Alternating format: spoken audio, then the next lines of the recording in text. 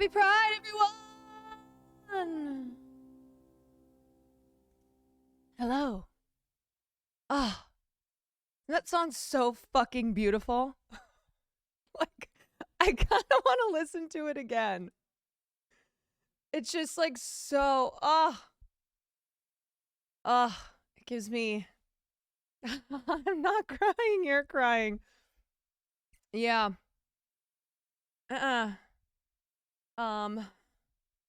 Hi. Hello.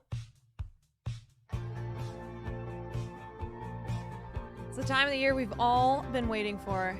It is Gay Christmas! Been listening to Hemlock Spring's Sever the Blight. Oh, I don't know it.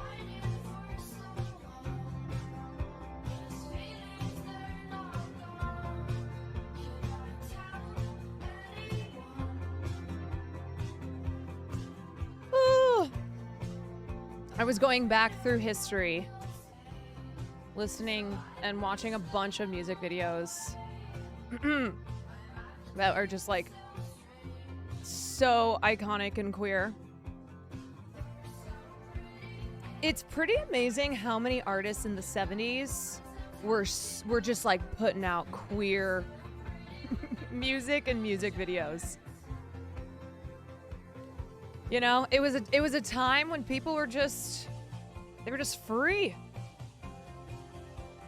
You know?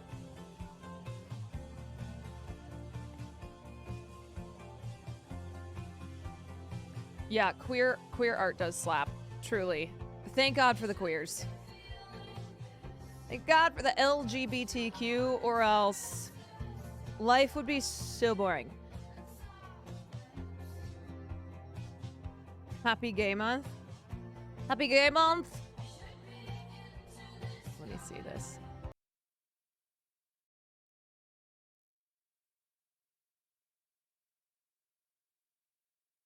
Happy Gay Month, because you know you gay and stuff. Okay, thank you. He got your gay balloon because it's got all the colors because it's gay. Okay. And I got Skittles because it got a rainbow on it. Okay. And I got the cookie cake. It says, be who you are for your pride. Thanks. This is my Pride Month. Why did you do this? Why are you doing this? What? Because you gay. Because you're gay. Yeah, what's next? I'm surprised that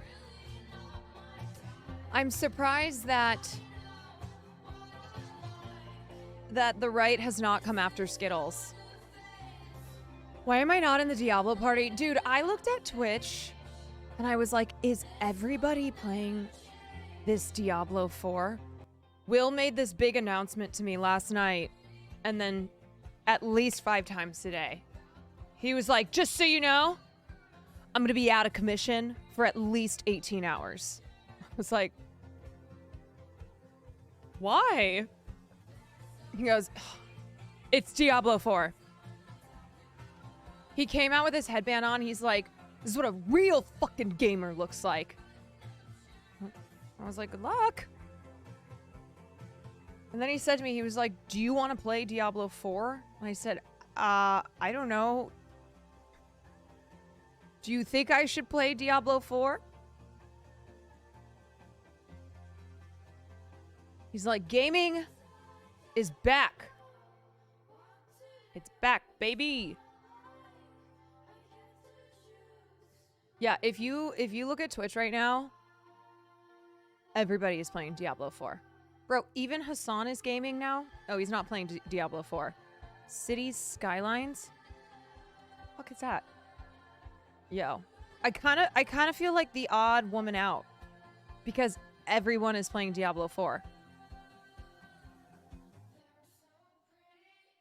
I don't even know what it is.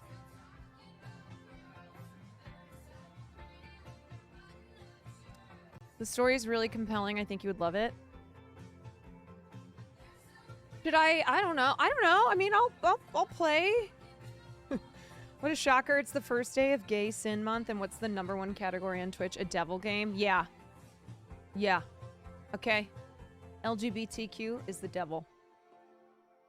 The signs are all there.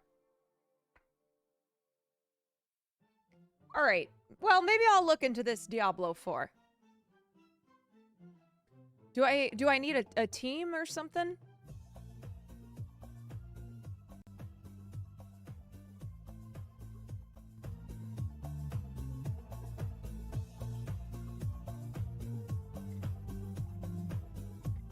Imagine not playing Diablo 4 right now. Ooh hoo hoo. Hogan, thank you for the gift of sub to Diablo 4. Perpetual Exhaustion, thank you for the 5 months. Ghost Reconspart, thank you for the 5 months.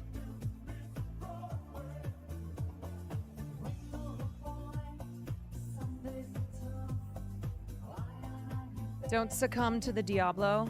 Let's have a Bible study. Yes. If you were here yesterday when we talked about the purity balls, I've decided to take a purity pledge.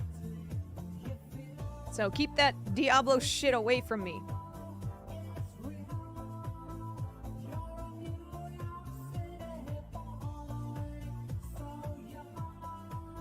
I spy a little pupper. This is the trailer for the game. Okay. Maybe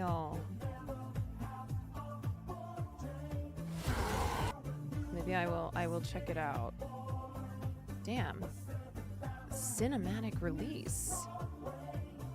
Wowie. Wowie.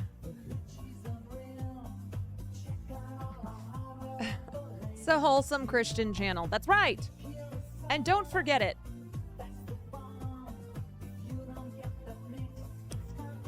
I remember being a kid, and maybe the stupidest moment I've ever had in my life where I thought I was a genius. This is back when I was a Christian. Okay. And I remember like thinking that I came up with, this is so dumb. You know when you do the sign of the cross? I don't know why. Father, Son, and Holy Spirit. In my mind, I thought I somehow invented like, oh, Father who's up ahead, Son on earth, and then the Holy Spirit flies around. Like, I really thought I had cracked the code. I was like, I would say to everyone, I was like, do you understand? Father is up in heaven. His Son was down on earth, and the Holy Spirit flies around. Can you believe this? What I just discovered? Oh, I really thought I did something. Yeah. Call me Elon Musk for how much of a 5-head I am.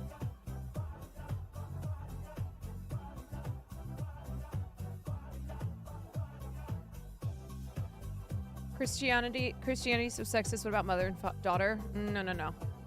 No. Father and son, baby. Okay. And the Holy Spirit is definitely a man. All right, let me watch this Diablo trailer and see if maybe I should get on board with what all the cool kids are doing. Okay. Intense violence, blood, and gore. Okay.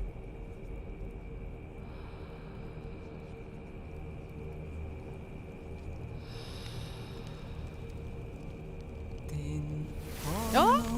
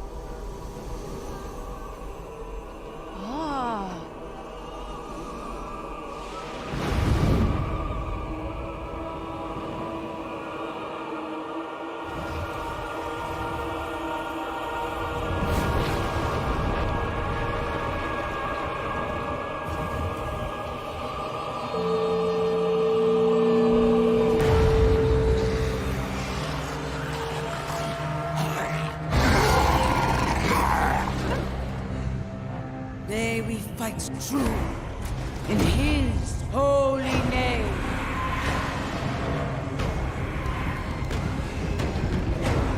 Fighting for Jesus. Blessed be the light.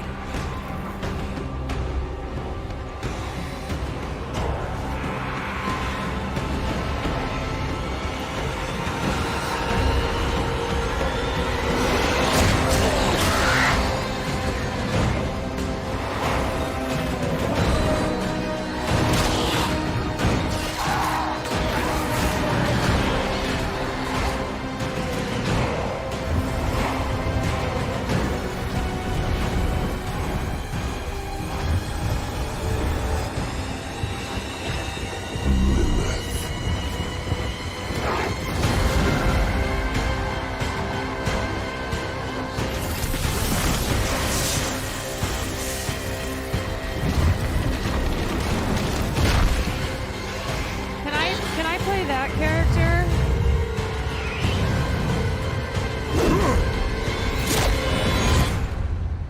I have returned to hell for you.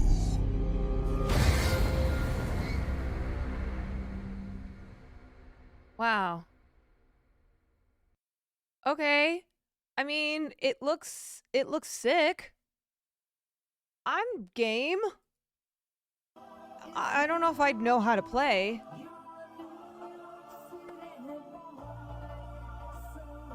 Is it hard?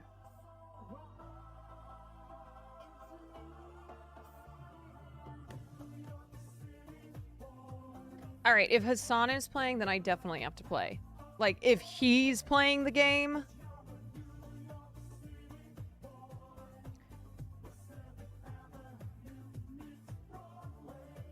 It's boring. It's a lot of grinding. See, these trailers trick you, though, right? Because I watched that, I'm like, oh! How much of a gamer am I? How much of a gamer am I not? That's the real question. Okay, let me like check out.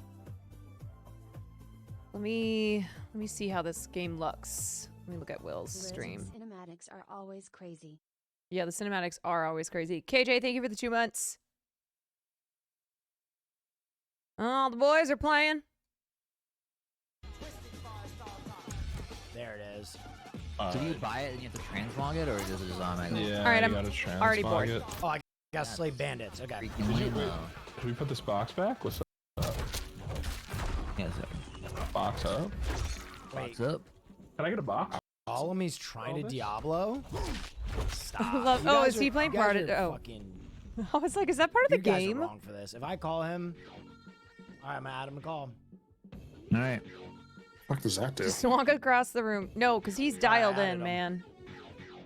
90% sure I'm just being debated. A cruel. All right. Oh yeah, We're like, what the fuck is Okay. going I got it. I got it. I got it. I've seen all I need to see. It's how quickly I absorb knowledge. There's no sneaking, you just go bashing. Okay. All right. I can bash. I'm a basher.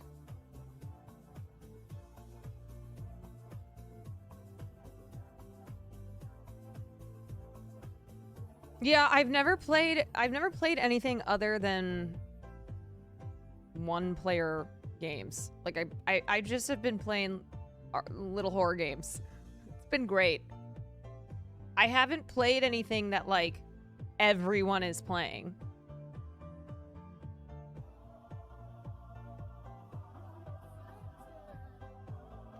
For real, honest question, what kind of games do you play offline when not watching TV shows or live streaming?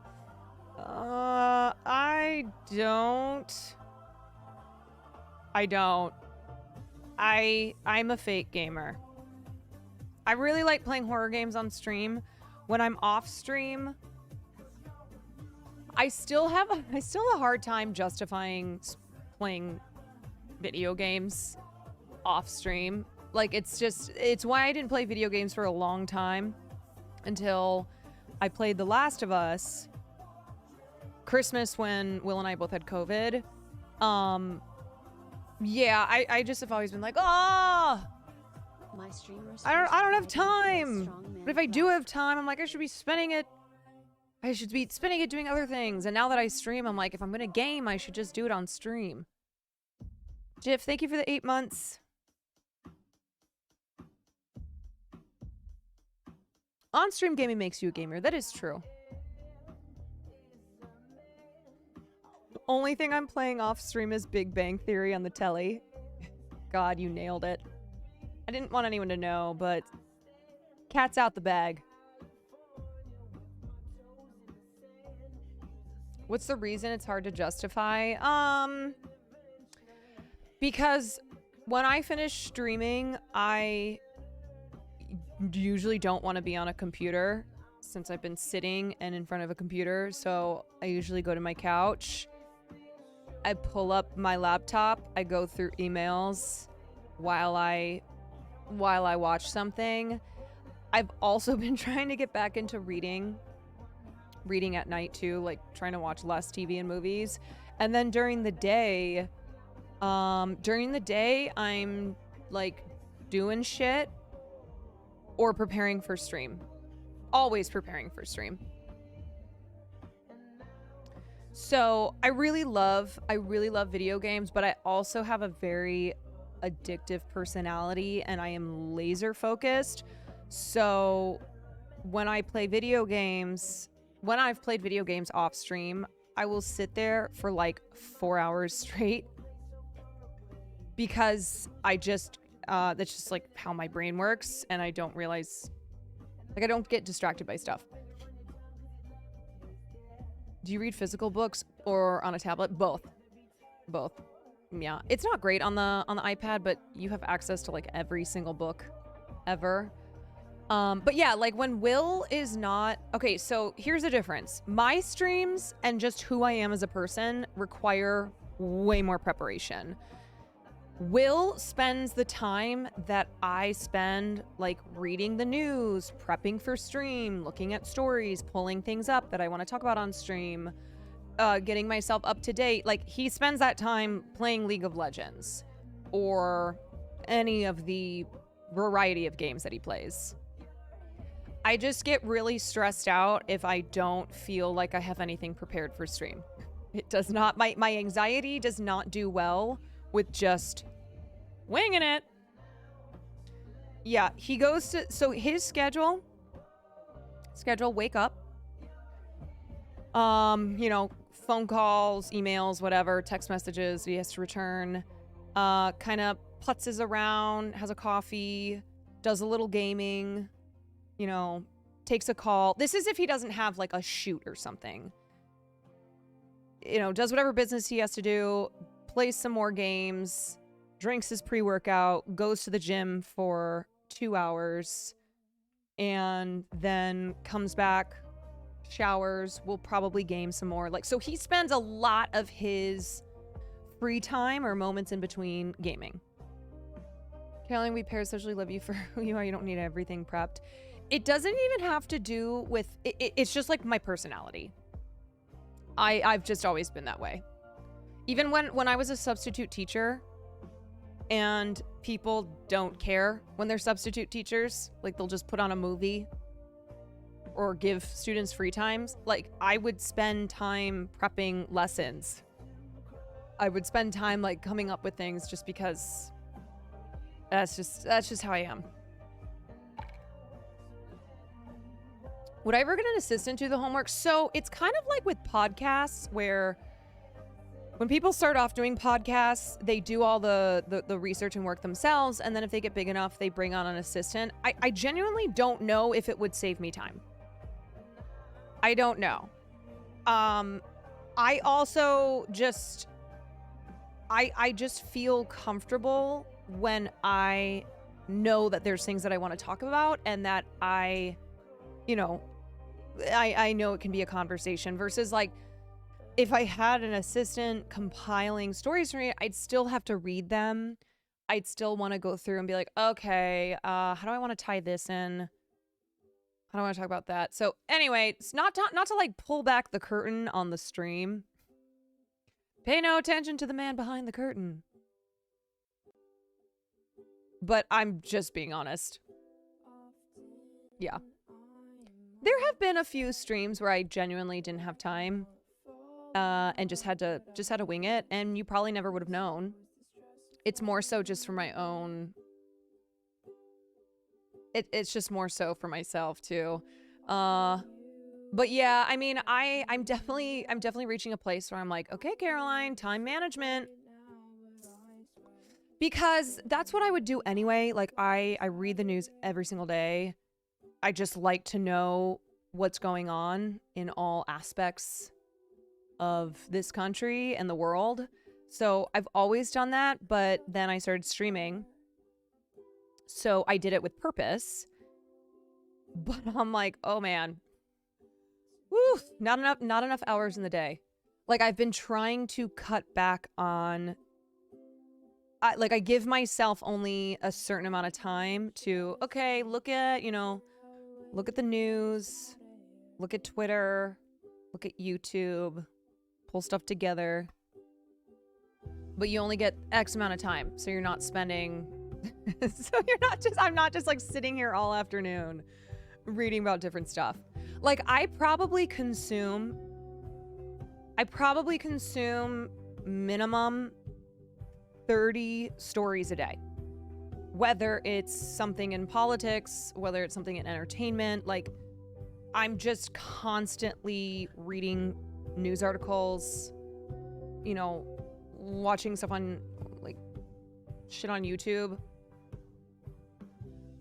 Yeah, I like to be informed, but it's also a lot. Yeah, a lot of it I find really interesting as well. I really enjoy the way you cover things. Selfishly, I'd be scared things would change. No, don't worry. Don't worry. I will definitely not change.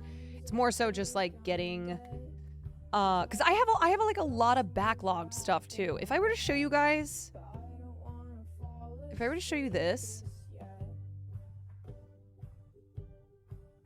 so here's usually how things go. Alchemy11, thank you so much for the gifted sub. So I go through and then I click articles and I have a tab of different articles that I want to cover. And then I used to do this, which was insane. I would title every single stream. So like content for stream 228. And then I would save all these videos to it. But of course, the way stream goes is a lot of times you get off track, right?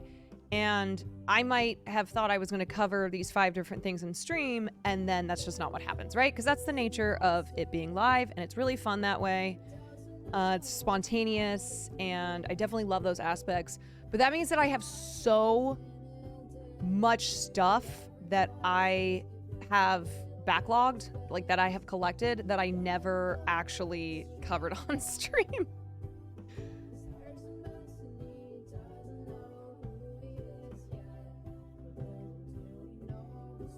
That's not crazy. I would definitely do that if I was streaming a large group. Yeah, I think it's the nature of being a pretty educational based stream.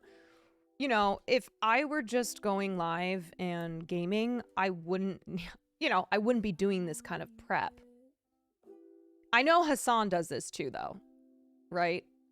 Anybody who does mainly just chatting content, and especially if you do news coverage, like you have to prep.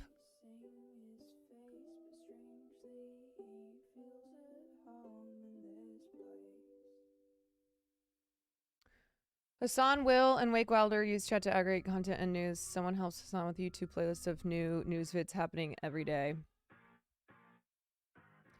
How does Hassan find the time? Because again, when he's not streaming, he's consuming the news. Like, he doesn't listen to music. He listens to political podcasts. But yeah, Will's amazing.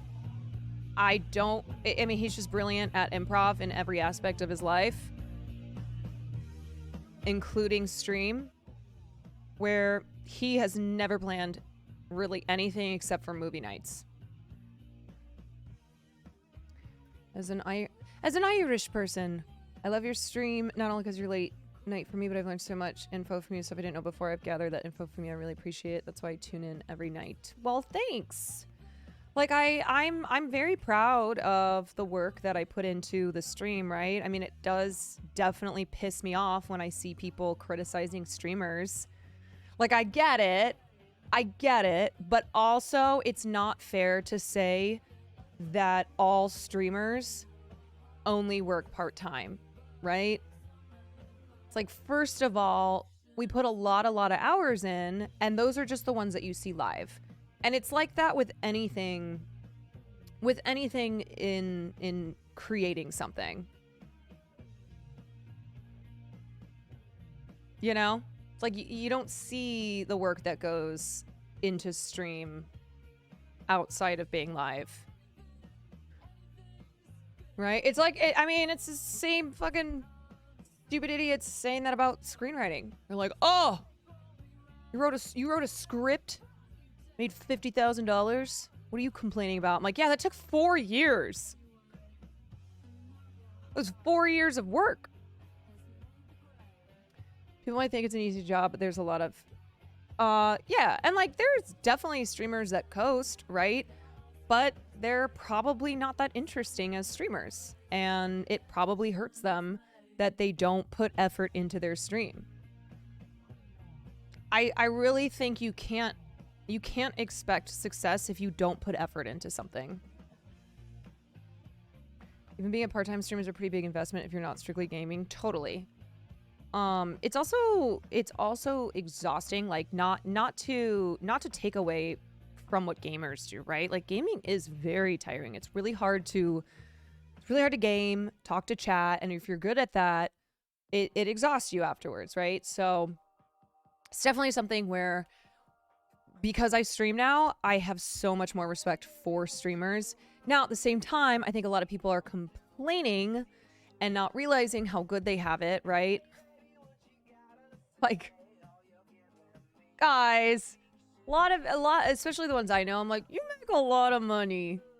You make a lot of money. There's so many amazing things about this career, you know? With a Winchester.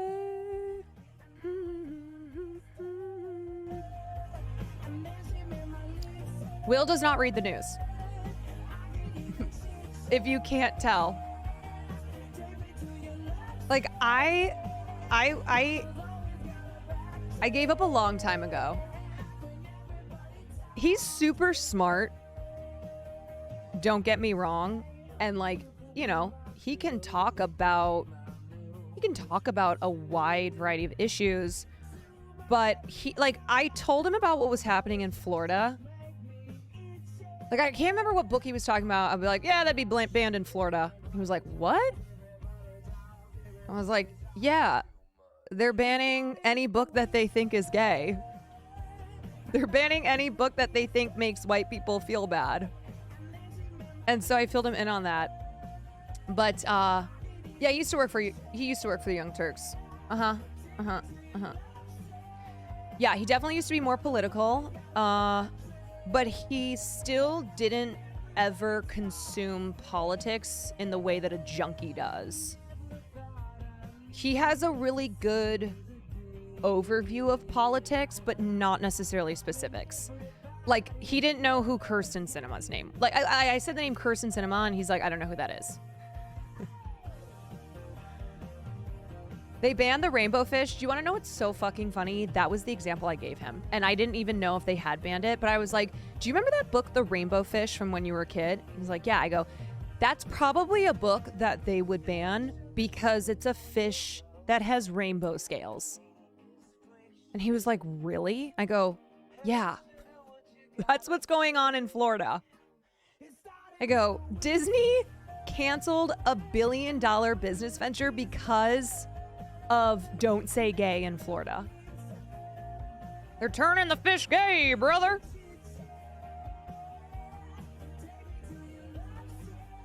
He said that he's got enough politics for the rest of his life. Yeah. He just is not. He's just not interested in consuming news anymore. But not just politics, like pop culture. I was shocked. I was fucking shocked when I heard him talking about Al Pacino, who's gonna be a daddy in a month. And I was like, is he talking pop culture gossip?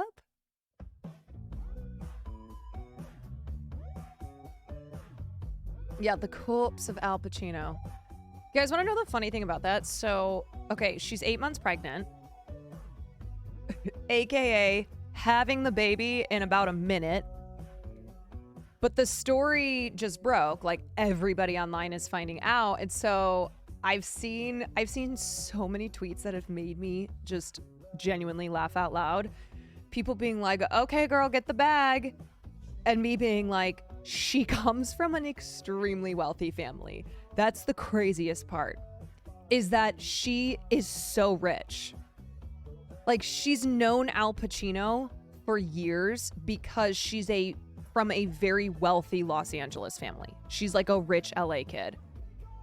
And she also has a history of dating really old dudes because she loves old dudes. She has an old fetish. What's it called? I think you're a gerontophile? Gerontophilia describes a specific sexual inclination towards the elderly. Oh my god, it's Harold and Maude. Gerontophilia is the primary sexual attraction to the elderly. Yeah, so she's a gerontophile. No, like, why do I know that now? Because you watched the stream. That's what happens when you hang out here. This is what her friend said. I saw this and I was laughing so hard. Because, like, this is her defending Noor, but the way she defends her is so fucking hilarious. She's very positive and not an opportunist. She loves old people, and these guys are... Oh, wait, no, that's not what I... She loves old people. Oh, no, that's not what I... Oh, man. So listen. Is it stupid that people are referring to her as a 29-year-old girl? Yeah, like, she's a woman. She's a grown-ass adult, okay? Is it gross that 82-year-old Al Pacino is having a baby with a 29-year-old? Yeah, it's gross. Like, but this is not the same thing as, like, when we find out a 45-year-old male celebrity is marrying an 18-year-old. Oh, for fuck's sake, people, please don't tell me people were doing problematic age gap discourse again with this. Oh, yeah, they are. They are.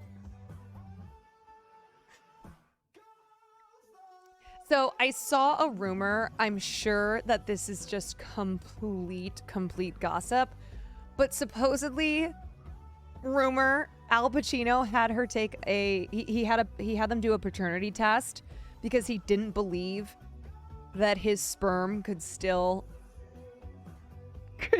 be kicking. It's a rumor though. I looked into it. Couldn't find any evidence to back it up. Yeah, he thought he was shooting blanks. Yeah. He's like, oh, there's no way this could be my baby. It's just wild because in the span of a month, we found out that Robert De Niro, who's like 79, just had his 7th baby. And then Al Pacino was like, yo, what up? 82-year-old over here, about to have a baby as well.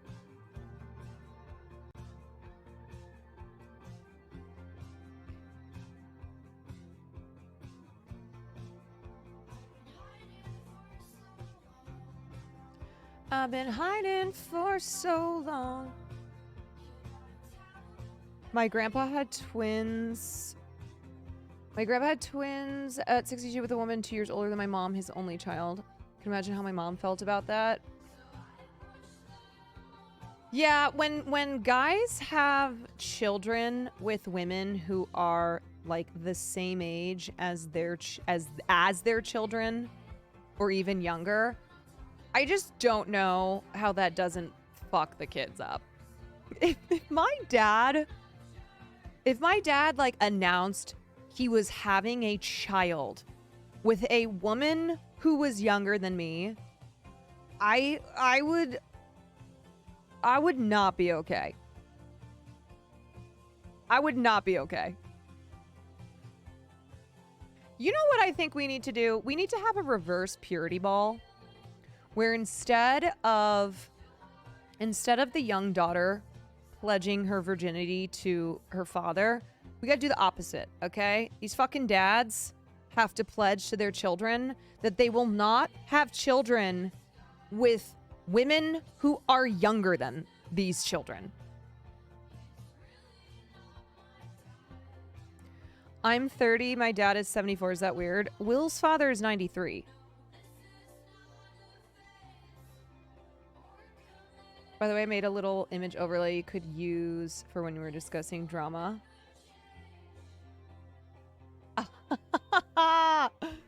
Wait, this is so good. But yes. I had a call today. With the group of people who are working on my Twitch art, like my starting soon screen, my ending screen. And they were putting together a mood board. And so they were asking me questions about me as a streamer, like my community. What is it that, what kind of art should we be creating that when you look at it, you go, oh yeah, that's Caroline Kwan and the Quantourage. And I was like, well, I do a lot of things on stream. My chat does kind of refer to me as Quantertainment News, like E-News, because I do talk a lot about not just film, but the actors and the celebrities behind these films. I was basically trying to explain that I'm like a not toxic Perez Hilton, Like part of my thing is ripping off the veil, pulling back the curtain to reveal oftentimes the very messy truth behind people who have been put on a pedestal. I thought you were going to say we call you mommy. I wouldn't know. I'd be like, they refer to me as mother. I said that to my mom on my on the phone the other day. She's so funny because she always asks me things about my stream, and then my dad will be in the background being like, if you just watch the stream, you would know. Because my dad watches all the time.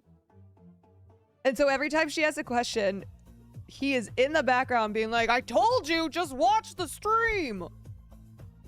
I know the answers to all these things because I watch the stream. But anyway, she was like, why do people call you mother? And I was like, it's just like a thing. It's a thing, like someone's so mother. She goes, I don't understand. Because you're a mother, shrug. I was like, I can't explain it. I can't explain it. I'm sorry.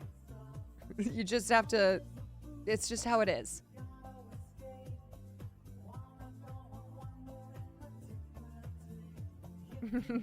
Mother is mothering.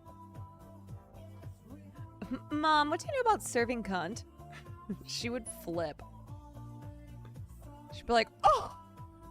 Like, mother, have you ever heard the term serving cunt? She'd be like, oh my god. That's exactly what she'd do. Oh my god. I posted this tweet.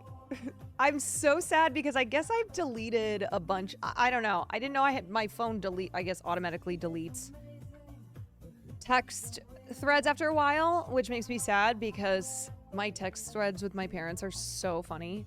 But it was quote with a conversation with your parent. And so like, here's the difference between my mom and my dad. My dad, I want people to wear these wigs at my funeral. Your dad works for the Medellin cartel. A picture of Angelina Jolie and her brother kissing. Not normal. And then my mom. My mom, like, this is the other day, she sent me a bunch of photos of her. She does this all the time when she's sitting in her sunroom. She just sends me a bunch of pictures. Oh yeah, this is Angelina Jolie and her brother, in case you didn't know. In case you missed that stream where we went over that. My mom wrote me, I just sat down in my sunroom and snapped these photos. No filter, no fancy phone. ... This is real. I then picked up a top design mag to read ... featuring the home of the Tinder co-founder ... whatever ... you spend a fortune on a designer. And then at the bottom, whatever.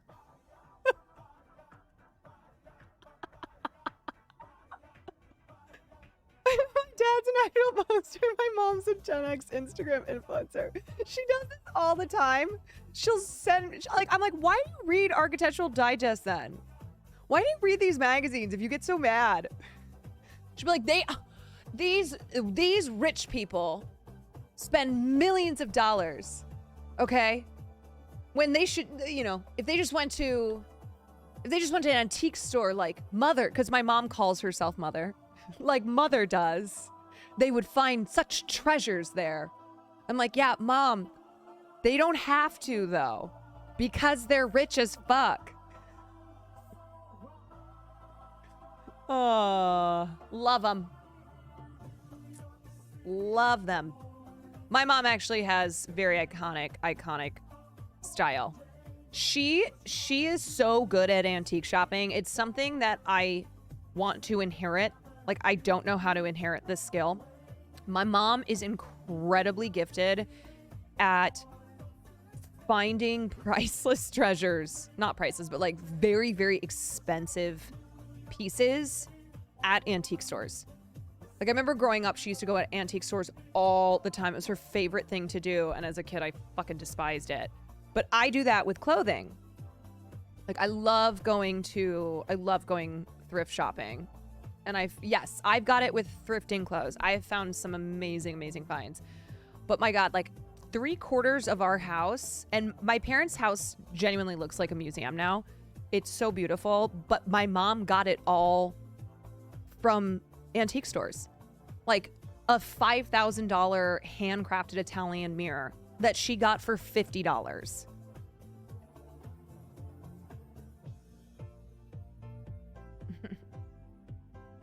Got any tips? My mom said that it just takes a lot of time and a lot of patience. She's like, most of what you find is gonna be garbage. So you have to spend a lot of time thrifting and antiquing. And you have to have, she's like, you do have to have a good eye. Because I'll see like, she can look at a chair, look at the quality of the chair. And my mom does not have a background in interior design. Like, she does not have a background in woodworking, anything. She just has spent so much time like reading these fancy magazines, knowing what very quality, expensive furniture is, and then spending a lot of time antique shopping. And so she can see something, know that it's really good quality, and then eyeball it and be like, okay, I could recover this. You know, I could fix this up. And she's done that with like my parents' entire house. Yep, it took me the better part of a year to start finding. Yeah, so when my mom was a stay-at-home mom for 11 years, raising the 5 kids. And in between, you know, driving us all back and forth, she would just always go to antique stores. And in Iowa, because I went to high school in Iowa, there was nothing for my mom to do. But Iowa had a bunch of antique stores, a lot with junk in it. But because it wasn't like she was in some big fancy city where people would understand, you know, there'd be more people with an eye for these things, she would frequently find insane treasures at the various antique stores. Like she told me she would walk in, and if she would see something, she'd be like, oh my God, and try to keep cool. So like nobody else sensed that she spotted something. She's like, and then I realized that like, everyone else in the store would just be, would be just buying a little cup with a bird on it. Like they weren't like her where they were hunting. Are you from Davenport or Bettendorf? So I have lived in both. When I was really little, I lived in Davenport, and then when I was in high school, I lived in Bettendorf. You know what would be really fun is if I did an IRL stream where I have my mom take me antique shopping, and like I pick something up and I go, would this be expensive? Like, is this good quality? I think that'd be really great. And then have my mom give us tips as to, you know, what you should be looking for, what she looks for when she goes out. Oh my fucking God, yes, I'd watch the shit out of it. I would watch the shit out of that too. Quan Antique Roadshow, that's what I'm talking about.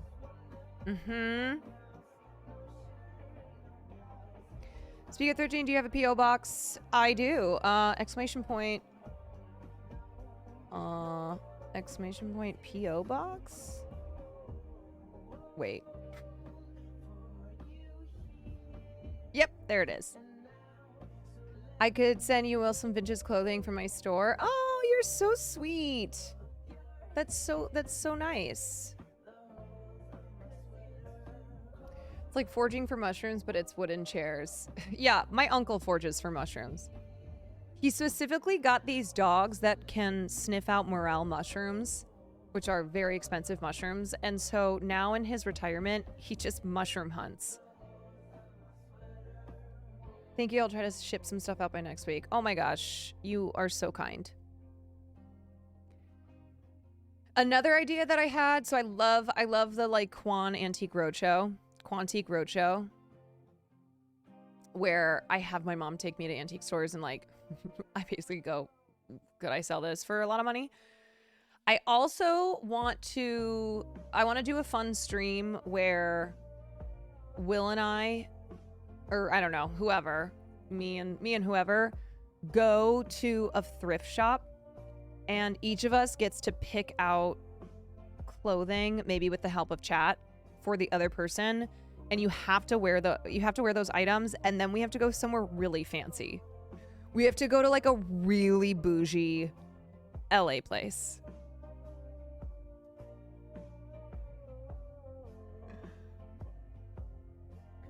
Oh, I've seen that on TikTok. So funny. I think it would be great.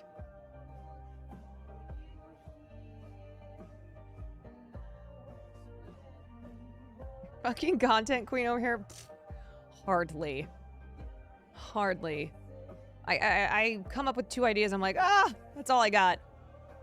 That's it.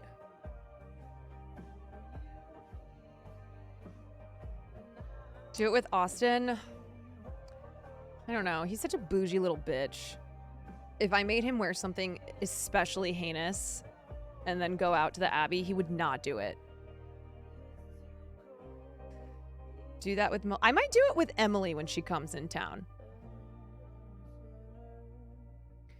Idea, community event where chat shows off the nearest stuff they found. Thrifting, maybe set a limit like $5 to $10 to add some challenge to it. Ooh, I like that. That's super fun. Yeah, so Emily's gonna come in town, and she wants to, I don't know when she's coming in town, but last time I saw her, we talked about a couple of stream ideas, but she would be great to do it with.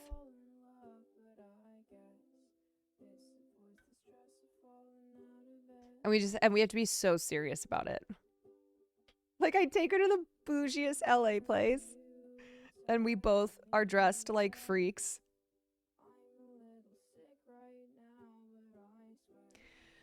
Um, okay. God, we're already an hour in. I've just been chatting. So I guess we'll kick things off.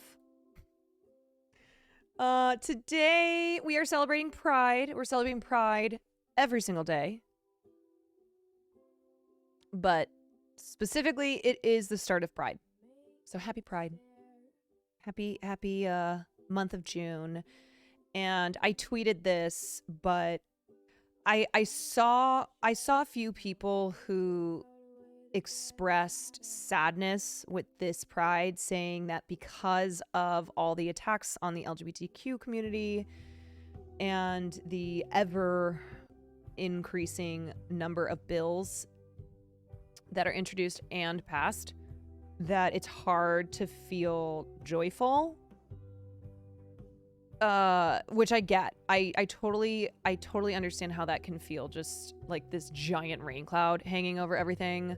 But I do, and so this is why I put in my tweet, it was like, it is important though to remember that like that is the minority in this country. And even though they have finagled their way into having all this power where they can pass these bills, it is still a small part of the country. Yeah. Pride started as a riot. Yes. Good reminder, right? Pride sprang up as a way to honor Stonewall. Stonewall, which, as we all know, was it was an event where LGBTQ people fought back, like with blood, sweat, tears, everything that they had. Yeah, so Hassan's an ally for the month. Yeah, exactly. It's so frustrating though that we live in a country where, you know, the majority of Americans believe this, and yet they are represented by the minority of people in this country who are extremist haters.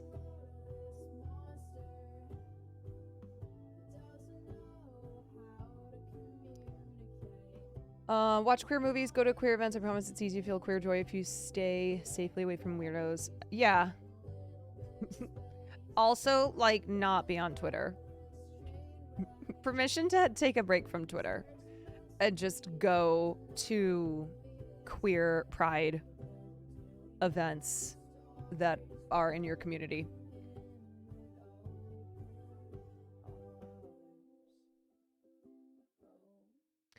Also, please, cis people, not you, Caroline, stop saying that trans bill issues are just a distraction from other fascist bills. Transphobia is not a distraction.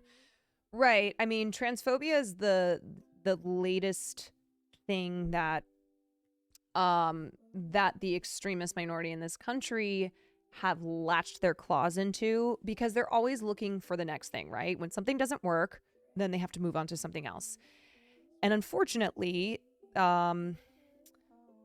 this country it's like 8 out of 10 people do not believe in bills that support discrimination against LGBTQ folks. But numbers get a little trickier when it comes to supporting gender affirming care, right? And a lot of the reason, really the main reason why we're seeing that support go down is because of all of the lies that come from the right, all the fear mongering, right? And it's the piece of meat that the dog has in its mouth, right? That it's latched onto it, and it's just wringing it back and forth, because that's what these extremists do, right? They make one group of people the enemy. They try to come after them, and it works until it doesn't work, right? And the country moves on past it. There's just not anything that they can do, and so then they try to look for the next thing that they can make the enemy of, you know, their movement.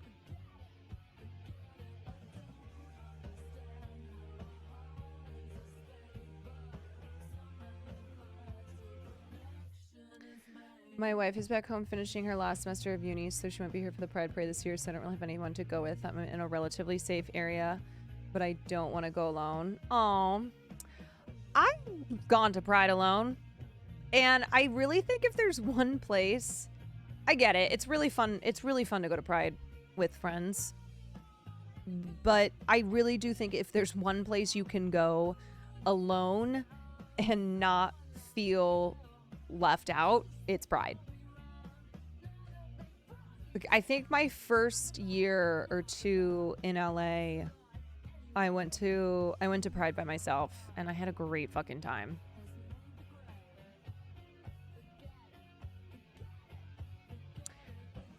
So anyway, we're gonna look at a couple stories tonight. There is an update on the Davenport, Iowa building collapse fiasco, and it's pretty fucking crazy. Pretty much this contractor said that he warned of the Davenport building collapse and he was ignored, so we're going to take a look at that. We're going to take a look at we're going to talk about Lizzo and the latest onslaught of hate against her, and we are going to remind ourselves and others that fat does not correlate to being fat does not necessarily correlate to being unhealthy. So I guess we just gotta keep saying that. What else? We're gonna talk about gay animals because it's Pride. And then, we're going to watch the Comedy Actors Roundtable that the Hollywood Reporter did. So we watched the Drama Actors Roundtable a couple days ago, and they just put out the comedy one. So we're going to watch that one as well. Is Farley an ally? What do you think? What do you think? That fat-phobic Twitter shit made me fume. Dude, it just never stops, man. Never stops.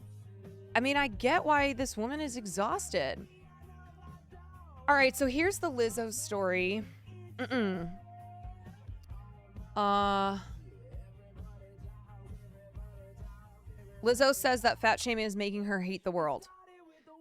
Some people just can't seem to stop obsessing over Lizzo's body. On Wednesday, the singer addressed criticisms and online bullying about her weight, which is often masked as concern for her health in a string of now protected tweets.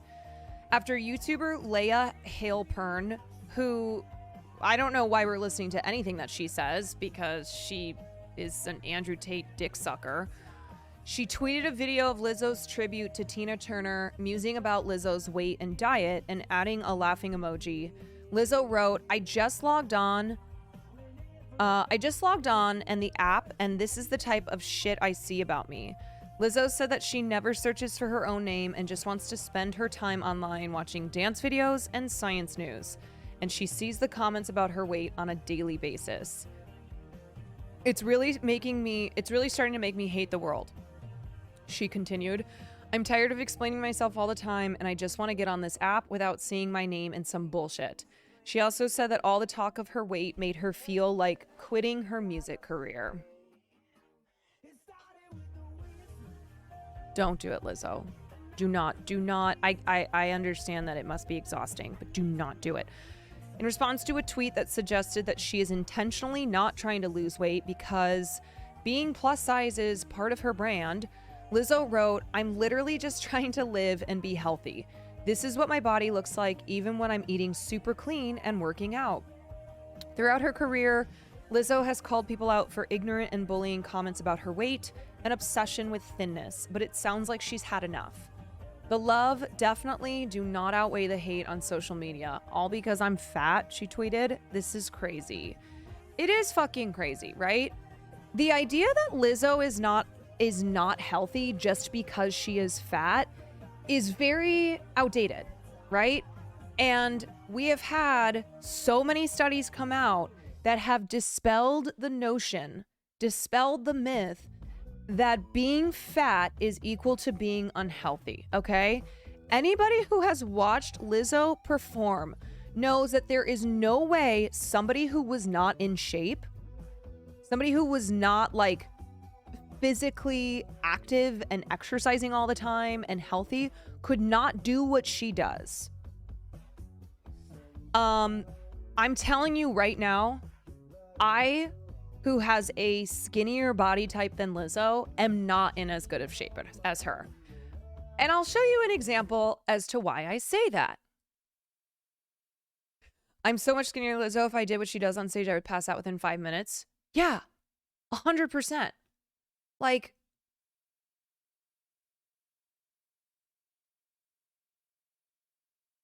here, let's just... If I'm shining, everybody gonna shine. I also want to point out that Lizzo's dancers do not have skinny bodies, right? And yet these women are in crazy fucking shape. I know this because I have worked as a performer. I've done musical theater. I've had to sing and dance or just dance, and it's fucking exhausting. It is so hard. It is so hard to perform like this if you are not in crazy good shape. I was born like this, don't even gotta try. I'm like shot and they get better over time. So you know, heard you say I'm not the baddest. Oh, you lie. It ain't my fault that I'm out here getting loose. Gotta blame it on the goose. Gotta blame it on my juice. It ain't my fault that I'm out here making news. I'm the pudding in the proof. Gotta blame it on my juice. Yeah, yeah, yeah, yeah, yeah, yeah. Blame it on my juice. Blame it on my juice. Yeah, yeah, yeah, yeah, yeah, blame it on my juice. Blame it on my juice. No, I'm not a snack at all. Look, baby, I'm the whole dang meal. David, you ain't being Okay, slick. and then Don't here's blame it on my her juice. You better come get your man. I think he wanna be after she's been singing and dancing what you want me to say? for 3 minutes. She whips out the flute. Do you know how hard this is?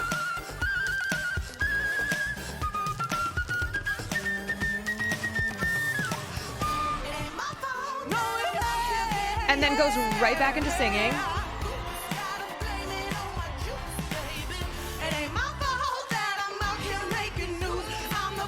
I would have collapsed and died.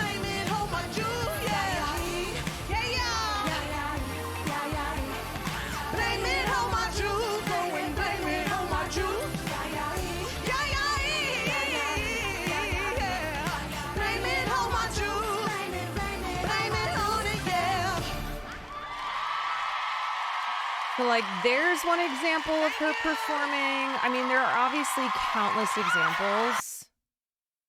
Here's another one. This is the last show before I go back to my house, so we about to turn the fuck up.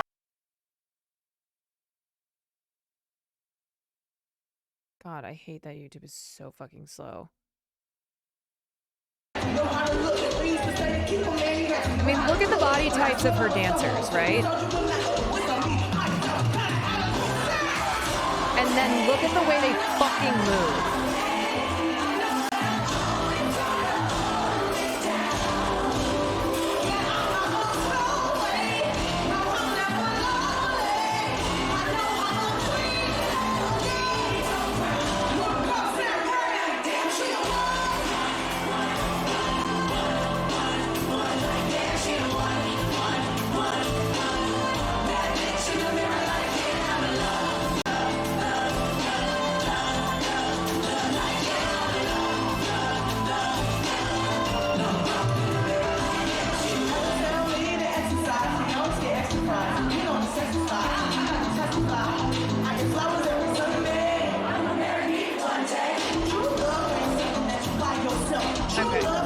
You get the idea. You get the idea. So, you know, it's amazing that we have to keep reminding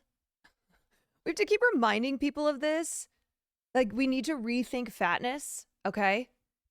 And being fat, having a fat body, does not automatically mean that you are in poor health. Just in the same way that having a skinny body does not mean that you're healthy. Some of the unhealthiest motherfuckers I know have skinny bodies. Okay, cough, cough. Many of the streamers that you watch, all right, there are more than a few streamers whose insides are made up of soda and fast food. All right, these people are so unhealthy, and yet because they are skinny, because of their body types, because of their genetics, they are seen as healthier than somebody like Lizzo. And I genuinely think it's because Lizzo has always worn sexy clothing. Like, despite having a fat body, Lizzo has always taken pride in showing her body off, right? Wearing leather, wearing, very tight clothing. And she is a superstar. And I think I think all of the people who are constantly fat shaming and constantly saying this shit and making fun of her, one, I do believe it comes from a place of jealousy. This idea that a fat person can be famous like this, that she can wear all this stuff and have people who think she looks great and she makes millions of dollars and is winning Grammys, et cetera, et cetera. Because it goes against everything that they've always been told about how being skinny is superior, right? They can't hang on to that anymore. The idea that if you are a skinny person, you are superior to people who are fat. I think the hate's disgusting, but is there an argument for middle ground that streamers you talk about are unhealthy and people are objectively at a higher weight are also... Yeah, I'm not saying that every single person who is obese is healthy, right? Just in the same way that every single person who's skinny is not, it doesn't mean that they're unhealthy. It just means that we still have this perception. We still are operating under these untrue notions that fat equals unhealthy and skinny equals healthy. Right? And we just know that that's not true. It's not true according to science. There are risk factors to every choice in life. Yes. Yeah. And Lizzo obviously is, not taking the advice of people online telling her that she's unhealthy. She has doctors, right? She's a performer. She's a rich person as well, which means that she just has doctors. And if they were telling her, if you go out there on stage and dance, you're going to drop dead, you're going to have a heart attack, then she wouldn't do it, right? So I guarantee you that she goes to her doctors and her, they run tests, they make sure that she's healthy, that she's good. And she talks about how even when she eats super clean and exercises, that this is what her body type is. This is what she looks like. And I remember growing up and family members of mine who just naturally genetically were bigger, just had bigger genetics than I did, and yet only ate salads, right? Only ate vegetables, worked out every single day. And then here I was, naturally had a six-pack as a high schooler and ate McDonald's like I was some fucking gamer. Right? So, we're gonna watch this. We're gonna watch this Jubilee video. Is it Jubilee or is it yeah, it's Jubilee. fat versus fit influencers, trying to find common ground. Because I also think a misconception is that fat influencers are telling people to be fat. Like, that's not what they're doing at all. Like, body positive influencers, fat influencers are not telling people to be fat. They're not saying, like, this is the way. The whole idea is being body positive, okay? And showing people that just because you do not naturally have a skinny body does not mean that you are bad, right? It does not mean that you are lazy. It doesn't mean that you are unhealthy. Like all of these untrue ideas that people have when it comes to fat people. I know so many people who are in amazing shape, who people like this fucking bitch, Leia Halpern, would fat shame, would tweet about how unhealthy they were, would like fat shame them, but disguised as being concerned for their health, right? Because this is what they always love to do, these assholes, these fat phobic people. They love to be fat phobic and pretend that they are doing it because they're worried about the person's health. Most fat influencers are just trying to get people to love themselves and feel worthy. Yeah. It's very simple Do you love notion. I know I do. Did you? Yeah. And my name's Timothea, and fitness has been a huge part of my life, and I love to share what I know about it. Overall, it's just a way of life. My name is Tyler. I'm a fat influencer, and on my platform, I like to spread body positivity, mental health awareness, and fashion, looking good while fat. Jax, So thank you for the 4 months. when I think of the word fat influencers, I think of influencers who are either promoting others to be fat in the same sense that fitness influencers promote fitness. I don't like people that obsess over being fat, just like I don't like people that obsess over fitness. I'm in my own fitness journey, and a lot of people like it because I'm not the stereotypical dude. The misconception that the opposite side has of me is that I have some agenda to keep people fat, to promote obesity, to tell anybody anything about their size. Step forward if you agree. I promote healthy standards as an influencer. Guapoco, thank you for the 7 months.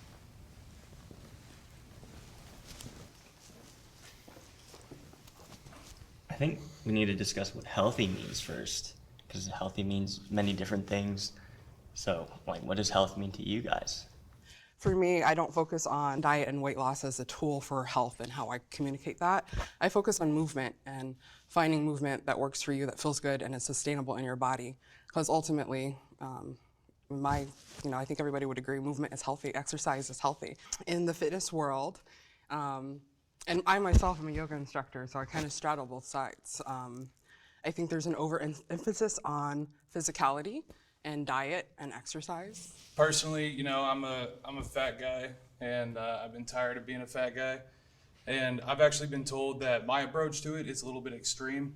So, I'll do like 24-hour fasts, I'll do intermediate fasting, liquid diets, things like that. Some people say it's an unhealthy habit. They say like I got an eating disorder, but at the same time, I am seeing results. I do feel like I can run faster, jump higher, walk longer. I kind of feel like when I hear the term fat influencer, I'm thinking like an unhealthy standard being set. I just can't get behind being complacent. Well, I want to say that it doesn't mean complacency, right? So a little bit about me is that I was a 3-sport athlete almost my entire life, went to college and played a sport. And then I decided, I've always been, a big person, and I was able to manipulate my weight because I also wrestled. So I would bulk up for football season, lose for wrestling, and rinse and repeat. Because of that, though, now my approach is really just about making sure that you take care of your total self. So your mind and your body, and also just making sure that you check in with, medical professionals. I work in healthcare, and so I don't tend to take advice from people who are not medical professionals. And Based. I would just like to speak up. Like, we're all different. Yeah, there are fat influencers out there that have unhealthy lifestyles that share it, but that's their lifestyle. There are fat influencers that are motivational, that are trying to lose weight. There are influencers out there that just are existing in this world and trying to make it accommodating to themselves and people that look like them. So there are so many fat people in this world, and to like label them all a certain way or to put them in a category where they have to perform to make you feel comfortable is disingenuous. It's not good. Well, that's what kind of upset me. That's why I started my journey at the end of the day, was because, I was depressed. I lost my job in the midst of COVID, and I'm unhappy with who I am. And then I see someone on social media that's like, it's okay to be who you are. And I was like, you're telling me that the way I feel is okay, but at the end of the day, I hate how I feel. No, and so it was kind of out of protest that I started this journey. And I'm damn glad I did. At the end of the day, you're doing a disservice to the people around you that care about you, whether it be close, relatives, society, etc. And to see someone use a platform like that as a fellow fat kid my entire life, it just pissed me off. I hear Bro, that's depression. Yeah, I feel sad for this guy because I don't know. I genuinely don't know if him losing weight will fully fix the real issues going on inside, right? He's got a lot of internalized trauma. He's got a lot of I'm not going to pretend to know if he's got depression or anything like that. But it does not seem to me that he is approaching this in a way that he will ever love himself. He said he literally has an eating disorder. Yeah. And that's the danger in that's the danger with a weight loss journey like this, where when you start off with self-hate, it's hard to ever get rid of that. And I say this to Will all the time. I'm sure he talks about it because this is something he and Hassan have in common, but they both refer to themselves as former fat kids. And it definitely is something that they've still carried through to today with them. And so even when Will is in the best shape of his life, when he goes to the gym 2 hours a day, okay, I look at him and I'm like, damn, you look so fucking fit. It still is not enough. It's not enough because he's always just struggled with fully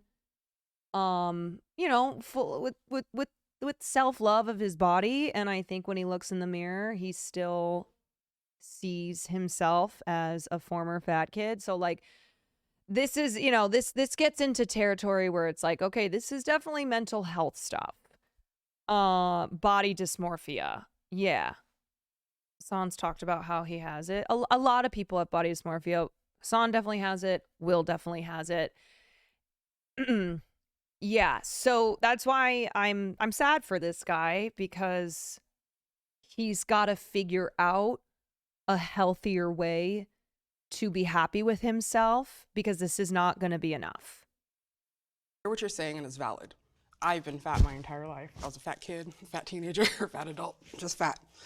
And that is not my story. And I see that played out over and over and over again in the world, in art, in TV, in movies, like the sad fat trope, nobody's gonna want you, and that plays into the way we treat fat people, but that is not everybody's story. So I hear that you were sad, you were unhealthy, you were uncomfortable, you were isolated, like we can all relate to that, but that is not the story of every fat person. I am on a journey to like myself in my skin, and that is something I believe is obtainable through hard work and dedication. I mean, nothing else worked, loving yourself, quote unquote, made me eat KFC 3 times a day and gain a lot of weight and turn sedentary. Hating myself encouraged me to be different and encouraged me to change my life. And as a result, I've influenced thousands of kids younger than me's lives. Fat Oh, shaming boy. is worse than skinny shaming.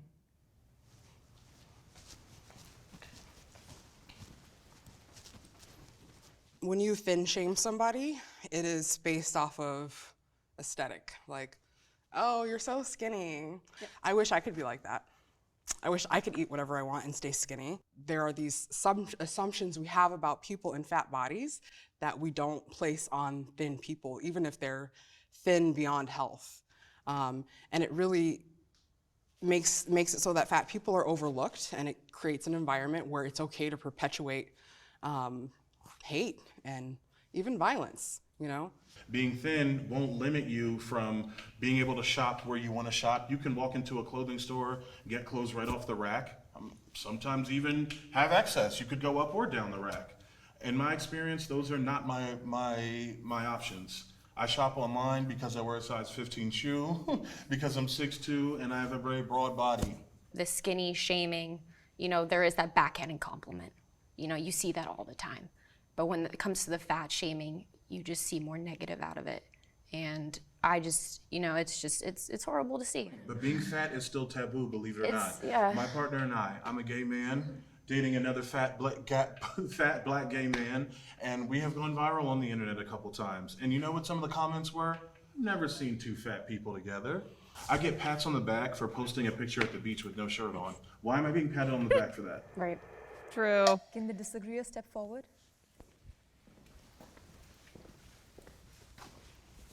Well, when I hear fat shaming, skinny shaming, all that stuff, I just think back to like middle school, high school, you know, picking on kids. It's bullying. I believe everyone goes through body dysmorphia. One of my homegirls is a model, and she's always complaining how she doesn't like the way she looks, even though like 99% of all women would probably prefer they looked like her. She hates the way she looks, and she's like, I wish my boobs were bigger. I wish my butt was bigger. I believe, you know, that's the media, that's the entertainment industry, is they have a standard of what, at the end of the day, is desired, I guess, but not everyone's built like Marilyn Monroe. You said 99% of women would probably want to look like her. That's to me, some of the language that is the problem, is that I'm assuming that she's probably of a thinner body, Fair. right, because she's a model, but a lot of women don't. Mm-hmm. It's okay. Your body you are the standard. You are the model. You are the beauty. Like the fact that we think like that already is still what the problem is, and it's still why, to me, fat shaming is worse than the skinny shaming. Because like even our language, I know people just desire this really thin body. You know, it's like that's the language in the language.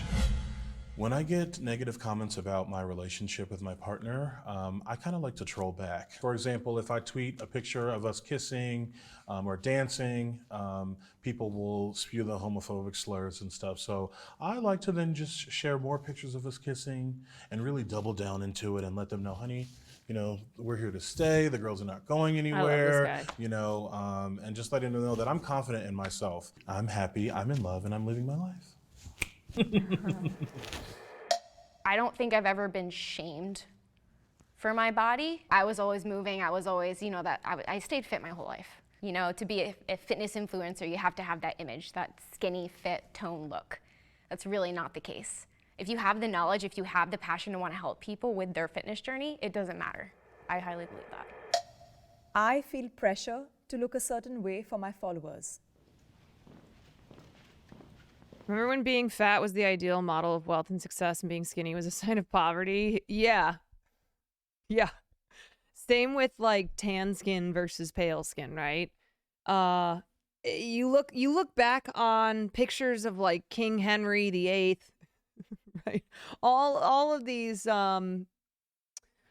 royals from history, okay? Whether it's in China or England or whatever, and they're all fat.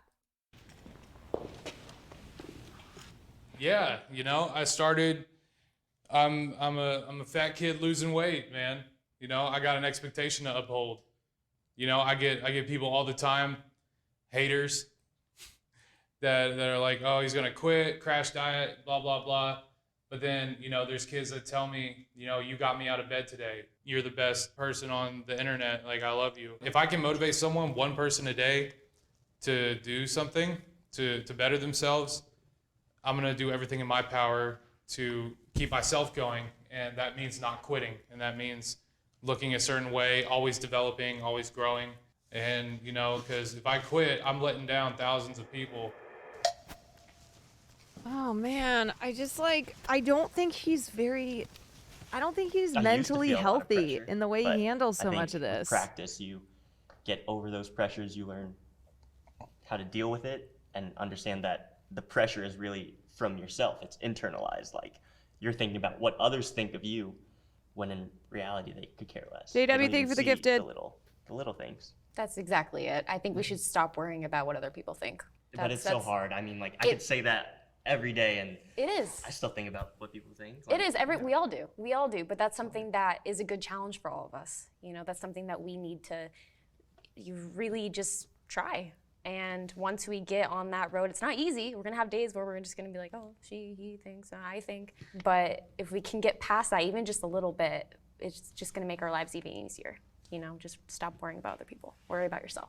Yeah. I also just feel like, you know, like everybody else, this is my account and you are a guest here. You know, I have had to learn to not be that way. So, and for Nick, I understand that, you know, your social media and your journey is very different. Like, I could clearly see how people or your following would have those expectations for you to continue to lose the weight. It's like, okay, well, we joined this guy so that we could join his journey on his weight loss. So we only want to see him doing the weight loss. Like, you better not like plateau or gain. You know, I could definitely see that. Well, it's a sense of accountability, and it really helps. You said it yourself, you were skinny your whole life, you wouldn't be able to understand him. I don't think that's a very fair statement. I was talking about when I was a kid that I had an extremely fast metabolism. And so, you know, as opposed to like my sister who had, you know, just naturally was bigger than I was, even though she would eat very healthy and work out all the time, I could eat what I want. I could eat what I wanted when I was a kid and not have to work out that much. But then my metabolism definitely slowed down. I gained 15 pounds during the pandemic. I definitely have fluctuated in the last 5 years in my weight. And I have approached working out and being healthy and losing, I have approached working out and having a certain body type in a healthy way and also an unhealthy way. And I'm telling you, when you approach something from a mindset of, I hate myself, it's not good. That is not healthy.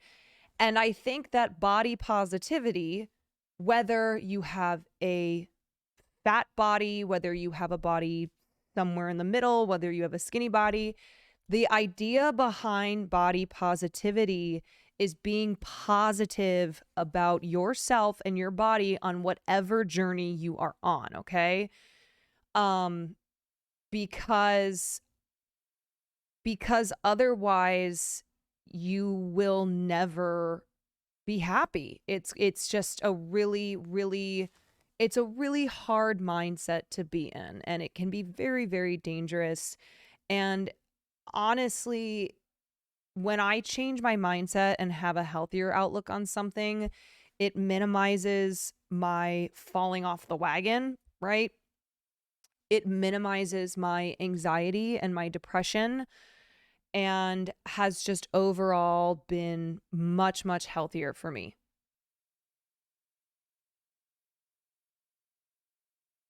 I want to be healthy because I love myself and others, me. Okay, so it seems like you are being facetious now. It seems like you're mocking what I'm saying. If that is your attitude, then I'm going to ask you to leave, okay? Because you're being a fucking dick. If you're, it sounds like you are mocking the idea of approaching weight, approaching working out, approaching, you know, what you consume, approaching that in a healthy way versus an unhealthy way is what we're talking about here. So again, if you find this to be dumb, if you're mocking it, then you can leave. Also, just because someone's been skinny their whole lives, they've never struggled with, does not equal that they've never struggled with eating disorders. Right. This is like what this conversation is about, is like, we have to change our mindset that one thing equals one thing and one thing equals one thing. There are unhealthy approaches on both sides of the aisle, and that is why the fat influencers that they have brought on here are people who, at least in my opinion, have healthy approaches, as opposed to, somebody who may have a skinnier body type than them, but it's not healthy. Me keep my shit going. Otherwise, I would have dropped out a long time ago, to be honest. And I don't do like, this is how to do a curl and things like that. I just do like how I feel. I sort of have a self-deprecating outlook on myself and how I feel. And it's sort of like a military style thing. Like, you're trash, like you will never be good, just give up type thing to myself. I think that's interesting that you say that, because the content that I post is not just for people. It's mostly for me, and it's part of my own. It's like, it's cathartic to see myself in like sweating, like trying to do a headstand and falling, or looking glam for an event, and everything between. So being authentic and like showing up as I am, whether people like it or not, or expecting it or not, is an exercise in self-love. It helps me accept myself. I was really shy as a kid, and also, overweight or fat. I think the misconception is that I wasn't intelligent and that I was lazy. Like, that's a lot of the bullying I got, right? Yeah, I don't think I dealt with it well. It wasn't until later in life where I started to kind of reject that narrative. Have I seen Ryan Weight Beard's loss video? I programs have are not. toxic.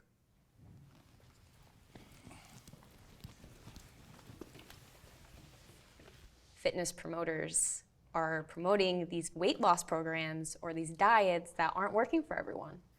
And it's kind of sad to see, because it's really affecting people and like the way they see fitness and health, and it's toxic. I think, and the focus is always, or it seems to be like, just lose the weight, just lose the weight, just lose the weight, and then you'll be happy and everything will be okay and you'll feel good and you'll fit into that. But it's like, whoa, I can lose all that weight and I could still be miserable. Personally, in my journey, one of my biggest points is I do not use a scale, because goals to me are limitations.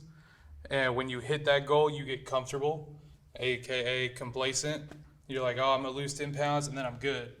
And so I don't focus on the weight, I focus on everything else. I focus on, getting out of bed, that routine of going to the gym, that routine of eating healthy, that normal feeling of like a caloric deficit and things like that. That's a good way to do it too. I'm a fitness trainer too, and I tell my clients, I'm like, the scale really doesn't tell you much. You're gonna fluctuate. It's water weight, it's a lot to it.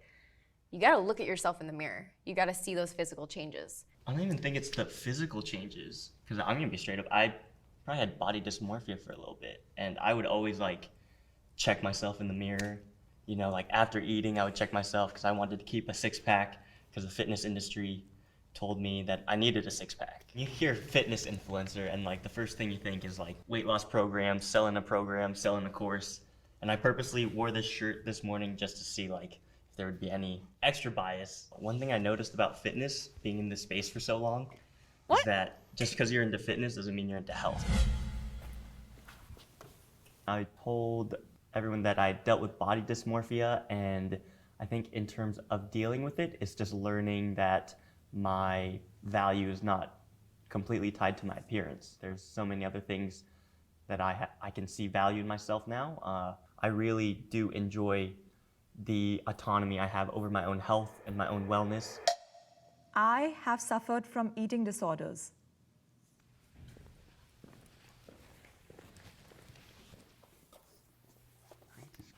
God, like who the I fuck didn't has realize not, it man? until a couple years after, but I was tracking like every food. I did track calories, macros.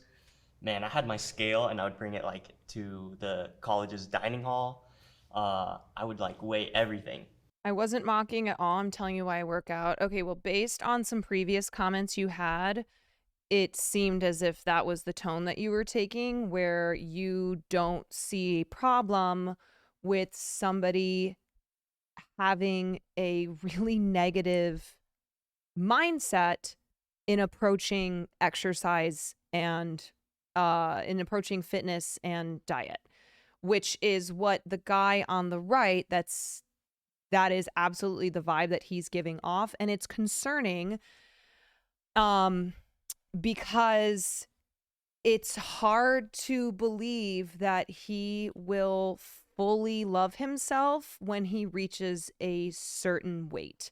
And I say this as somebody who has a partner who is motivated by hate. Like, I know a lot of people who sound the exact same way as this guy. And I think myself and other people who approach fitness and diet with positivity do not believe that this is ultimately a healthy way of doing things, right? Now, you work out, you eat healthy, like whatever it is that you want to do to feel good about yourself, to be healthy, great. But you have to like love yourself throughout the process, because when you get to the end, whatever that is, you've lost a certain amount of weight, you look a certain way, will you be able to release that hate? And it would get to the point where I would either eat before going out, like if I knew my friends were gonna go out to eat, I would eat at home so I could measure all the food out, put it into MyFitnessPal, and then go out and not eat with them. Or I would probably just not go out at all.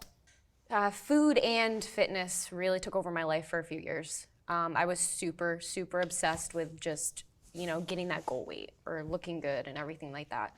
And I found myself just super depressed. And I, didn't eat the foods I wanted to eat. And I over-exercised and I wasn't myself. It was just a horrible point in my life. And I had to go see a doctor. I had to get that help. Mentally, I wasn't there. So these things are real. Like, this stuff happens and people don't reach out enough. The last time I had really restricted my eating, I needed to lose like almost 30 pounds in like 11 days. And I did that. And I stepped on the wrestling mat and I had absolutely no strength. I had no energy, no strength. I got whooped. I got tossed up and down the mat. And then after that, I told myself that I would never do it again. But of course, out of bad habits, I just picked up another bad habit and then began to enjoy binge eating. And then it was like, okay, well, now I'm not restricting anything and now everything goes. And how are you now? Now I'm much better. Therapy, medication, everyday practicing, doing the right kinds of things. I'm much better now. I suffered from an eating disorder. I had childhood trauma, and it took me until my adulthood to realize I was pacifying with food. You said Will Neff is motivated by hate. What I meant by that is he has body dysmorphia. He is he is motivated to work out because he carries trauma with him from being a former fat kid and being so unhappy with who he was. So he's got demons in him. Now it's not like 100% a bad thing how he works out all the time. But like there've been so many times that I've had to I've had to just remind him that the way he approaches things is not always very healthy. He talks about having a chip on his shoulder. Yeah, absolutely. Yeah, he reminds me so much of this guy on the right. If this guy on the right loses the weight that he wants to lose so he can look a certain way, and I'm like, oh my God, I just think he's this guy on the right's going to have body dysmorphia. He is going to he's going to really struggle. And that's something that was taught to me. And then on the other end of that, with extreme dieting, like I did the HCG protocol where you eat 500 calories a day and give yourself an injection for months on end. And so I have done the full spectrum. The 500 calorie diet, was that something with like a medical professional that they recommended? Yeah.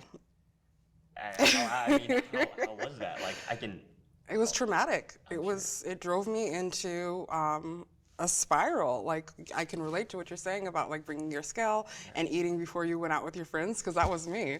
It's really, it's taken so much time for me to get to a point to even know what I like to eat. And it took me until like 25, 30 to even realize, okay, I don't actually like eating that. I actually don't like this. I like this. And it's been really healing to like reclaim my relationship with food and to say like, okay, this is what I like and this is what makes me feel really good. As a fitness influencer, what are some things I can do that helps out the other side, which would be fat influencers? What are like certain things that you guys promote that you could see me promoting? Really want people to stop looking at fat people and all of a sudden becoming medical professionals Yes. and telling me about high blood pressure and diabetes, because again, you're not a medical professional, right? Like let's let the fat people do the mukbangs too, Like if you want to do one, that is so cool. But if a fat person wants to do one, let us just do it in peace. That would be my takeaway. Because you never know what we're doing behind the scenes. You don't know how many therapists, how many doctors, dietitians, you have no idea how many things that we've had. I want to know a little bit more about the beauty standard on, we're in 2021 and it's not like back in the day now. Are we making the right direction? Is that good? I think it's reactive. It's good. Like, visibility is important. I've talked about this before earlier. I think that we all deserve to be represented, no matter what we look like, no matter what the status of our health. We should all see ourselves in the world. So I think, there is progress being made. There are brands that are making sizes that more people can wear. We are seeing body diversity on magazines and things like that. But it's very reactive and it's very tied into commerce and marketing. Yeah. So is it real? I don't know. But it's part of our culture and it's slowly shifting for whatever reason, like regardless. It will eventually have an impact on society as a whole. So yes and no. Is it going to promote people to think it's okay to be overweight? Here's the thing, people have been fat since people have existed. Yeah. I don't think that showing us as we are is going to have a negative impact. We are here. We have always been here. You can go to the Louvre and see sculptures of fat people. Fat people have always been around. Being a fitness influencer, it's good to see that perspective from everyone too.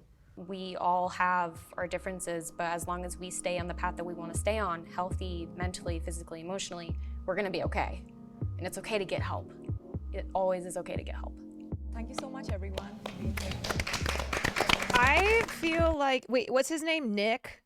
Is he the guy on the right? I feel like he needs to spend some time with these two fat influencers, right? I think like he needs to really listen to what they're saying, right? And it doesn't mean that it should deter him or that they will deter him from losing weight. Like if that's what he wants, if he wants to lose weight to be healthier and not just to look a certain way, but to be healthier, then that's fine. But man, yeah, he is doing it for all the wrong reasons. And oof. I know. Spend some time with anyone with a mental state that doesn't include hating yourself. Yeah, and it is worrisome that like he's an influencer and he has a lot of people who are like following the school of hate yourself. Okay? And listen, I'm not a medical professional, all right? I am not a mental health professional.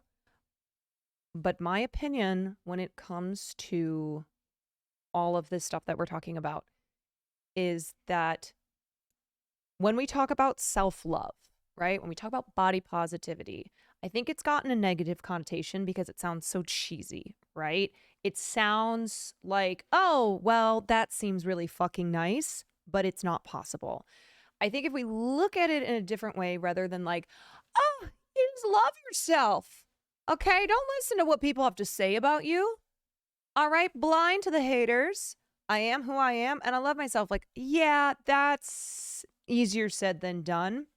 I think the way that we have to incorporate self-love and body positivity and these phrases that have kind of become cringe because people misinterpret them is the way that, for instance, when we approach fitness and diet, okay? So that like you don't fucking hate yourself on this lifelong journey of being healthy, okay? Because at the end of the day, that is what is most important, is being healthy. And being healthy does not equal skinny. Being healthy, and fat influencers would say this as well, doesn't equal obese. Like, fat influencers are not saying that the healthy body type is being obese. Healthy looks like a variety of body types, okay? That is the point of body positivity. That is the point of self-love. And I'm telling you, when I changed my mindset on approaching fitness and the things that I eat, when I changed it to a healthy mindset, right? And the whole, you fix your mental health and then your physical comes next. It took such a weight off my shoulders. I mean, I remember I would run to Barry's boot camp and then do like an insane HIIT workout at Barry's boot camp. And then I would track my calories and all that shit. And I was not happy. I was stressed out all the time. If I missed one workout, okay, if I wasn't sprinting on the treadmill at a 12, I felt horrible about myself. And then what was also happening is that because I have chronic pain, because I have a lot of old injuries from when I was a kid, I was in fucking pain all the time. I was in the quote unquote best shape of my life, and I was in so much pain because of the stress that I was putting on my body. I was not eating enough, and I was also just working out way too hard given the chronic conditions that I have. So because of the pandemic, where then I went on the opposite side of things, where like gyms were closed, Barry's boot camp was closed. Grocery store was like a fucking ordeal where you put on a hazmat suit and like, especially in the beginning of the pandemic, we were wiping our groceries down. So then I did the opposite. I stopped working out. I was eating like crap. I gained weight. I felt so bad. I really did not feel healthy at all. And, then I was just like hating myself again. And so finally I have come to this place of being happier than I've ever been. I really do believe this. In the last couple of years, and I would say in the last year, I switched over to doing Pilates, which has helped a lot with my chronic pain. I go for a lot of walks. I do not put myself on any kind of diet. And I also stopped feeling badly about myself when I would eat pasta 3 days in a row. There's just a lot of things that I've changed in my mind. The way that I mentally approach things, and it has made a lot of difference. Pilates helps with chronic pain, you say? Yeah, because especially if you have chronic pain like I have, it helps a lot. And the thing is that am I in as good of cardio shape as I was 5 years ago? No, but I actually do feel better because I'm not fucking crushing my bones running on a treadmill way too fast. I agree with everything you're saying. TBH, real question. Do you think Hasanami is approaching his fitness workout in a healthy way? Or do you think he has an unhealthy approach because he and Will don't want to go back to their... I think Will and Hassan are always going to have some type of body dysmorphia. I'm not saying that the way they approach things is 100% bad, right? I don't know what the answer is for those guys to be. Yeah, that is a little parasocial, but I get it. I've been talking about I've been talking about Will, I've been talking about Hassan, and I also know them both personally. So I will excuse the the parasocialness. But there, a lot of people have body dysmorphia. And this is where the mental health part of our journey comes in. Yeah. Yeah. And again, like I know that both these guys have talked about this on stream. I know that Will has talked about having body dysmorphia. I know that he's talked about how like he just goes to the gym for hours and hours and hours. And he just never is satisfied. That's kind of what I'm getting at. And so is he happier with himself than when he was fat? Yeah. But he'll never be satisfied because it's never enough. So that's where the self-love comes in, right? That's where the body positivity component comes in, where, what should you be doing so that you love yourself at every stage of your journey? Because it's a journey that never ends, right? Like being healthy is a lifelong journey.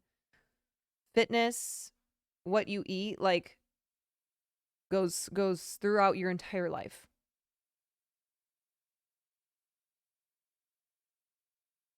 Um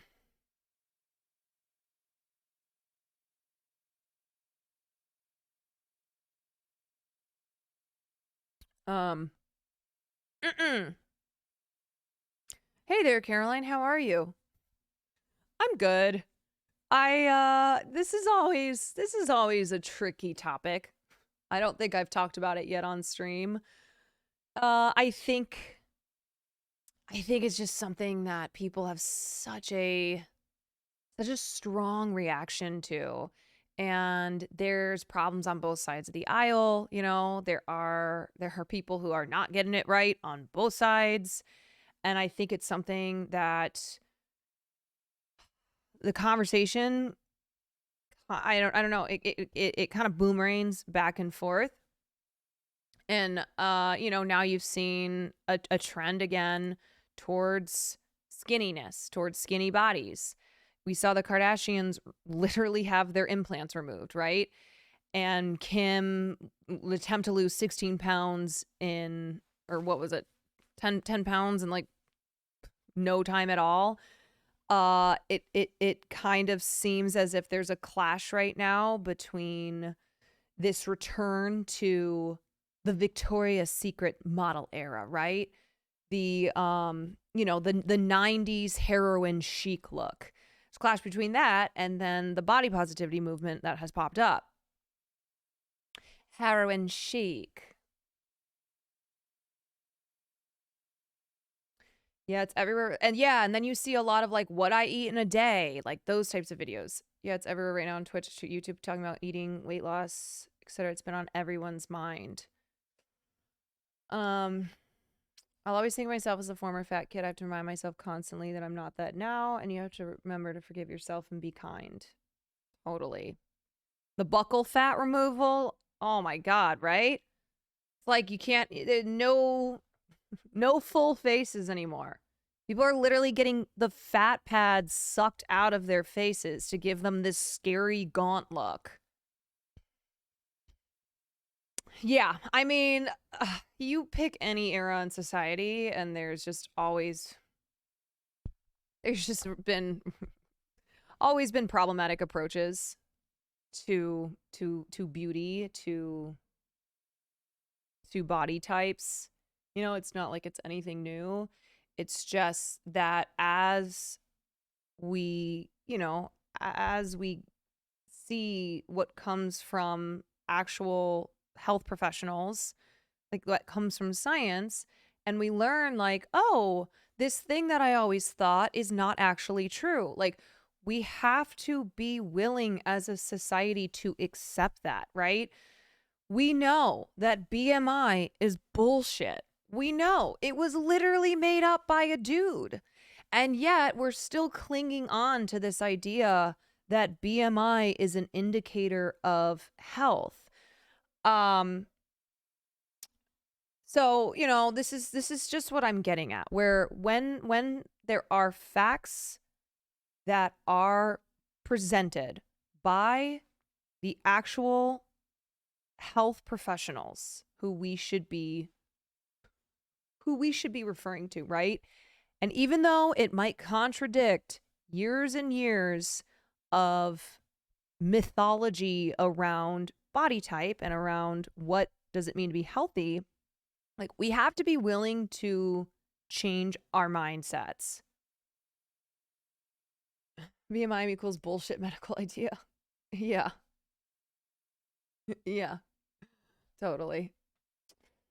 And at the end of the day, like,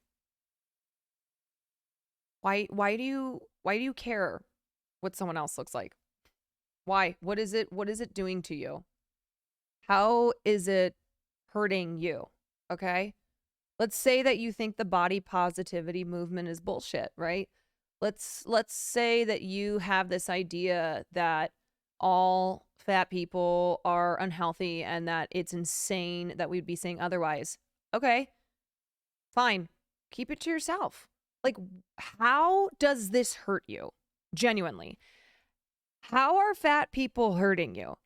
How is the idea that, like, fat people can exist and be healthy too, even if you believe it or not? Like, how does that affect your life in any way? Truly.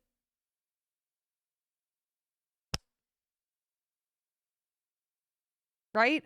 So at the end of the day, even if you disagree with me, even if you disagree with what we've been talking about, you have to remind yourself that this doesn't affect you. Okay? Somebody being fat and being happy about being fat, like posting photos of themselves in a swimsuit on their Instagram, or like a fat model being on a magazine cover, it does not affect you. All right? It's not hurting you.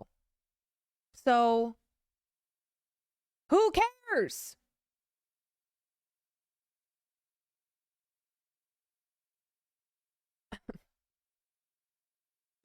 But think of the children. Yeah, people who are like, you're encouraging children to be this. It's like, oh my God, man. Oh my God.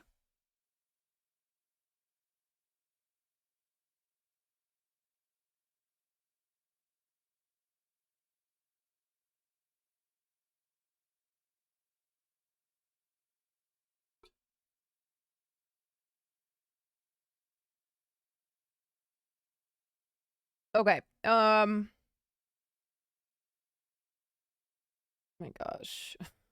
Because this is how fucked up our healthcare system is. My friend who lives in Australia, she has to get an MRI and an X-ray because she has rheumatoid arthritis and is always having problems. But she's like, I'm considering waiting until I fly back to Australia because it's so much cheaper there. Like, all the work that she has to get done, all the tests and stuff, and the treatment, she's like, I'm just gonna wait to fly back to Australia. Like, oh God. So sad. But so true. What up, CK? All right, guys, I'm gonna run to the restroom, and then we're gonna talk about how a lot of animals are gay.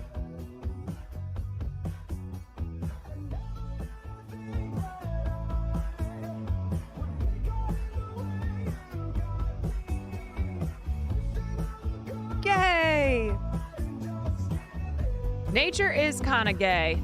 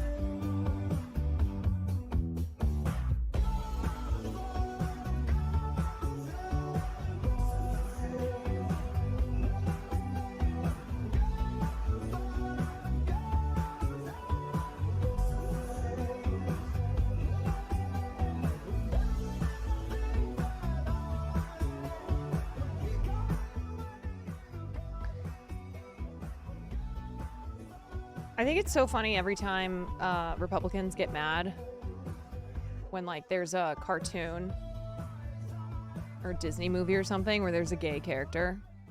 And I'm like, okay, first of all, the most realistic thing about that animal character, about that cartoon, is the fact that it is gay.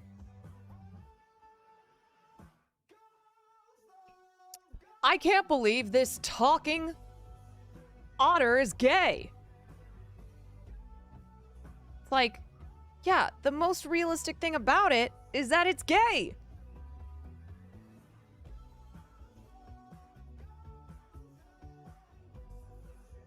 So let's look at some gay animals.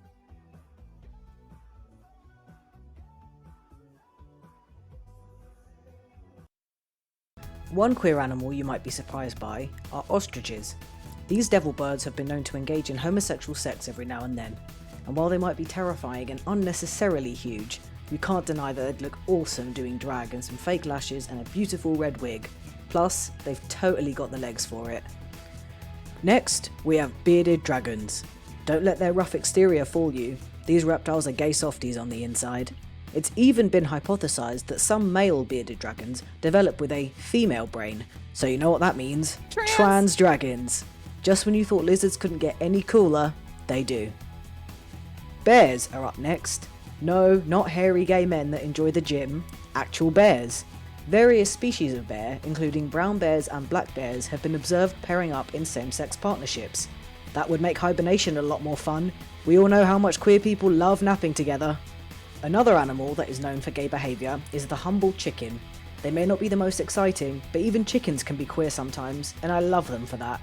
And just think, next time you're in KFC, you may have a fellow gay on your plate. How's that for food for thought? The irony of Chick-fil-A. Well, I guess they're not.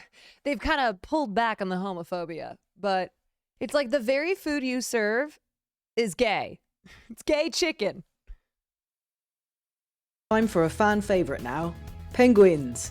Penguins have long been known for their queer relationships, with some male partners even adopting eggs and raising chicks together. Excuse me, I just have to go and cry for a minute over how adorable that is. Yeah, they're murdering Another gays. animal on our list is the tortoise. Yes folks, our little hard-shelled friends are flying that rainbow flag, and they're here to debunk the idea that all gays walk fast. Tortoises have been known to mate with others of the same sex. One 186-year-old male tortoise was even observed spending 26 years with a fellow male tortoise instead of breeding with a female. They might be slow, but I bet they'd still race to the dance floor if they heard Lady Gaga playing. Another queer animal you might not know about is the mighty dolphin.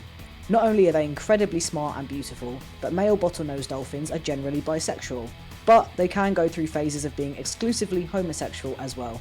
I guess Brittany on Glee had it right all along. Dolphins are just gay sharks. Who knew she'd be so ahead of her time? Dolphins are also legit murderers. This next queer animal might come as a bit of a shock. Vampire bats. Vampire bats are known to engage in mutual homosexual grooming and licking, so basically, they're gay and they like to take baths together. Sucking and They fucking. only come out at night, but that's okay. Everyone should come out when they're ready. Our next animal, spiders. Researchers claim that it's possible that homosexuality in bugs is linked to being more active, a better forager, or a better competitor. Even if we don't agree with someone's lifestyle, it doesn't mean we should scoop them up and throw them out of windows. This is why I've had to work on hating spiders, okay? Why I've had to work on just killing them on site, okay? Because that is me contributing to, you know, the murder rate of LGBTQ. All right, that is me being extremely homophobic. Yeah. Maybe I'm an LGBTQ foe. That is me. Yes. If you are wiping these creatures out, you should consider yourself an LGBTQ foe. I mean, if two lady spiders want to get married and have babies in my attic, well, who am I to stop them? Also on our list are killer whales. Now, I don't know about you, but I'm honoured to share my LGBT label with an animal as powerful and beautiful as the orca. Bisexuality seems to be common amongst wild orcas, with males sometimes enjoying their same-sex relationships a little bit more than their relationships with females. Honestly, I never thought I'd relate so much to a giant mammal that lives in the sea, But here we are. Call them Gales. Call them killer Gales. God. I can't. I can't. Hey guys, welcome back to my channel. This video today is probably going to get me a lot of unsubscribes, but I've been wanting to do this video for a really long time. I am so beyond tired of people who do not understand science using it as a way to say that being gay is not natural and that LGBT doesn't exist in the wild or in nature. Because there are tons of gay animals, and the only species that finds this to be an issue is humans. So let's stop letting people who don't understand biology tell us what is and isn't natural. And if you're still with me, be sure to follow me over on Instagram and TikTok for more content. Her eyeshadow, so good.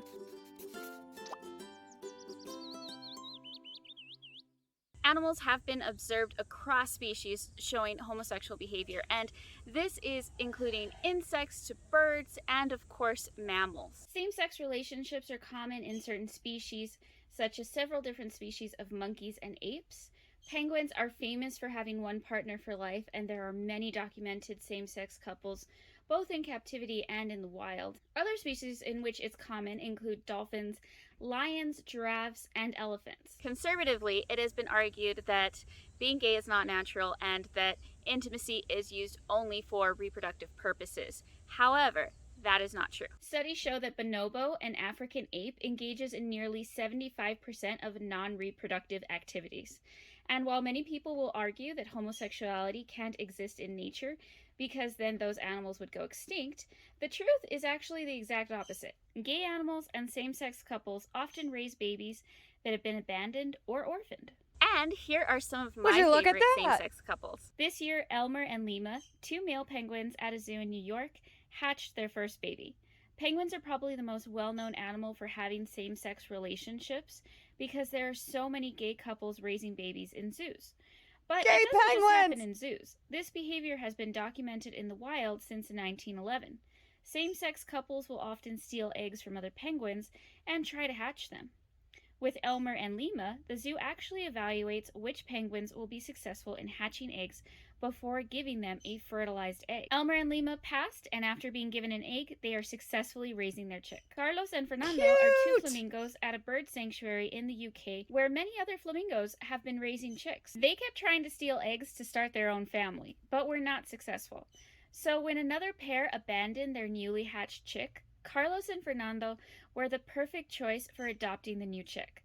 And right away, they bonded with the chick and took great care of it. Be gay, and do what makes them crime. even more exceptional is that flamingos usually find a new partner every breeding season, but they've been staying together for years. Now let's talk about biology. Let's face it, in the US, many young people are not being taught science, and when they are, it's so simplified that it's almost wrong. Because a lot of people don't know the difference between gender and sex. While gender is a complex social structure, even sex is not a black and white issue. And things like transsexuality and non-binary are, again, issues in society with people, but in nature, they are normal occurrences. As of now, there are over 500 species of fish that have been identified as able to change their sex. There are so many examples. One of my favorite is the blue-headed wrasse, in which only the male has a blue head. But if there is no male, a female will change, not just color, but also to being a reproducing male. Bearded dragons have 3 sexes in their species, which include males, females, and a sex-reverse female that can reproduce but is genetically male. This sex reverse happens in the egg and is found both in the wild and in captivity. Link below for the research paper on it. And recently, female lions have been observed not conforming to gender roles we typically think when it comes to lions. Ah, shit! There are 5 female lions being researched in the wild that look distinctly like male lions. It's believed that they have high levels of testosterone and may be infertile. No one knows exactly why they look and act like males, but it could potentially have benefits to their pride. Changing gender roles. Let's get a Lion King remake, but it's all trans lions. That's what the people And want. taking on behavior of the opposite sex is really common in animal species, and maybe for a number of different reasons, including gaining an advantage and reduced competition, better access to territory, and improved mating opportunities.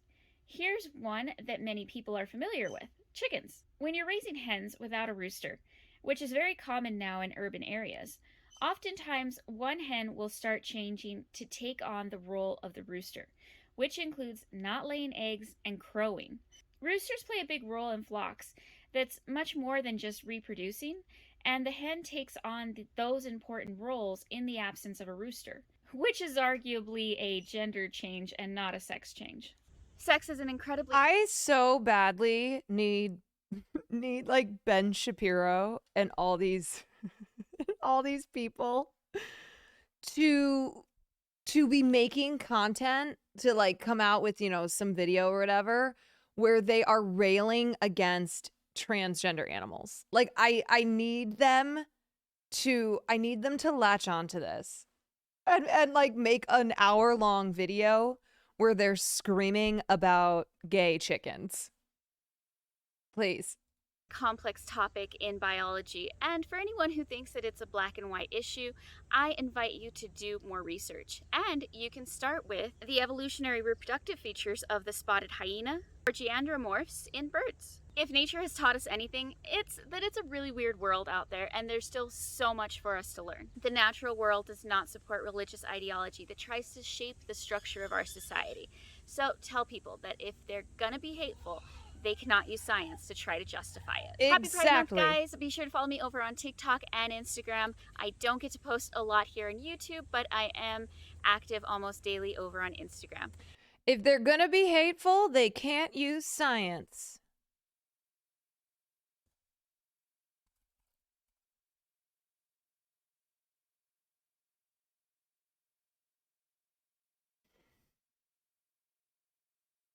Wait, is this the one? I don't like them putting chemicals in the water that turn the friggin' frogs gay. Do you understand that? Turn the friggin' frogs gay. Serious crap. Gay. Frogs, friggin' frogs. It's not funny. I'm gonna say it real slow for you. Gay. Frogs.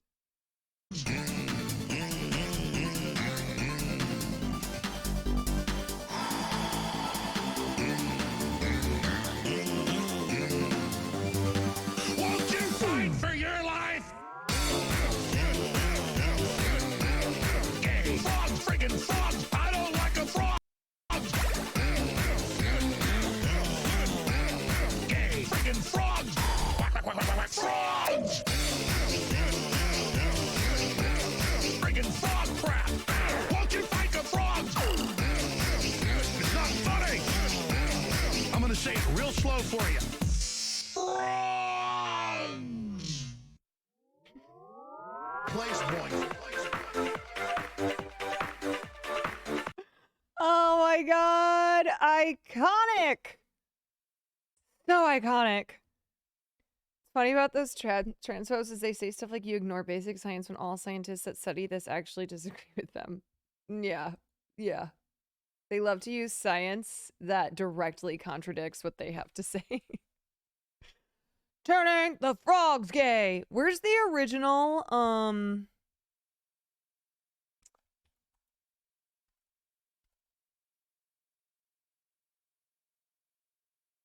I think this is the clip. Let me see. If you're a new listener, just type in Pentagon tested gay bomb on Iraq. They didn't consider using it. They've used it on our troops. In Vietnam, they'd spray PCP on the troops, Jacob's Ladder. You think PCP, some horse tranquilizer, something? They got stuff that'll whack your brain permanently. Brain chips in the troops. They give the troops special vaccines that are really nanotech that already re-engineer their brains. Gay bombs. Yeah, there it is, the gay bomb. Look it up for yourself. I mean, this is what do you think tap water is? It's a gay bomb, baby. And I'm not saying people didn't naturally have homosexual feelings. I'm not even getting into it, quite frankly. I mean, give me a break. You think I am like, oh, shocked by it, so I'm up here bashing it because I don't like gay people? I don't like them putting chemicals in the water that turn the friggin' frogs gay. Do you understand that? Serious crap. I'm sick of being social engineered. It's not funny. Oh man, he's the fucking worst, but he's given us so much. He's just really given us some of the most iconic sound bites of all time. And for that, you know,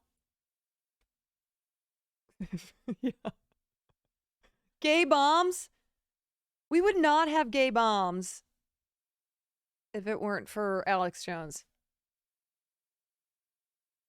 It's unfair. Yeah, dude, if he had just stuck with shit like this, if he had only stuck with saying stuff like gay bombs and, you know, turning the frogs gay. But he had to go and do the shit that he did. He had to go and call, you know, Sandy Hook a hoax. You should have stuck with gay frogs, Alex. Okay? Can we do Alex Jones as an indie folk song? Yeah, we need like a Fazaria. Is that her name? Fazaria. Version of the gay frog. They're turning the frogs gay. Like a real, you know, just nice, pretty ukulele, soft, wide vibes version.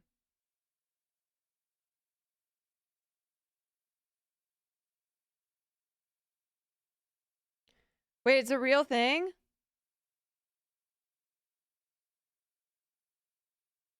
The paradigm of absolute control. And that's why we're just out here doing simple things, pointing out that we're meant to be in nature and be natural. And this is where we find the source that God made to transcend the New World Order. And that's why they want to try to keep us out of it. I'm angry. I've had enough of these people. They're a bunch of Christian murderers, scum. They're on giant death factories keeping babies alive. You're selling their body parts. No, this is incredible. You need to know about these people. I go out and face these scum. They literally crawl out from under rocks. They have green looking skin and they run around screaming, we love Satan, we wanna eat babies. I have them on video. Hillary's in the creepy weird sick stuff, man. Wait, I love this. She sleeps in the same room with that creepy weird woman whose mother wears a hood over her head. So cozy. That woman number one is ugly. Imagine how bad she smells, man. I'm told her and Obama just stink. Obama and Hillary both smell like sulfur. Mike from PA plays these. These are fucking bangers. Literal vampire pot belly goblins are hobbling around coming after us. My spirit gets close to that evil and I feel it go.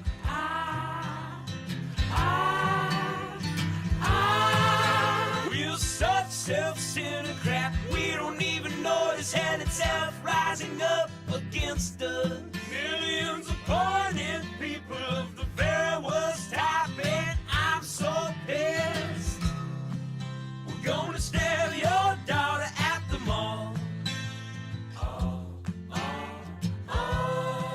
He has a 30-minute playlist. Your wife, your son. I need that playlist. We're gonna stab you with a butcher knife, and then the police chief is gonna say, we love our Somalis, we love our Muslims. Oh, they're so good. Oh, they're so sweet. Like, what is happening? I was watching Fox News as I worked out this morning.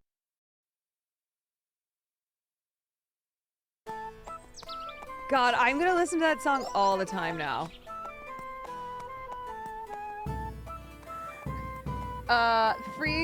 Freeless meal, free slime all the time. Thank you for the prime. This sounds like something from Succession. Get the FBI loaded up. I'm the mega king. I had a great relationship with President Xi. He's now president for life. I call him king. He says, no, no, no, I am not king. I'm the mega king. You know what MAGA stands for? Make America great again. Unfortunately, we have so many bad things happening to our country. We can't celebrate until we start winning. 22, which is a few days. We're gonna win in 24. We're taking back that beautiful house. I'm the mega king. These guys come at you left and right on such bullshit. Moby924, thank you for the Prime Gaming. And essentially, they don't want to say this, but they said Trump was 100% right. The election was rigged and stolen, and we're not gonna let it happen again. Mega MAGA, Ultra MAGA, MAGA King. We gotta stop the MAGA King. I'm the MAGA King. Mega MAGA, I'm the Chicken Ultra King. MAGA King. Get the FBI loaded up. I'm the MAGA King. Did anybody here vote for Biden? This is so good. If you did, you don't have the courage in this group to admit it. We're long gone from socialism. We're into communism. The only thing they do well is misinformation. It was Russia, Russia, Russia. Ukraine, Ukraine, Ukraine. And then the Mueller witch hunt where the conclusion was no collusion. Do you think Biden could say that? The conclusion was no collusion. You think Biden's gonna get that? Come on, man. He violated a document. It's violated. Every other president takes their documents. I'm the only one. I can't have a document, but everywhere else, they got them all over the place. They have them in Chinese restaurants and bowling alleys. You know that, right? But it's okay for them, but not for Trump. Mega MAGA, Ultra MAGA, MAGA King. We gotta stop the MAGA King. I'm the MAGA King. And I'm gonna ask a man who's a great man, actually. Kenneth Copeland, to come up and say a prayer. Well, it's about time. By covenant, this nation belongs to God. Therefore, voting is a sacred trust. And if you don't vote, hush. I was in Jerusalem, where the American embassy is on How have I Donald never seen Avenue. these? I've lived through a lot of presidents. This is the only one I have ever seen that wears red, white, and blue. That's the reason I copied his suit. I copied his suit. That's the reason I copied his suit. I copied his suit. Our first president opened his Bible at the 17th chapter of Genesis, and he bowed his knee, and he said,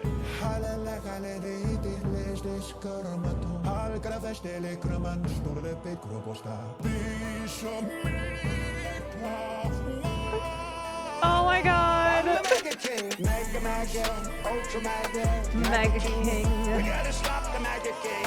I'm the MAGA King. Mega MAGA, Ultra MAGA, MAGA King. Get the FBI loaded up. I'm the MAGA King.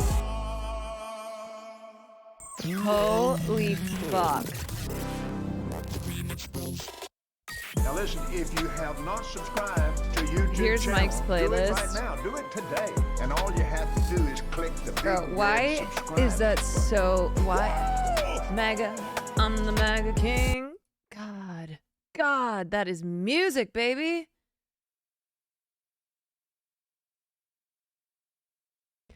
I have to, I gotta say, like, I'm obsessed with the folk song. I want to make an indie folk song. Okay, there's the gay frogs one. Like, I want to make a Bon Iver song. I'm not gonna listen to the whole thing. I'm just gonna listen to it a little bit again.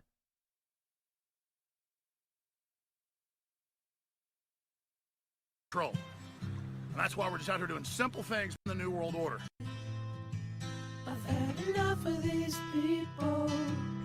They're a bunch of Christian murderers scum. They're on giant death factories keeping babies alive and selling their body parts. What more do you need to know about these people? I go out and face these scum. They literally crawl out from under rocks. They have green looking skin and they run around. Okay, let me look at something. Bon Iver.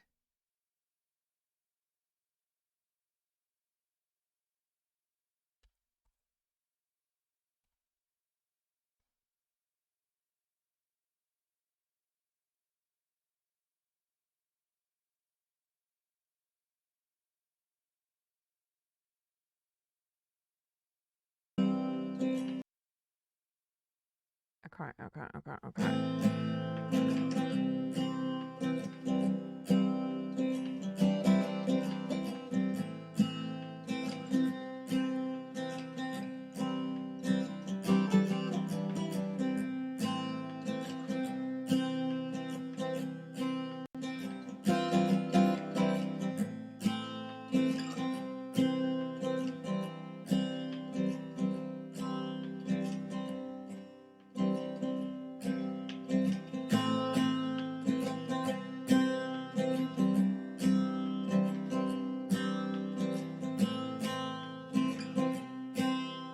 all right.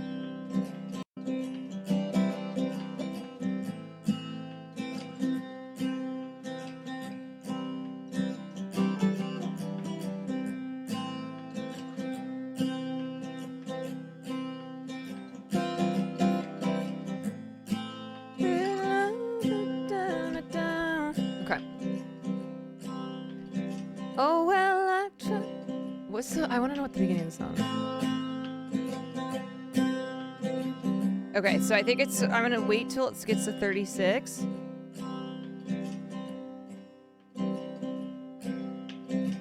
Why would Kim Jong-un insult me by calling me old? When I would never call him short and fat. Oh well, I try so hard to be his friend, and maybe it will happen.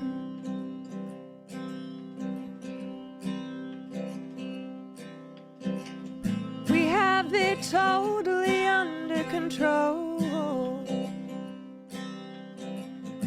It's just one person coming in from China. It's gonna be fine. It's gonna be fine. Fine. So stop the count. Stop the count.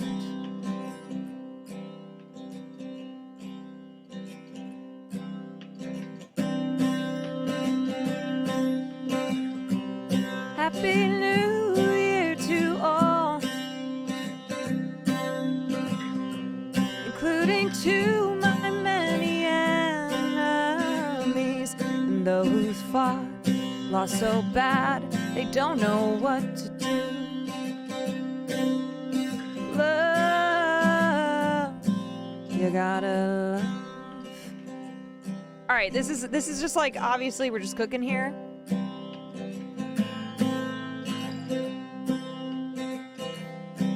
Okay, wait. Who's someone else like most insane things that okay, give me someone else. Give me someone who's like an Alex Jones. I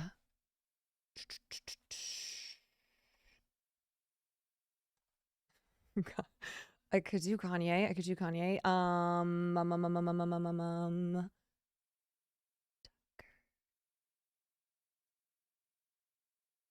I'll just, you know what? I'll just do Alex Jones.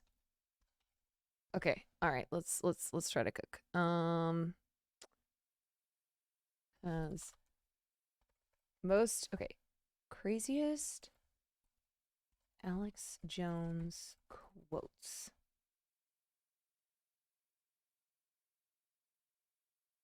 Okay, quotes Alex Jones.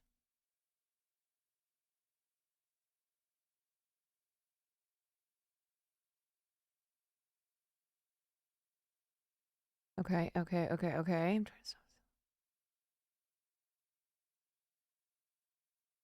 Okay.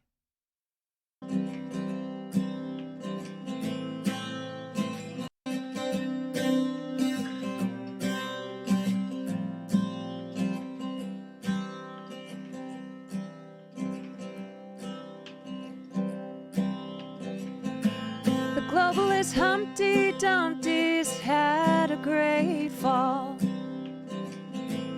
Propagandists and all the New World Order and all the meat whores can't put him together again.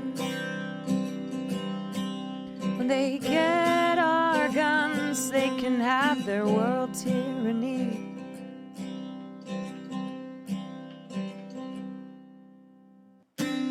Trying to stop us. Okay. Skinny Love's kind of hard. What's some more, what's another good, like, indie folk? Okay, who are, like, good indie folk? Wait, let me go to... Hey Ho. Hey Ho. Okay. Hey. Hey Ho. Lumineers instrumental. I'm trying to cook here, okay? All right, all right. Okay.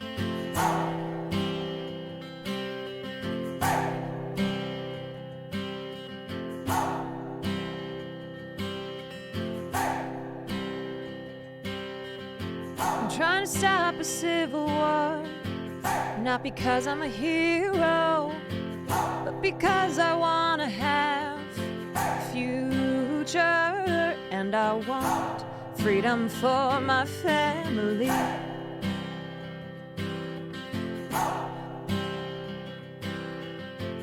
I would expect. Wait, I gotta start all over. Okay.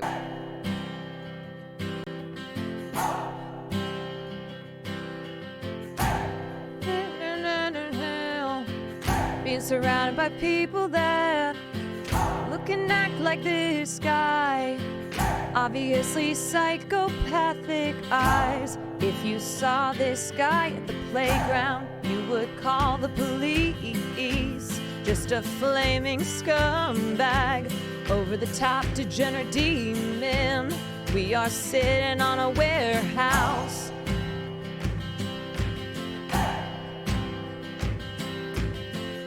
Just Soros and Obama are running around, flamethrowers shooting them in the air any minute, guns that are folks, and then all hell is gonna break loose. Hollywood is owned by the Arabs. Majority of frogs are now gay.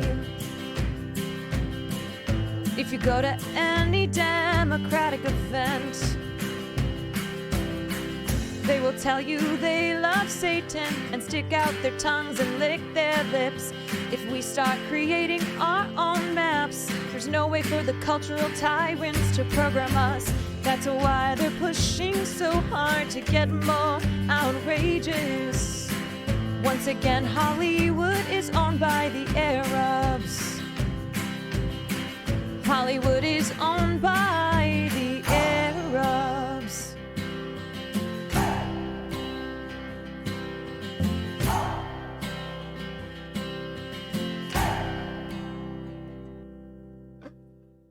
All right, I did it.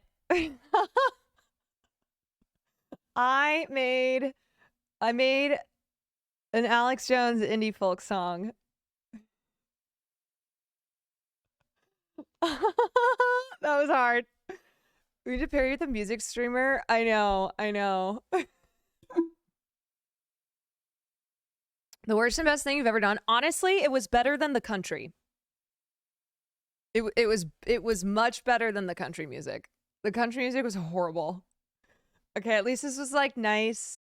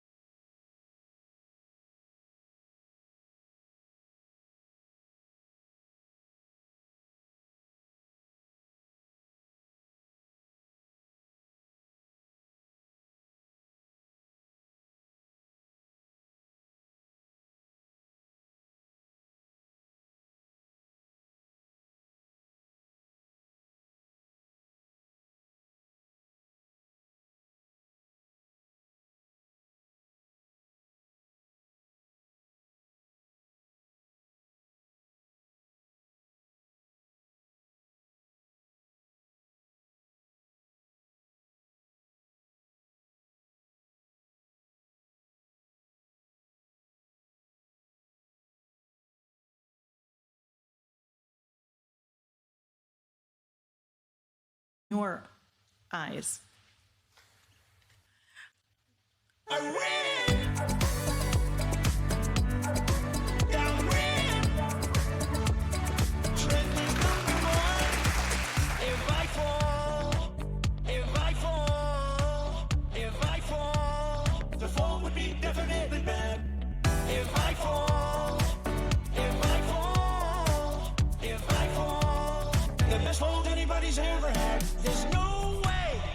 There's no way. I can make it down that rim without falling on my ass.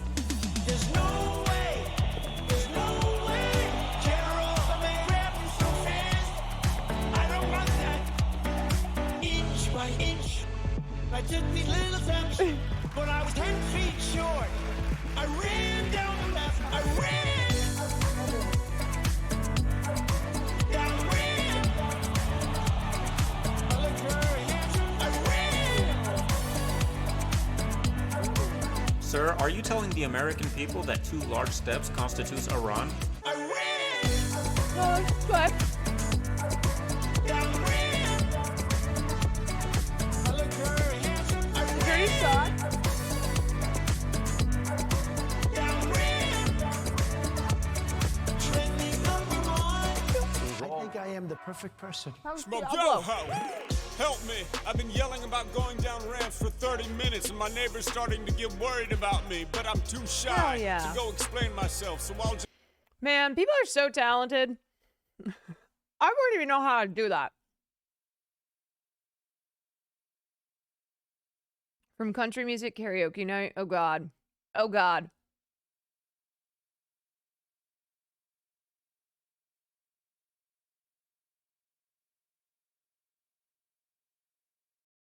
If you missed it. Right now, you guys, I always thought I was meant to be a racist country singer. I love my country, I love my freedom. Fuck a welfare, no, I don't need them. Shotgun raised from the woods to the plate. Shit. Oh, that was the end of the clip. I mean, I was kind of vibing.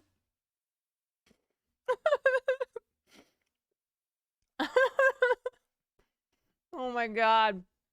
It was so funny.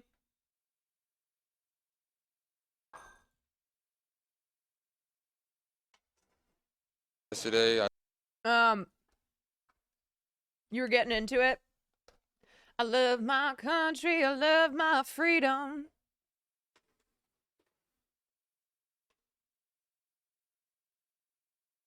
God. I had no idea this part of the internet that is turning the really insane shit that politicians or other people on the internet say into catchy music.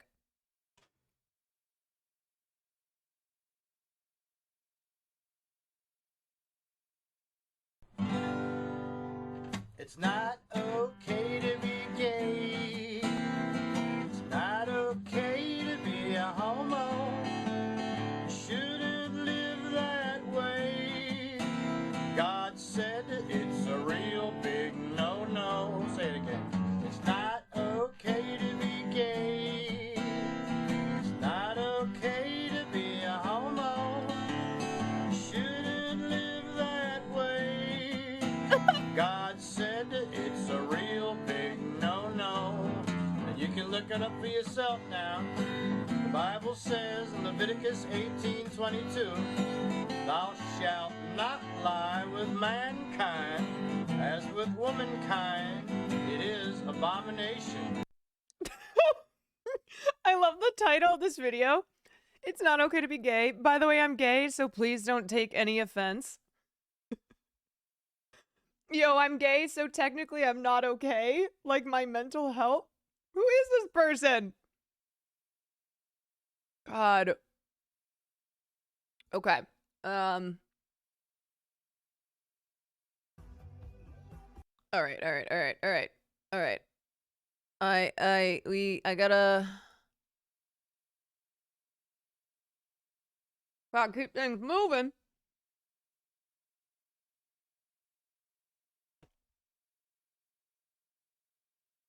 Okay. I realized I never watched the Austin Hawks vlog on stream yesterday. I totally meant to, and I did not. So maybe we'll watch that later if there's time. Let's see. Okay, we've got the comedy actors roundtable that I want to cover. I stayed the night too. I fell asleep. This horrible story from the Davenport building collapse.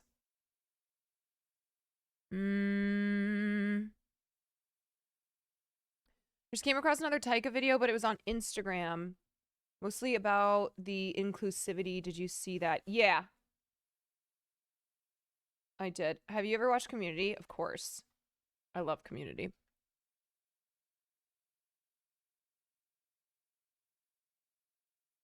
You guys, I'm sure you've seen this. From today.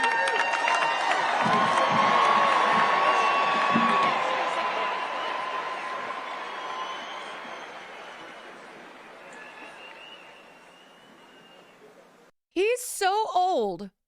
My first thought was, oh no, his hip. Listen to the crowd. Listen to the crowd when he falls. Okay, ready?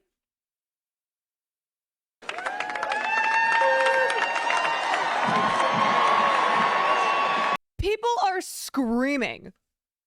People are in the crowd fucking screaming because they probably thought he died. One more time. Cheers to Scream.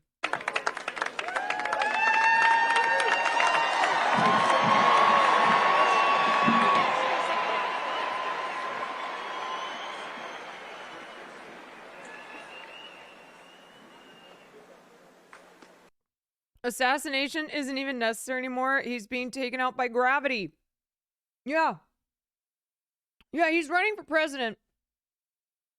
Again, okay? And my and probably many other people's first thought was, oh God, I hope he didn't break a hip. Because then he'll die. Then that's it. What the fuck is that sound?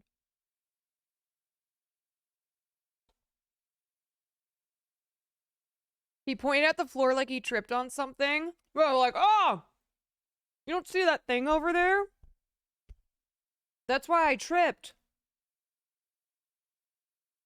That's why I fell and almost died. I love Hayley Williams, and this just made me love her more. Paramore's Hayley Williams tells fans that they are, quote, dead to her if they vote for Ron DeSantis.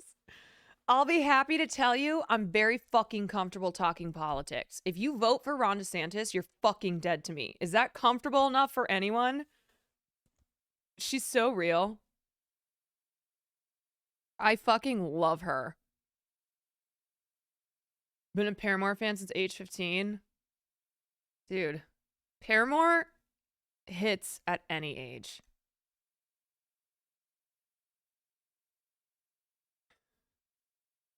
There was one comment of someone who was like, this type of behavior is okay from teenagers, but she's a 30-year-old woman. Farley's hitting his bell. Ah, Farley. I want to go potty.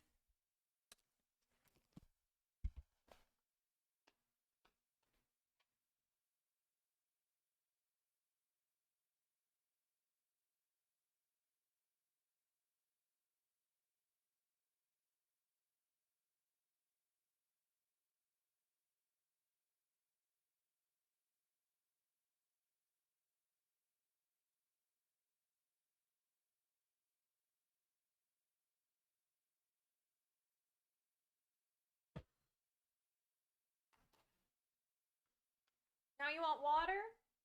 Here.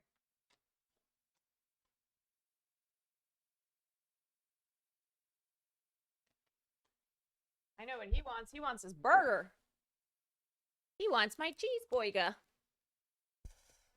Hot take, but Diablo 4 is boring. Oh no. Oh no. That's a fiery take. That's a Diablo hot take. All right. Let's cover this story about Davenport. This update.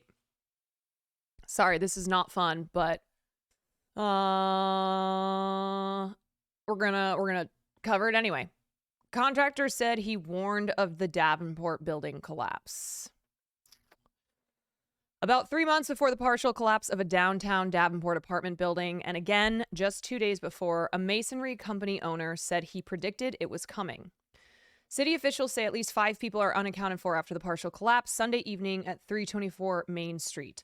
Families of 2 men fear that they remain under the rubble of the fallen west side of the 6-story building. So just a reminder, if you don't know about this story, the building collapsed and there were still people inside, yet the city of Davenport put in demolition plans right away, ASAP, and people protested outside the building saying there are animals and humans in there. This is absolutely insane. And the subsequent days since the collapse on Sunday have just produced even more stuff that is incredibly suspect. It reeks of corruption. It reeks of cover up. There is absolutely something afoot here.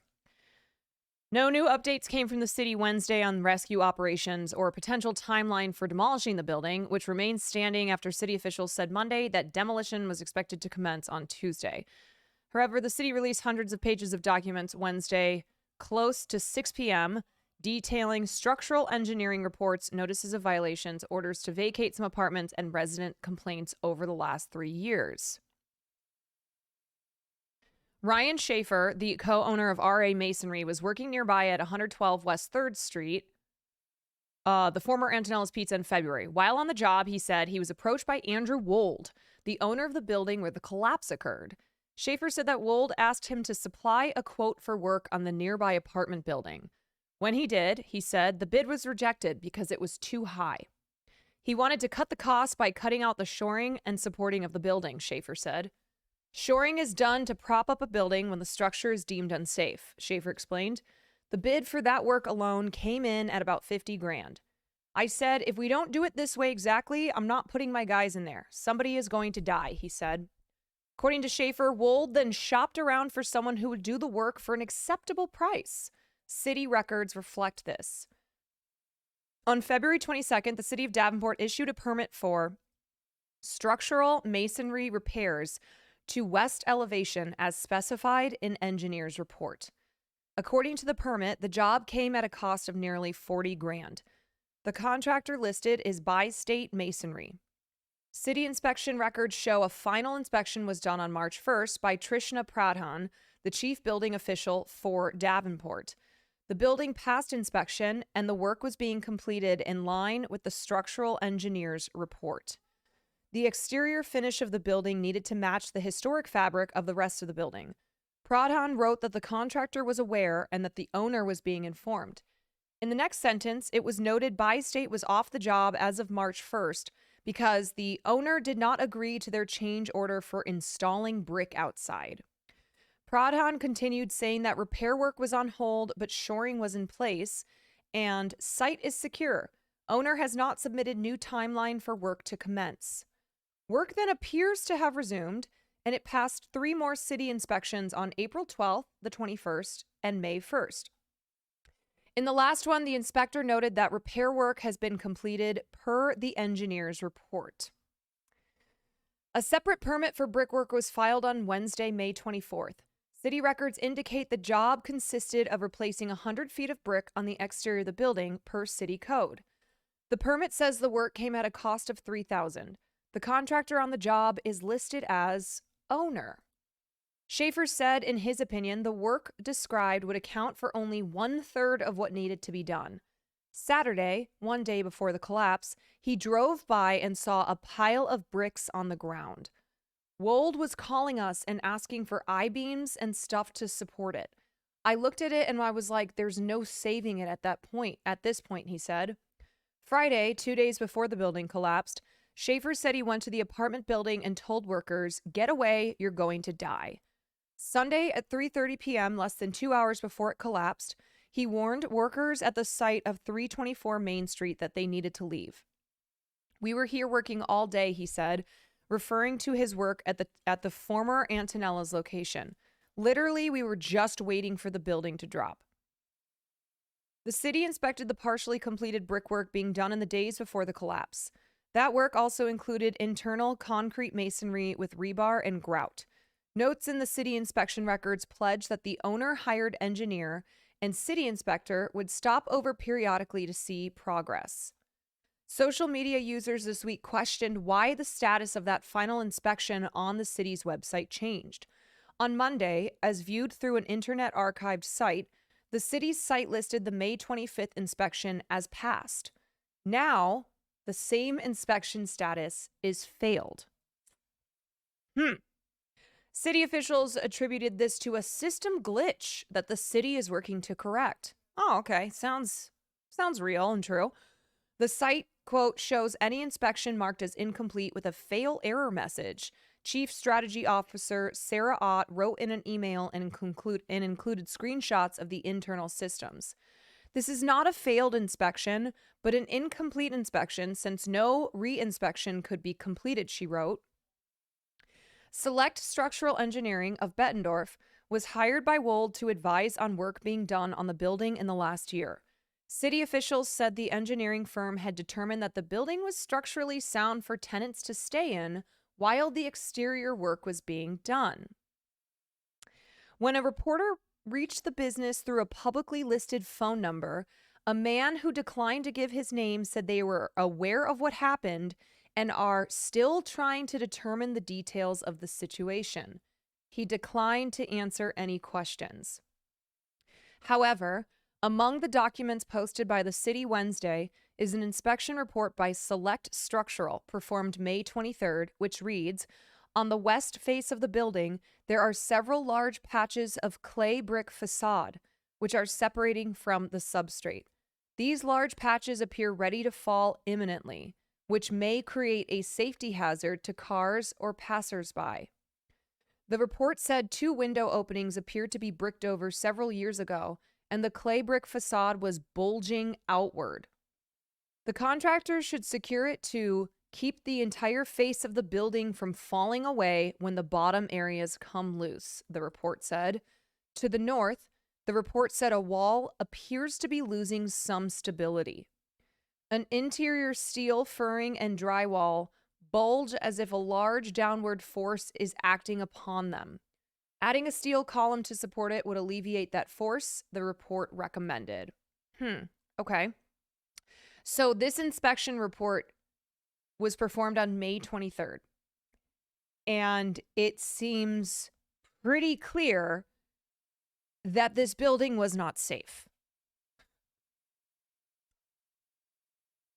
"I work in the industry. Municipal, civil engineering, construction, infrastructure projects, unfortunately, are often plagued by corruption. An ethical engineer would not let this go through. So fucked," right? Like, the question is, who all involved with this entire situation should be held responsible? Like, not just responsible because they should have done something, but also responsible because they cut corners, because they altered reports, because, you know, they put out a different version of something.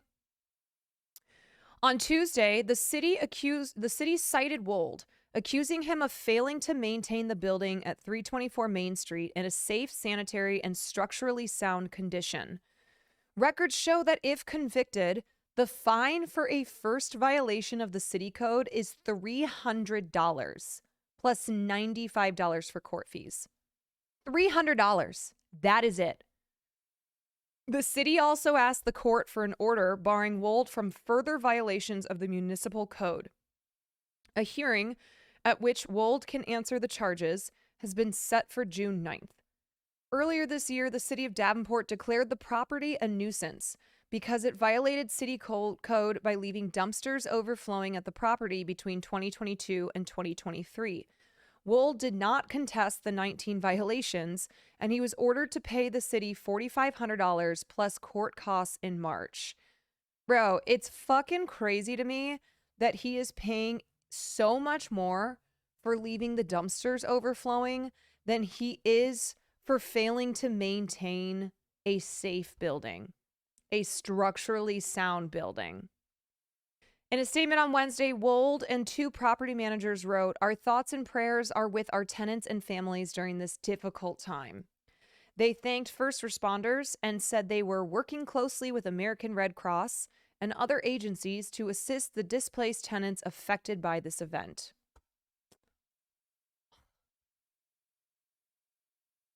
Wold has significant investments in Davenport real estate, including more apartment buildings downtown, listed in a web of limited liability corps, many with only a single property. His address and information can be traced to ownership of at least 3 buildings downtown and dozens of houses and business buildings across the street. Downtown Davenport Partnership Executive Director Kyle Carter said with several other properties owned by Wold downtown, he hopes an investigation will get to the bottom of what happened at 324 Main Street to ensure nothing like it happens again. Here's the question. How many of these other buildings and properties that he owns are also in danger of collapsing?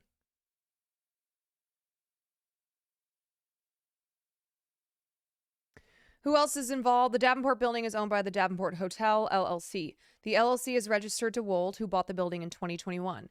Wold is also the owner of Andrew Wold Investments, LLC. The registered agent on the property is Robert H. Gallagher. His son is the mayor of Bettendorf. Okay, so the registered agent on the building that collapsed is the father of the mayor of Bettendorf. Okay. In Iowa, a registered agent is an individual or entity who is designated to receive legal documents on behalf of the business. An owner or employee of the company can be the registered agent as long as that person lives in Iowa. What did the apartments cost? The apartments were being advertised for $800 a month.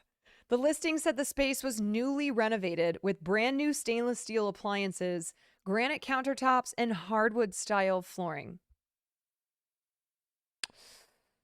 Newly renovated. So dude bought a building he knew was not safe so he could squeeze out some rent money from poor people for a couple years. Yeah. Fucking classic.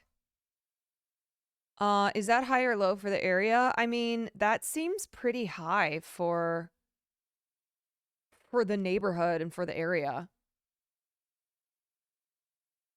I cannot believe he's only facing a $300 fine for failing to keep the structure safe. 3 tenants are still unaccounted for. Authorities have said they now face a challenging decision as engineers warned another collapse of the remaining structure is imminent. But at least 2 men, Ryan Hitchcock and Brandon Davis, are feared to be trapped in the existing wreckage. The cause of the collapse has not been determined, but tenants had long complained about several issues with the building, including water leakage and cracks on the walls. The week before the collapse, bricks were reportedly falling off the building's exterior. You know, folks, not a good sign of a building if bricks are falling off the outside. The building had at least 19 violations since May 2022. Jennifer Smith, whose business is located in the building, said she first heard about the explosion from her husband, who works for Mid-American Energy. He was on a call and got called in for a building explosion downtown. We had no idea it was our building. It sounds bad, but we have been calling the city and giving complaints since December. Our bathroom caved in December. Ms. Smith said water damage has been apparent since they moved into their space in the winter. Her company's co-owner, Deontay Mack, said fire crews were in the building as recently as Thursday for an inspection. The tenants told us the building was going to collapse, Ms. Smith said. The structure was undergoing permitted repairs at the time of the collapse. Last year, nearly 20 permits were filed, mainly for plumbing or electrical issues.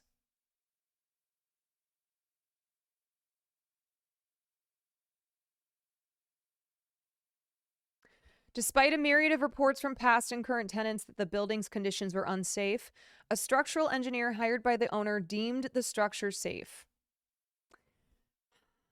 Yeah, see, this is why you need to have unbiased third parties, okay? All right? It should not be the owner of a building who gets to hire whoever they want to determine if a building that this person owns is safe.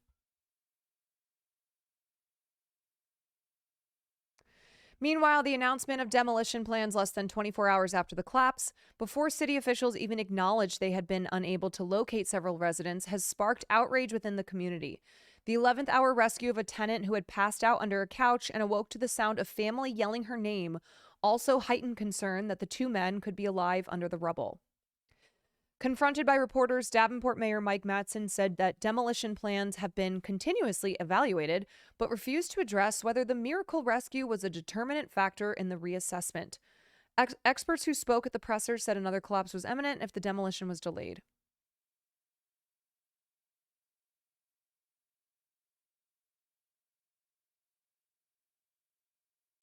In a rescue operation on Tuesday night, several pets were rescued from the rubble, but there were no signs of human activity. God. God damn.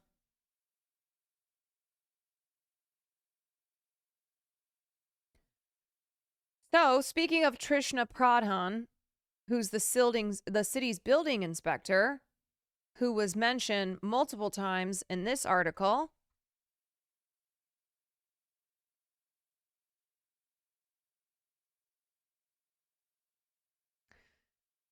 a final inspection was done by Trishna Pradhan. The building passed inspection and the work was being completed in line with the structural engineer's report. Oh, Trishna Pradhan resigned yesterday.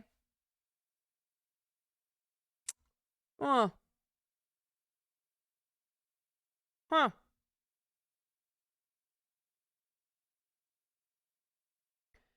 Timeline shows that concerns were raised about an Iowa apartment building months before its partial collapse.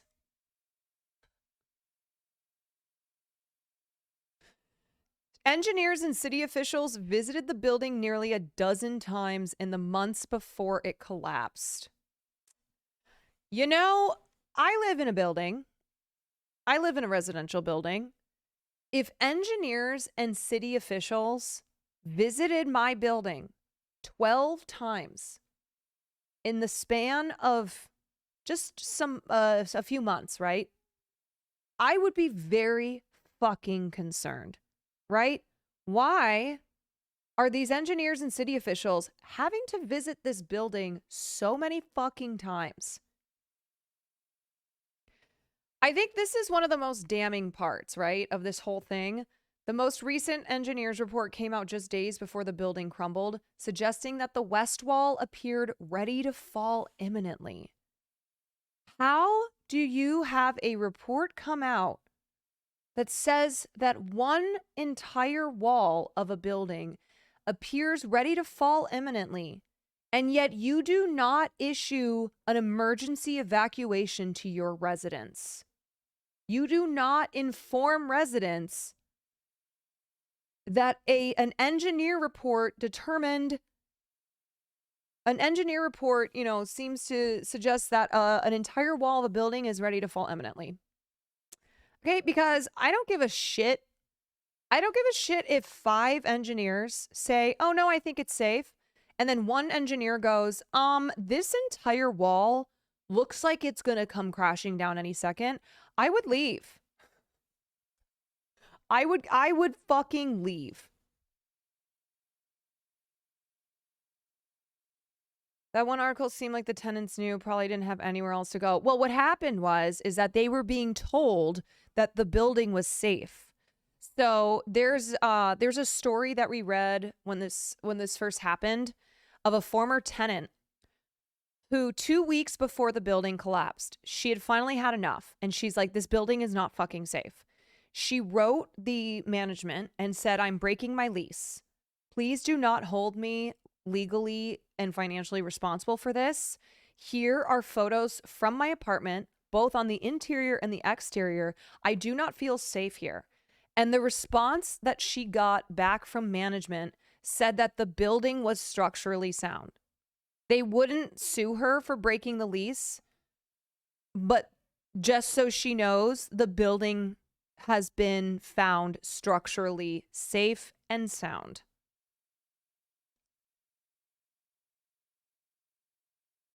Right? So like I think so many of these stories that we've been reading about how the tenants were really worried about the building.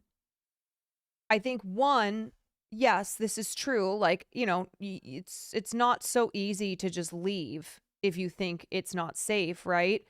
But secondly, they were being told that the building was safe.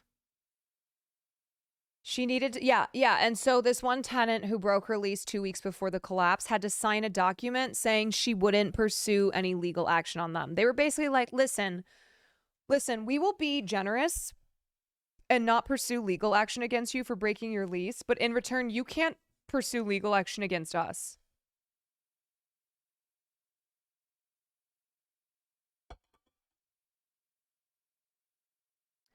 Management and others responsible can and should be sued for negligence and possibly yeah, I mean, I imagine that there is going to be a gigantic class lawsuit against everyone who, you know, has a stake in this building. Okay, against management, against, you know, agents, against the owner, and then potentially criminal lawsuits. Are there any I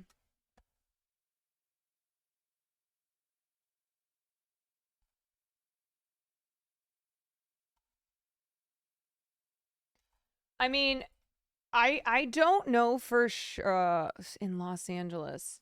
Jesus Christ. Okay, so as of right now, there are no confirmed fatalities. But there are people who are believed to still be trapped in that building.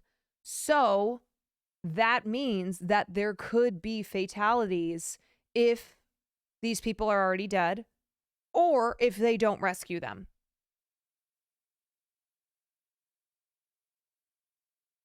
One woman had to have her leg amputated.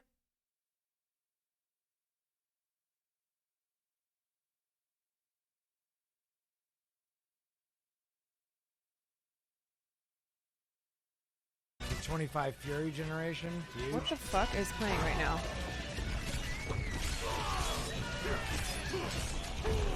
What is happening?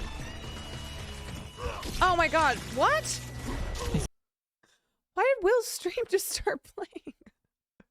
I was like, what is that? I feel like I'm going crazy. Will's Diablo stream? Yeah. Oh, God. This whole thing is just, it's just like getting worse and worse.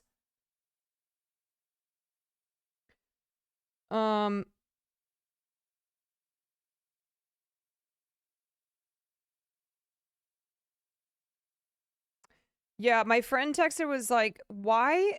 Okay, my question is, if it were this dire and obvious, then why weren't the tenants told to evacuate? Why just the workers? That's my question too, right?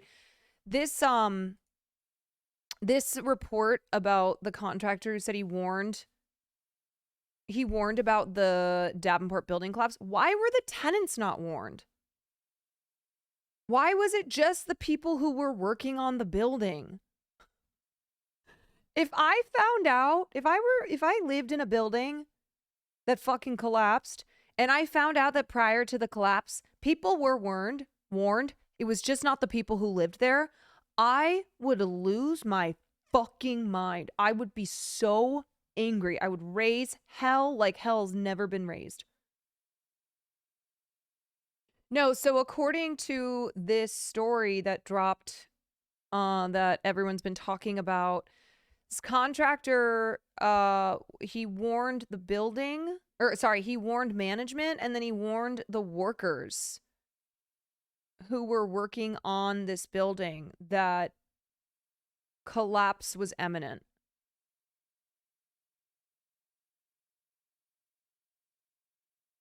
Sounded like it was the people working on the brick facade who were warned about it. Yes, that is what it sounds like.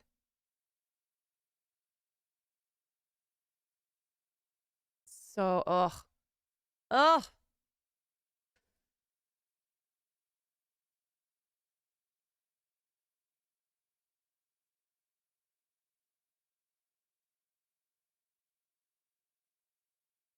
It's just terrible, man. It's just it's so awful to see Davenport, Iowa in the headlines for this.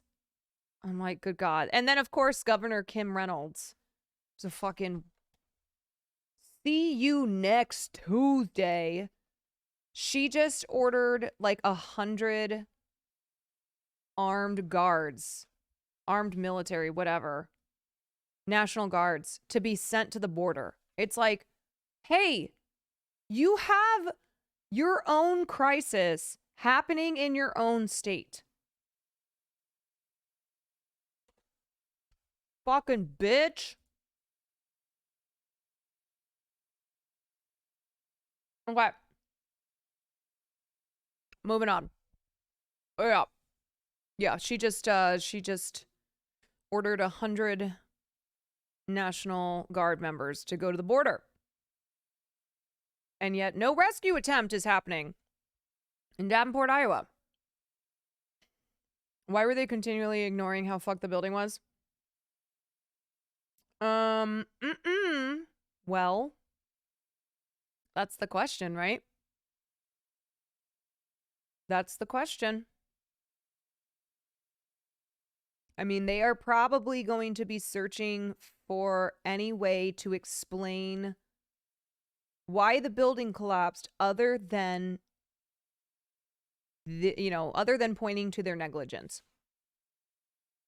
Not just negligence, but like outright lying about the building. No, Kim Reynolds is sending them to the border. Texas and Mexico. Yeah. All right, so I saw this video earlier and I was like, what the fuck is this? So this is something that happened at the ACOG, which is a convention for OBGYNs, for obstetricians and gynecologists, and watch this.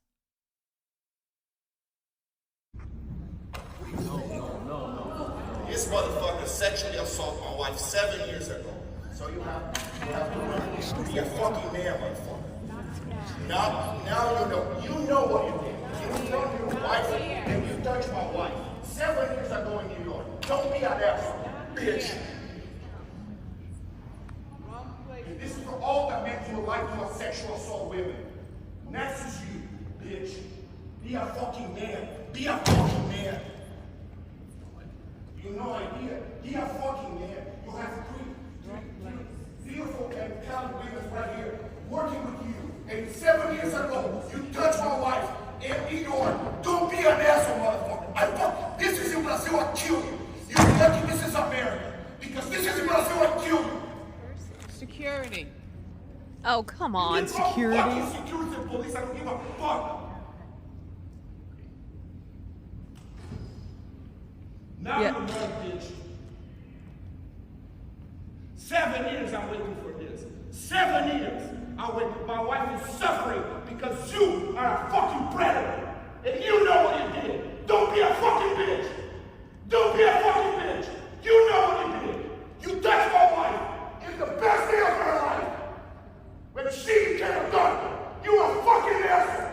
You lucky that I don't kill you. Laugh one more time. Laugh one more time. Laugh one more time. Let him cook. This is for you two.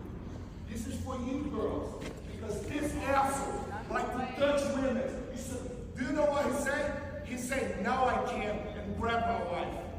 You fucking asshole. You pussy. Now you know how to live your sin because you're a fucking pussy. You nothing. You nothing. You know half of man. You fucking pussy. Not the place, not the time. Come on. Not the place, not the time. Shut the fuck up. And fuck this shit. Okay, I'll explain afterwards what's going on. All right. So I believe the context of this video is that this doctor, fuck, I'm blanking on his names. And then we'll watch the follow-up here. It's in the comments, I remember. I'm not free scrolling. I've been through all these. Okay. Fuck. What was the name? I'm trying to remember the name of the doctor. Okay.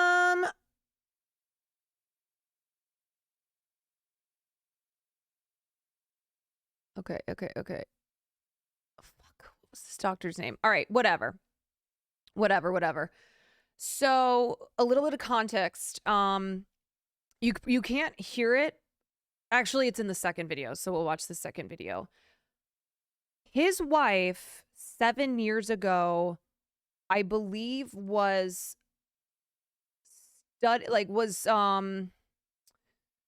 either an intern or was in a residency program underneath this doctor.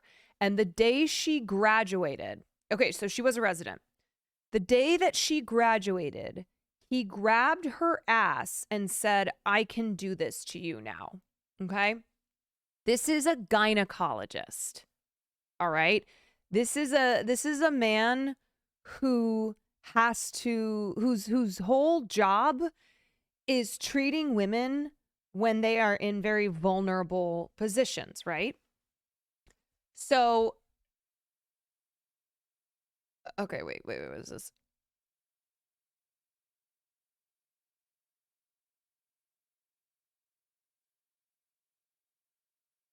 Yeah, I'm trying to find what this fucking doctor's name is.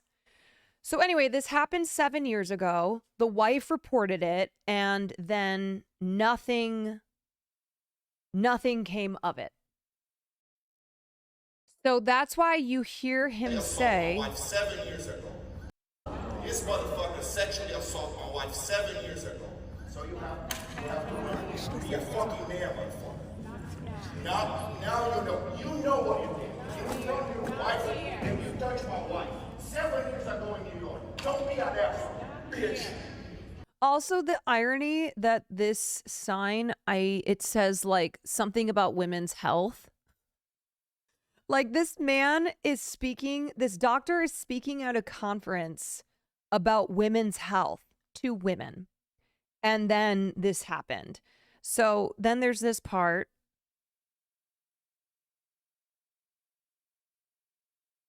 Motherfucker. God damn it. It's always.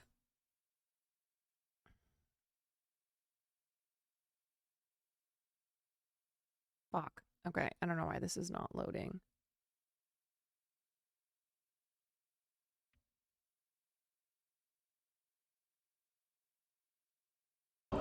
This motherfucker.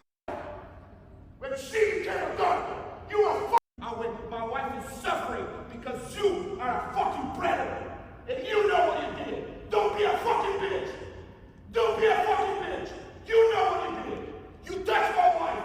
It's the best day of her life.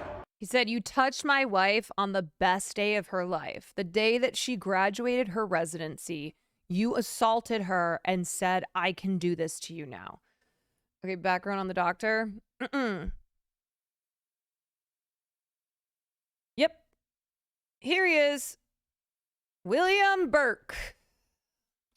He has written about health disparities in gynecologic cancers. Frequently speaks at big conventions and events like this. Talks about racial disparities in gynecology. Stony Brook Medicine, here he is. William Burke. Little did he know he was the cancer all along. Yeah, for reals.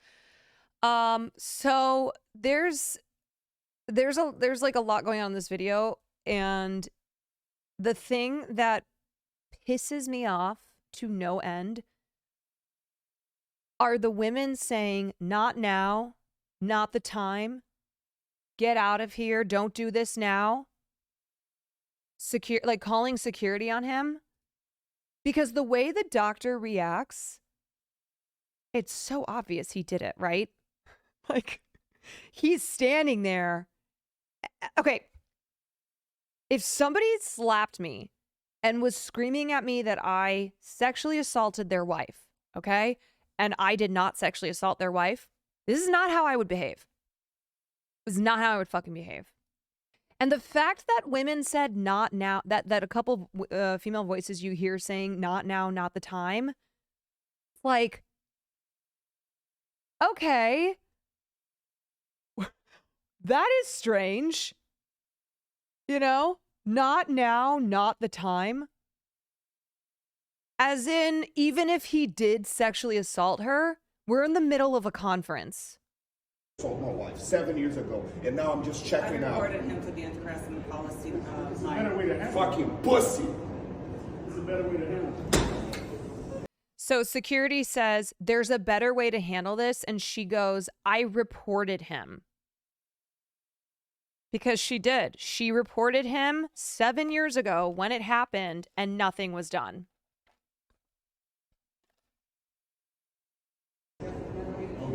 There's a better way to do. He sexually assaulted my wife. Is a better way to do. What? No, I don't want to. I don't want to. If you want press charges, press charges against me. Get the fuck out. Assaulted my wife 7 years ago, and now I'm just checking out. I reported him to the anti-harassment. Yep.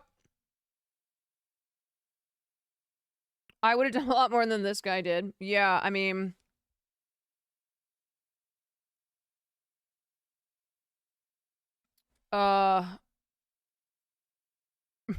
you know, I just gotta say, I think this should be done more often. I think abusers, I think people who assault people, I think assholes, they need to be confronted in public more often like this. They need to be fucking slapped.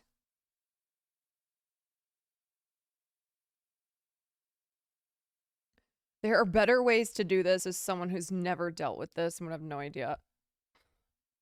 You sound like I didn't get in trouble for going. I don't know. I don't know what the fallout has been on this. I believe it happened a week ago. I'm pretty sure. And then for some reason, the video's been making the rounds again. Not the place, not the time was so cringe to hear. Colin, thank you so much for the 2 months. Comment leader, thank you for the 7 months. Happy Pride Month.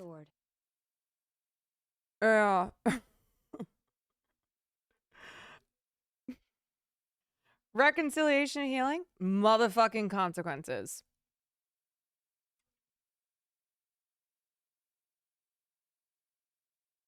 Yeah, so anyway, I'm all for this, okay? All right, you should absolutely slap and scream at abusers and people who sexually assault people. You should scream at them in public. In the doctor's world, is their reputation a priority? Like they care about their reputation? Do you mean like why these people were telling him not the time, not the place?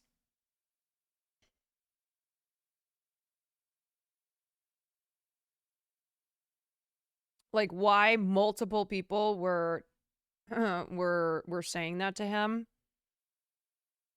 Yeah, I think it's a response to the fact that like they're in a professional setting, right? He's in the middle of giving a very important talk on gynecology and on women's health, you know? And this is so inappropriate. It is so inappropriate for this man to come in here and behave this way.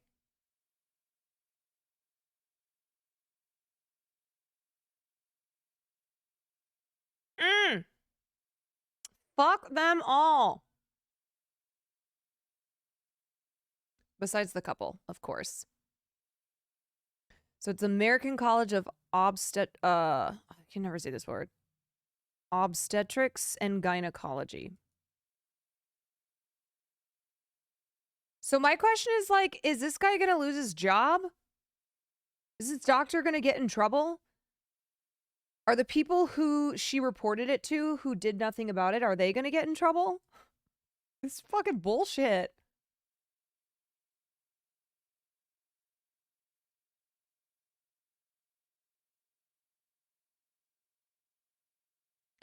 Can you prove it though? I mean, there should be a history of her reporting it. Like, this is ridiculous that there was no follow-up on it, right?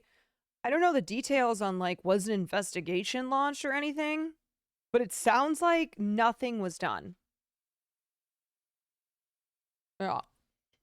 Okay, I'm gonna run to the bathroom, grab some water, and then we are gonna watch the Comedy Actors Roundtable with Jason Segel, Stephen Yeun, Tyler James Williams, John Mulaney, which was a surprise to me, and Mo Amer.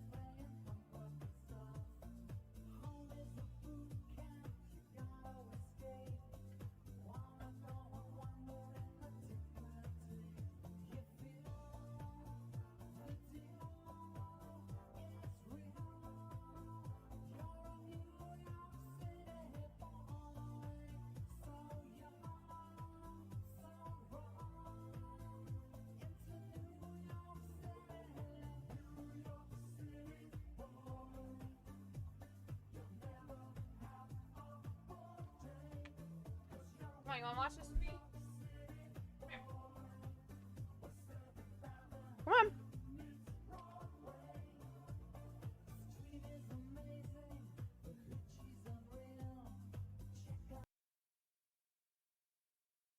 I think a big thing, like maybe part of the big equation, is getting to the point where you ask yourself, what is worth trading my time for? Yeah. Sure. You know? Exactly. Yeah. Like, what am I going to give over 9 months or 2 years or 3 years for, and is it worth it? Yeah. Because I look back at the ones I didn't like, and I was like, that was not worth. That was not worth age 28. Yes. Right. You know? Damn it. Well played, Hollywood. Well played.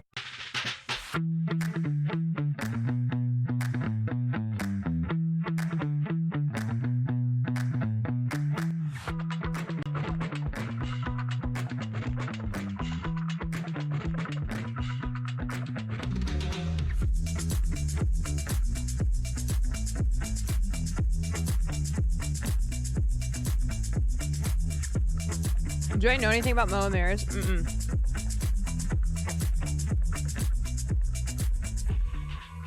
Hi, Hi, and welcome to the Hollywood Reporter Roundtables. I'm your host, Lacey. Do we think Stephen Yeun is going to talk about the beef controversy? Just kidding, he won't. Rose, and I'm so excited to have you guys all here. If someone, a fan, is to approach you guys on the street, what are they likely to recognize you from, and like, what do you typically get? Well, I usually get like, yo, I'm a huge fan of your music, and I'm like, I'm not DJ Khaled. It's just very rude. I'm upset. DJ Khaled. For me, it's definitely for my stand-up, and particularly Mo, the series.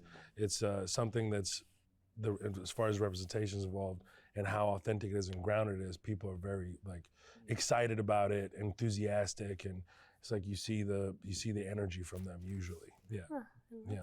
Yeah, know he says, it was another Glenn one. for a long time, obviously. And what would they say? Oh, I stopped watching when you died, which I don't believe them. Like I finished all the seasons. But now it's just cool. Okay. I stopped watching. When he died. I did go back and rewatch the rest of the seasons, but I stopped for a long time. I was so damaged. I was so fucked up. I quite literally stopped watching when they did the fake out. My mom stopped watching when they did the fake out. I know a lot of people who finally had enough after the fake out. And then those who kept going after he died were like, nope, I'm done. I am done with you, Walking Dead. Is after Beef came out, they're just kind of like, are you the guy in Beef? And that's fun. Yeah. Yeah, I love that. Because I'm never on anything consistently. Like yesterday, someone said, "I loved your latest thing," and I like that, yeah, because they feel like albums or something, you know. At Chris for a long time. Yeah. We'll continue to do so. Usually when people, it takes them a long time to figure it out because I think there was such a like age difference and change. So usually it's just something that's hollered from me 15 feet behind me as they figure it out. And then like I'll turn around and say what's up and then they'll question whether or not that's actually it or not. People are still, from The Walking Dead, people are still really upset with how that went. Oh, they're really upset. God. Really upset. That was another Very, one. very, it's like they're happy to see it and then they're like, Wait, it's kind of wild. There are 2 actors at this round table whose deaths pissed people off so much. He deserves so much better. I can't even remember his character name. He deserved so much better than the death that he was given in the Walking Dead show. And that's not how it happens in the books, or in the, what's the word I'm looking for? Yeah, the fucking revolving door. wrong. I was like, no, it was scripted. It's okay. We all agreed. It was fine. They didn't do anything to me. But with Abbott, I think now is the first time I'm getting Mr. in front of anything. I'm getting Mr. Eddie. Yeah. So I'm an adult, y'all. Yeah. You imagine He's Mr. Period. so funny in Abbott Elementary. I get Muppets a lot. Like the kids who were 10 when they saw Muppets. Shazbo, thank you for the 7 months. Which that's freaky Or experience. thank you for the 8 months.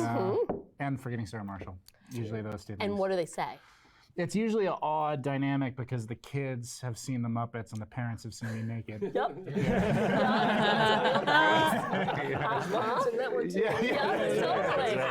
Totally. Yeah. That's amazing. Tyler, you've said that you sort of couldn't be happier that Abbott happened now and not sort of 5 or 10 years ago. In what ways do you feel like you were sort of ready for it now and perhaps wouldn't have been then? I feel like anybody who starts like really young, and like Jason may be able to speak to this as well, is so much of it is out of your control, right? Stuff is just kind of coming at you and you're trying to field it as it's happening. So with Abbott, what I loved with this period of time is that I knew what I was doing. It wasn't as much the creative of it all. It was handling the success, I guess. Thank you for the 7 months. Press and all of that. I should be I felt paying much you. more grounded and knew like how to set boundaries and when to like tap out, and knew what I wanted to say and the type of actor I wanted to be. I think before, as a kid, you're just trying to make people happy. You just kind of want to do a good job. So it was good to be able to get another run at that now. You're nodding and suggesting that you Yeah, can no, relate I to relate. that. I think that at the beginning, you're so just trying to make it. You're just so trying to get somewhere that your throttle, you have the pedal to the metal. Creatively and with your hustle and with your grind. The struggle I had was figuring out how to adjust that so it became sustainable. So you were making actual choices, like you said, like at the beginning, you're just trying to work and be seen. And then at some point I had to like make the conscious realization, like you're okay. You can take a couple months off. You can think about what you want to do next. That's a huge It's a huge thing, you know? No, it's absolutely crucial. I think that's something I was taught early on. My stand-up mentor is the most dangerous tool you can have as a comedian is giving yourself time to think. And I think that's so understated. People just want to rush and go into the next thing rather than just being really smart with your choices. And then maturing as an artist too. Like taking the time out to find out who you are. I started very young too. I started 14 years old doing stand-up. It was never on television or anything like that, but I was really grinding at becoming really great at my craft and understanding it, and a student of the craft and understanding the history of it. So that was, all that maturity helped me where I am today. Like when I got into making the series, it just made it so much easier for me to navigate through the production of it all, the writing of it all. Just I felt grounded. I felt like an adult in the situation, not like I was lost. Like, oh shit, what am I doing next? What's going on? You know, like. But there's also a system in place. Sure. I mean, there's an entire sort of industry that is telling you to sort of keep going, keep doing, like strike while the iron is hot. Yeah, I felt that. I felt like after I left Walking Dead, there was certainly like, here's the roadmap. But I think what was nice for me that I could have looked at negatively, but I ended up looking at it positively, was there was no real roadmap for someone like myself. So it actually created like a vacuum where I could do what I wanted to do if those situations were available to me. Baby And J's really I was good. very lucky that those Yeah. were available to me. So I Really just kind good. of pivoted in ways that didn't feel like tread territory. Yeah. John, this special, which obviously has been really, really sort of wildly well received. It has. It really has. I promise. Stephen Yeun has had such a remarkable career and such a beautiful one at that, in the sense that like he really got lucky, but also was very diligent about the roles that he took, so that he wasn't relegated to playing like stereotypical one-dimensional, just shitty parts, right? If you look at a lot of successful Asian actors in Hollywood, at some point or another, they played roles that were definitely below them. And I really think Stephen Yeun is it kind of an anomaly in the fact that like he has had such a just really wide range of characters that he's gotten to play, all of whom are incredibly three-dimensional, well-written characters. Post Walking Dead, he's been making some great choices. Yeah, I totally agree. Totally agree with that. Your comedy historically has been very much about sort of telling personal stories. Like this one felt sort of more confessional in a lot of ways. I guess my first question is, was it cathartic being out there performing that every night? Was it cathartic? You've described it as fun, which It was I love. fun. Yeah. And that was more the challenge I wanted to give myself, was to, maybe be, in quotes, vulnerable. What I wanted to see is, could I say this much about myself but still own the room and be an entertainer? And that just seemed like more of a challenge, as opposed to totally more somberly or groundedly presenting the facts of what this special's about. Yeah, so you sing a song at the top of Yeah, the I special. sing and dance. Of course AMC wanted to But make you Glenn sing a White. song that hits on quickly sort of all the beats of what's sort of gone on in your life in the last couple of years. And then the last line of the song, which is "Likeability is a jail." Uh-huh. Can you talk a little bit more about what that means? It's not so much, I don't think people set out to be likable. I think they put themselves out there in some way, and they, or speaking for myself, they enjoy the feedback that others relate to this, others stand this, others, I just want to get that word You into got the it. mix. Check. And Did he say stand, or was that others just have the, a lot of fun with this as well. is that And just then the subtitle? it starts off, I must be on to something, I would think, or there's something about me these people get. I find that one the most dangerous. When they don't get you, then that's sort of phase 2, and you go, oh, there's I like the, I mean, this is very remedial, but I like the positive. But why aren't they getting this part? Sometimes it can even be but why did they miss this aspect of this? Because that's the part I wanted them to see. Right. Not even, besides the fact that they've liked it, And then obviously, if people are disappointed in a direction you take, I wouldn't say that's hard, because it's very amusing at first, because it's so parental. Like, we're disappointed in you. It's just an odd feeling, because I didn't know I was appointing you. Like, I didn't know we had that kind of relationship. Sure.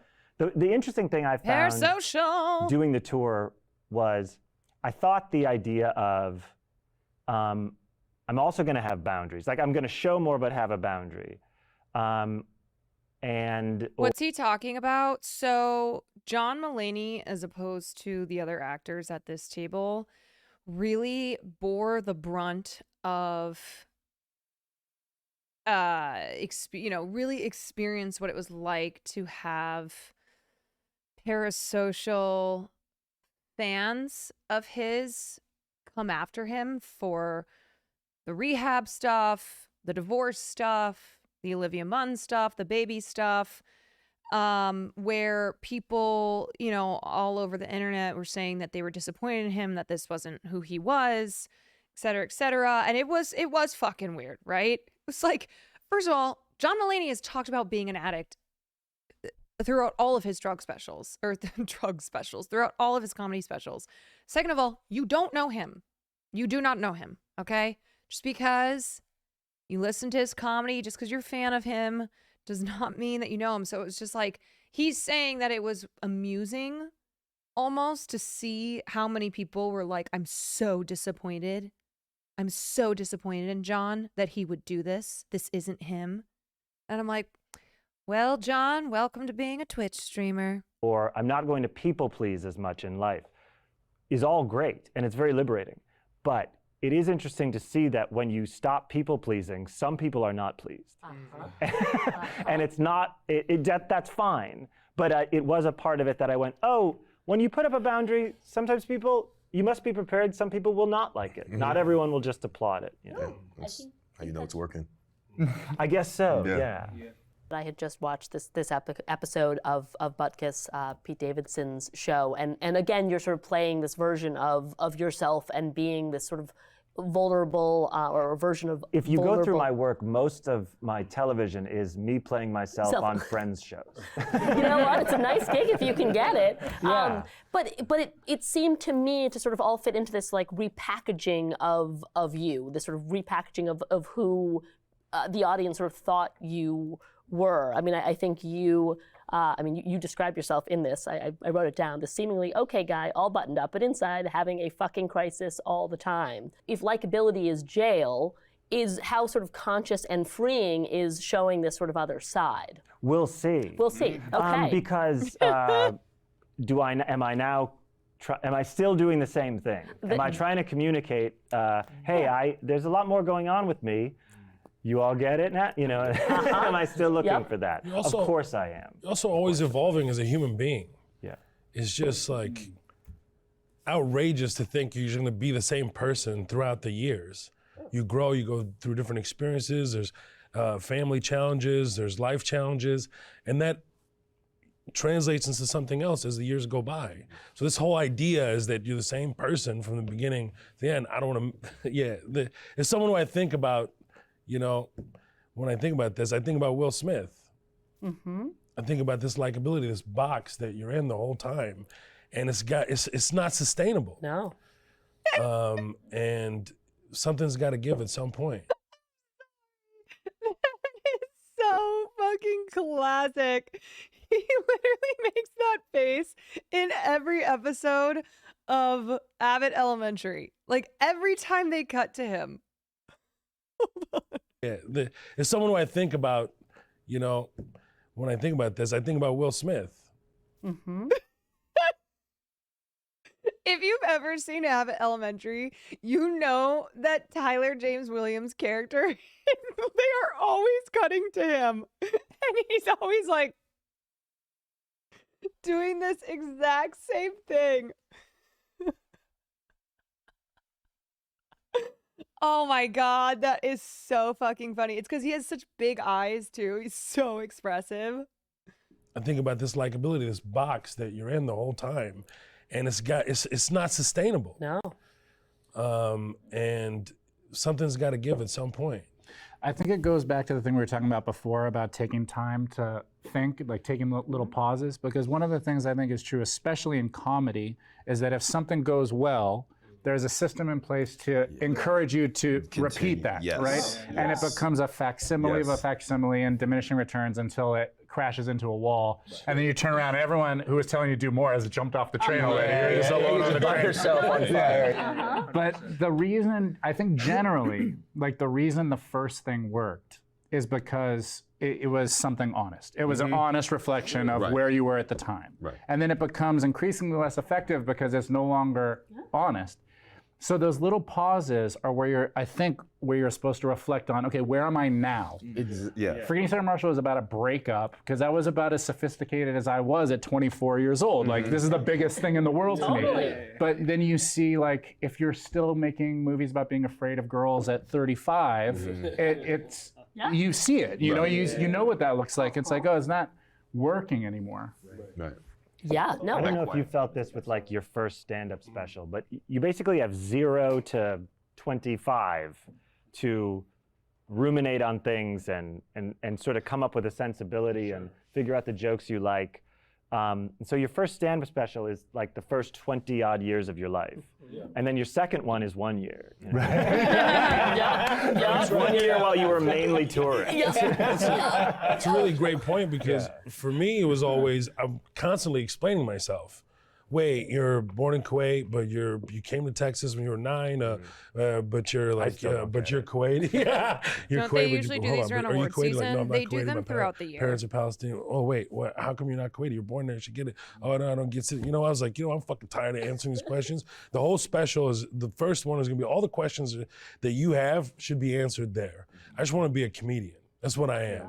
And the idea of constantly being labeled as Arab American Muslim comedian is like the most obnoxious thing ever, and I feel like it's unfair completely. You're just a stand-up comedian that happens to be from this background. Sure. This idea of likability. I mean, I feel like you, Jason, in your work, I feel like it happened on Shrinking, where you told. So funny, because like Squeaks talks about that all the time. And he does it in his very funny Squeaks way.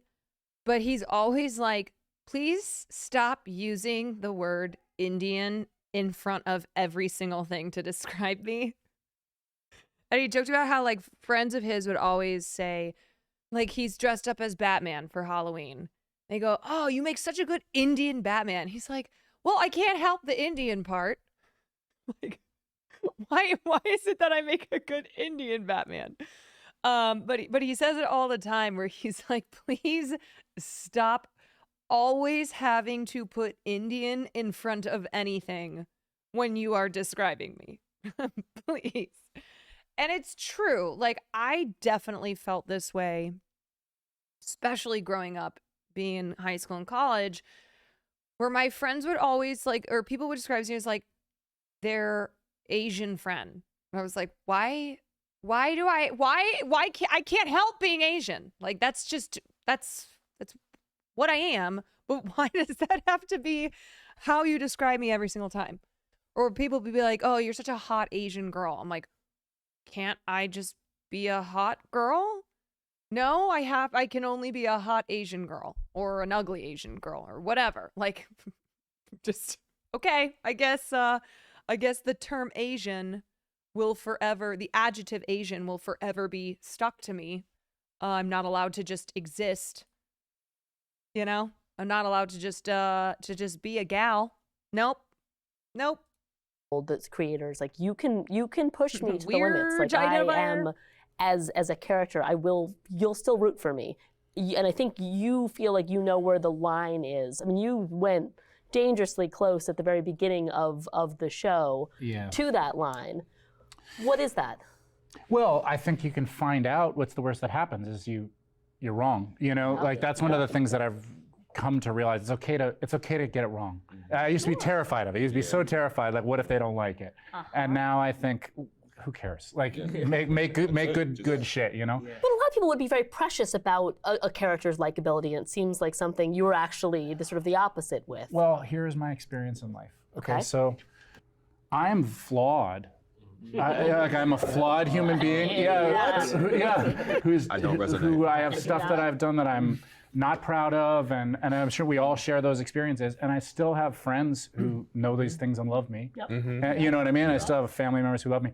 And so I think to myself, like, as long as when you're playing the character, you love them and you are playing them like somebody who is.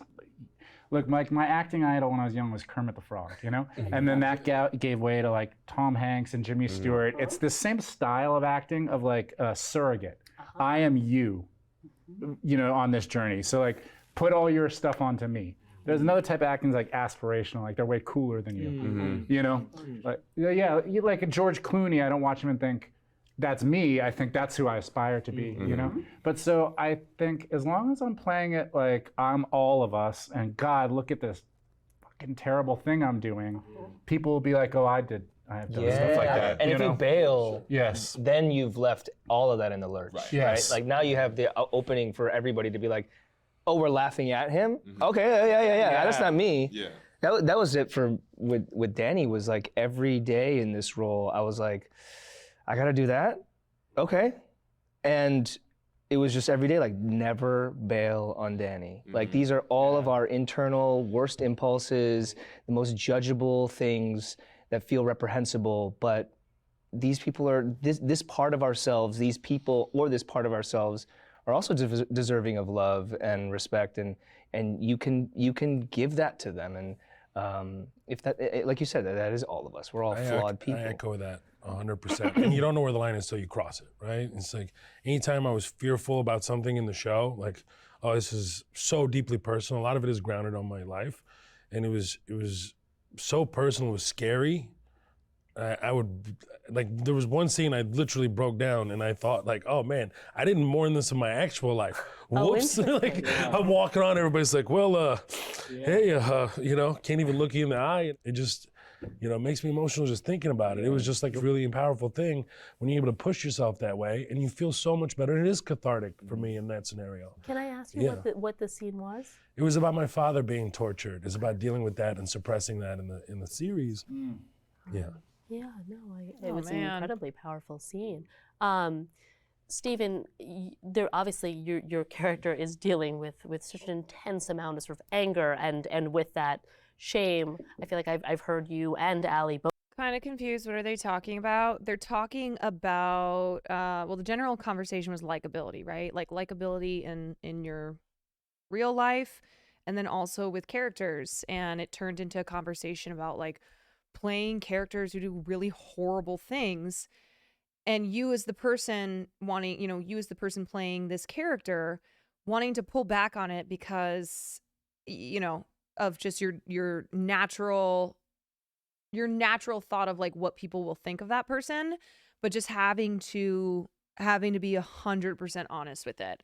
And obviously Stephen Yeun's character Danny in Beef is a perfect example of somebody who, oh my God, I mean, just so much of what he does and who he is really imperfect and flawed, and yet it did feel honest. And there were parts of him that I was like, yes, I get that. I relate. I'm not the exact same way. I haven't done that exact thing, but he played this character without fear of what people would think of him. Both talk about after the fact you just broke out in hives. Like full on hives. We're all over my laughing body. about that now, but Yeah. I suspect in real time it was not as funny. Like, did you recognize what was happening? It's still funny. Surprisingly, I laughed. I You laughed did. when it happened. I think that's the thing, you know, to echo Tyler's sentiment earlier about like, I'm grateful that I came to a character like Danny now. Is just with an understanding of like, it all connects what we're talking about. When I was first coming out doing this job, it's all about trying to get people to like, you're just full throttle, like, am I doing a good job? And then settling into myself a little bit over the years and getting to play someone like Danny, I was so glad that I got him now because I think even 5-6 years ago, I would have totally bailed on that dude. You would. I would have been What like, would that have looked like? that would have looked like me playing a caricature idea of Danny, in which my performance was like a slight wink to the audience that this is not me, Oh, interesting. right? But instead, I'm like, I will be proxy for this character and this experience because we don't throw that away. And that was, I think, the hives, because it's like, I'm also human and I also want to be liked. And I, every day was walking into set being like, Danny is so fucked up. He is doing some gnarly things, but can I find a way in to not justify whether those are good or okay, but like feel the feeling of why someone would feel the way to, the reason to do something like this. And that was an interesting exercise. And I think touching all of that, I was just holding a lot. And when I left, I was like, I let it go. And it didn't feel like I was letting Danny go. It actually felt like I was absorbing Danny and letting the shame of Danny go. Oh, interesting. And I think the shame was the hives. Sorry, it's just. You're still laughing about the hives. I love it. I'm a comedian, bro. Like, you're gonna have to laugh. It was hilarious. It was all When over my Tara- body. I was like, what the fuck is happening? I thought that show was so profound because, if you don't mind me complimenting, thanks. yeah, because it's like they set up two characters who are seemingly opposites, and then by the end of the show say they're the same. Yeah. And so if they're the same, then all of us are in that circle. That's the thing. It's the commonality. Yes. That's what, Yes. as scary as that can be, not being likable. If you can find the commonality within yourself, then I think the audience will as well. That's what, like, I remember having that quite a bit, of being really scared from role to role, of like, you know, because at times you can get stuck in things and people assume that's what you are. But whenever you make the choice to find the things about yourself that you don't even necessarily know how to process or like about yourself, and then connect that to where that character is, more than likely the audience is doing the same thing. And if we do what we're doing properly, you should feel that at the end of the day, because that shame is still there. Yeah. It's not that it's not there. It has to process its way out in some way, shape, or form. And it's so, as an actor too, it's fun. It's not fun. It's fun, actually. Yeah, It's it fun, is. but it's also like really nice when you're aware that you can use that feeling in the moment. I remember they put me up that tree to fall down. And while I was up there, I was like, "You motherfuckers put me up this tree!" And like I actually didn't know I was gonna go that high. And when I got that high, I was actually like really angry because I was just like, "Why would you put me in this situation that looks so pathetic?" And then I flipped it. I was like, "Okay, this is what I'm supposed to feel." And I was like, "Okay, cool. Let's just lean into that and like just go full pathetic." And you know, the scene turned out great because he was supposed to be feeling that. And so that was the exercise continually of playing Danny was, why am I feeling this way? Because the situation is what it is. Yeah. I remember having that with you when we did like my last scene of The Walking Dead. I remember that day not wanting to leave that show. And feeling shame for feeling that. Because like as an actor, you go from like project to project and it's just kind of part of the world. So you should be used to just like working with people, detaching and all of that. And it was a struggle that day. They did you badly. But then that They did you so became wrong. the thing. Because there was like, after we shot it, they called cut. I like broke down. Oh, like, fuck. I forgot that his death scene is with Glenn. Dude, not only were they in The Walking Dead together, I forgot that Glenn is in the revolving door with him. Oh my God, it was so brutal, man. It was so brutal. Oh. Right? Yeah, it was a whole thing, and he was a really good guy about it. Dude, the whole scene was you saying, "Don't let me go." And that was it was like you're in this So moment, fucked and up. everything that you've been feeling all day, you didn't realize that was the point. Yeah. The point was Yeah. to get you right there to Yeah. that time and not judge it and just kind of let it be what it is. Yeah. But it's crazy. Same thing. Didn't realize that until we were in the door. Yeah. I know what you mean. Why do you think that one felt different? I think because of the connections. I think that show particularly, for me, didn't feel like a transient show. It felt like something where I made real connections with real people. That was a family show. It was a real family show. Yeah. So that's even now. To this, somebody came up to me recently and said that they had run into. I think it was Andra Day. Oh, nice. And she had brought up that she was lovely and all that, and I had this like 1,000-yard stare, and I was like, "We've been through some shit." Yeah, man. She was like, "What does that mean?" Yeah, man. It's all good. Don't worry about it. But when you have that, and then you call cut, and then you leave, it doesn't just go away. No. You know what I mean? It's still a thing that lives in you, and you feel connected to people still. So that's what was difficult, I think, in leaving that and letting that one go. But right after, I went to a period of silence, which helps. Looking back at your careers, what felt at the time like the biggest risk? I did a movie when after How I Met Your Mother ended. I didn't know what I wanted to do next, and I knew in my head I really wondered if I could do a drama, but I didn't know if I was actually good enough. I thought I was, but I didn't know. So I took a movie called The End of the Tour to play David Foster Wallace, and when I finally was gonna do it, I was so scared because I thought, oh, the degree of difficulty of this not looking like a Saturday Night Live sketch. When you get the glasses on and the bandana and like you're saying the lines, I'm like, oh, it could be so embarrassing.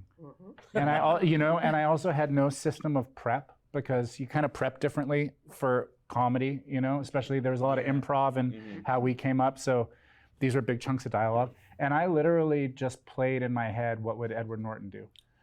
And I got a dialect coach, and I did all these things that I read about or heard about that you do if you're a real actor.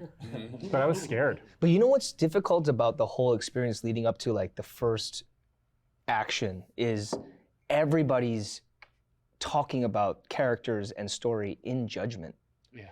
That's the way that the whole thing processes itself, which is this is a story about this character is this person, he's like this, and that's why he's this way, which is you're talking about somebody. And the whole, you have to be that person. And so that's always been the struggle is leading up to a role, first action is how do I slip out of judgment of this character? How do I let this person be me? Because I've just been talking kind of shit about him the whole time. Right. That's the hardest part to me. I think the whole thing is a risk. The whole entire thing is a risk. I mean, in stand-up. So not to be cheesy, but that's why acting is basically one giant exercise in empathy. And I genuinely do believe that my love of acting and playing characters and, really just diving in there helped me become a more empathetic person because you cannot judge the character that you're playing, right? Otherwise, you will not play the best version, the most full version of who that character is. You have to be able to go beyond judgment and look at them and wonder why they do what they do. How did they become who they are? What is their backstory? What were all the forces that shaped them into this character that I have now in front of me? And you can't do any of those things if you're judging the character. There's no road. Part of why Succession was so amazing, all the actors were able to do it with some of the scummiest people you've seen. Yes, that's a testament to how good actors are, right? Right, you build your own road as you go, and you don't know where it's going to end up. And is this gut feeling right? that I felt when I was 10? Is this thing what I'm supposed to be doing? And the whole thing is a risk. The entire and there's an immediate path is that way. response Oh, when that's you're sitting up on absolutely stage. part of why Evan not, is not messed talking about up. actually art form itself, it's the actual career path. Sure, You know, sure. it's all a risk. Every fucking step of the way is a risk. Yeah, Like, that's fair. this business particularly, like it is that way. I mean, John, you at one point did sort of what Mo is doing now, which is do a show with your name in it. Yeah. And went from yeah. Let's see a clip. And roll. Short clip. Well, you went from being a pretty sort of, anonymous in the sense that you were Very anonymous. Very anonymous. No, really, and I perhaps Underestimated that? underestimated that those that knew me might really not come along for this, and that those that knew me were the tiniest of sliver of the audience, and that most people were. It wasn't that I thought more people knew who I was. I think I thought that I was bringing a sensibility that was, I don't know, more widely appreciated. And then I was also trying to turn that on its head by doing a multicam, which had all these sort of hokier, sometimes hacky, but look, we can really make this form weird and interesting again. It was a lot of challenges. I really suffered from high self-esteem at that time. The idea that I thought, that no one knows who I am, so I'll do a kind of role reversal. I'll do what you don't expect me to do when no one already knows who I am. The initial idea was different, right? When it was it ultimately aired on Fox, and it was one show, but I think there was another version of the show. There was another version been, at NBC, which was about called Mulaney Don't Drink, which was about would have been helpful. Me getting sober at 23, or it was based on the time in my life when I got sober at 23, and had 2 roommates and was trying to be literally like sort of just figuring out like what does a good person do. And this was like a part that was like an actual part of my life, right? Or a pointless gauntlet I threw down in front of myself. And that was the NBC show, and there was really something lost when I, on the advice of others higher up, took that out. But I also I take full responsibility. I lost this thread that made it something. But how are you supposed to know? At 23 years old. Yeah. I have so many things in my career where I'm like, oh God, I should have done it. And it's like, how the fuck am I supposed to know about any of this? And Saturday Night Live Can't know is anything about, at 23. people talk about how high stakes it is and stressful it is. It's also the most protected environment in entertainment. Like, we don't get notes. I mean, we get notes from Lorne or feedback from the cast, but I saw Jeff Zucker maybe once when he was the president of NBC. Nothing reached us, and so to suddenly be the writer and producer and star of a network pilot, let alone series, it was like suddenly being the captain of a cruise ship. I was like, I have to worry about personnel, menu binders, meals for people, hours, how late everyone's. It was such a different thing. Would you ever consider doing a different version in today's climate where you can do it on a streamer or a network? I'm not sure. Okay. I've enjoyed doing it through stand-up. Yeah. One thing I learned doing it was that I wasn't sure what my story was. What exactly am I bringing to everyone and why? Yep. And do they need it? Well, this whole idea of like, I wish, what if, and if I did this is all like really dangerous terminology. You should not. People should like never do that. You should like learn from it. It's very dangerous for your psyche. I'll stop. It can be really, really. Don't do it. Don't do it, John. Good. No, I really believe that. It's just like, hey, learn, keep it moving, look forward. It's very, very important because it can be really damaging to your health. Like, it's not right. good. Mo, you've said of your career, nothing happened overnight. There's so much out there where they make you do things that you aren't necessarily okay with. It took over 20 years of patience and understanding to truly figure out the business and what story I wanted to tell.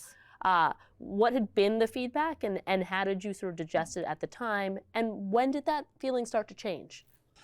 Well, it started, again, from my mentor. I had a great mentor, Danny Martinez, in the Comedy Showcase in Houston for like 30 years.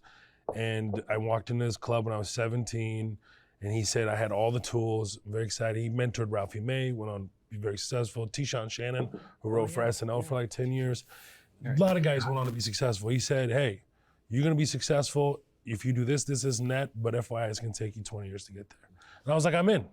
Immediately, I was in. That didn't scare you? No, not at all. It made me actually settled. I was like, oh, wild. okay, I have something to work toward. I have a drive to work towards it. And now it's like, okay, there's stages to it. You go on the road, you're on your wings, and you grow up, you start learning, you're growing, pain, lots of. That's so crazy. Like, I don't know. Would you guys, whatever your dream, whatever your goals are, right? Your dream job. If you were told you will get there, but it is going to take you 20 years and no sooner, I don't know. What would your response be? Yeah, you get told at 17, it will come true for you. It's going to be 20 years though. 20 years of slogging away, of chipping away at this thing that you want. I mean, now as a 30-year-old, I'd go, oh, fuck yeah. I mean, Jesus, I'm already 30, but at 17, I don't know. At 17, I was so young. So young. I couldn't even have picked 20 years to me. I would have thought that's the end of my life. At 17 years old, I could not picture 20 years. Pain, so much pain, which is good for you too. Like to get through, it's really impactful. And it's, again, I've been explaining myself so long. And in the business early on, it was just like, hey, you're really talented if you could just change your name. That's how it started for me in the early 2000s, like post 9/11. It was a little kid just thinking my career's over. That's med school. And just very upsetting if you had, that's what people are telling you. Of course. And it was one of those things that it was a big challenge for me, but I was very excited to hit this. And I was just so focused on being myself and understanding like, hey, it's gonna take a moment for people to accept who you are, to understand who you are. And when the moment's right, I'll be prepared.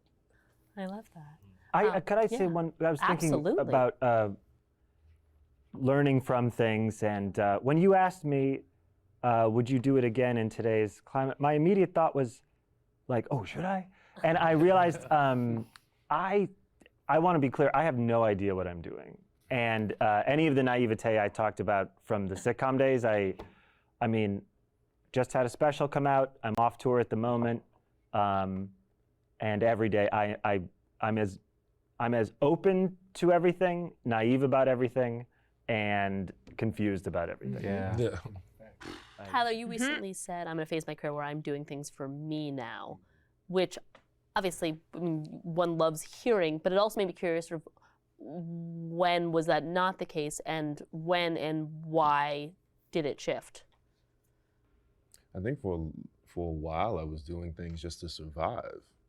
I think one of the hard parts of finding success young is then you're immediately thrown into the do you have staying power argument. Yeah. And I was just, I was trying to keep the train rolling, just not stopping, which I think, eventually everyone figures out is just not sustainable. After taking those periods of silence, I was able to figure out what I actually wanted to do and how I wanted to do it. I didn't, really play in the comedy world for a while for that reason, because I wasn't sure how I wanted to do that. As the climate in comedy was kind of shifting around, let's say 2010s-ish, I didn't see where my place was for it. And I think also a big part of it is, do I even want to do the thing that I think I want to do? Uh-huh. I think I went through that period of time for 10 years of is this even, am I just chasing this just because I feel like this is where I'm supposed to go, or because I'm trying to prove somebody wrong, or am I trying to prove myself right? And once I got to proving myself right, that's when I started doing things for me that I just wanted to do. I think everyone at this table has to sit and grapple with mood. Is this going to be well received at some point? But if you don't get to the fuck it, I do what I want, eventually you burn out. When do you feel like you guys got to that moment, the fuck it, I'll do what I want? in your careers? Assuming that we're there. Maybe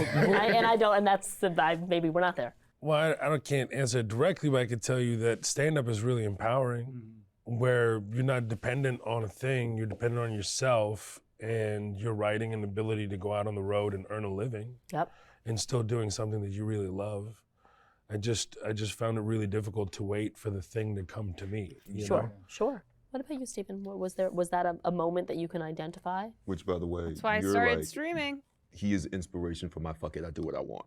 Every time I think about something and I'm like, I feel like I should do this, and like I have even people on team saying you should go this way. I think about Steven and I'm like, yeah, Steven would just say like, nah, I'm gonna wait. Because like that's the move though. I've admired that about your career.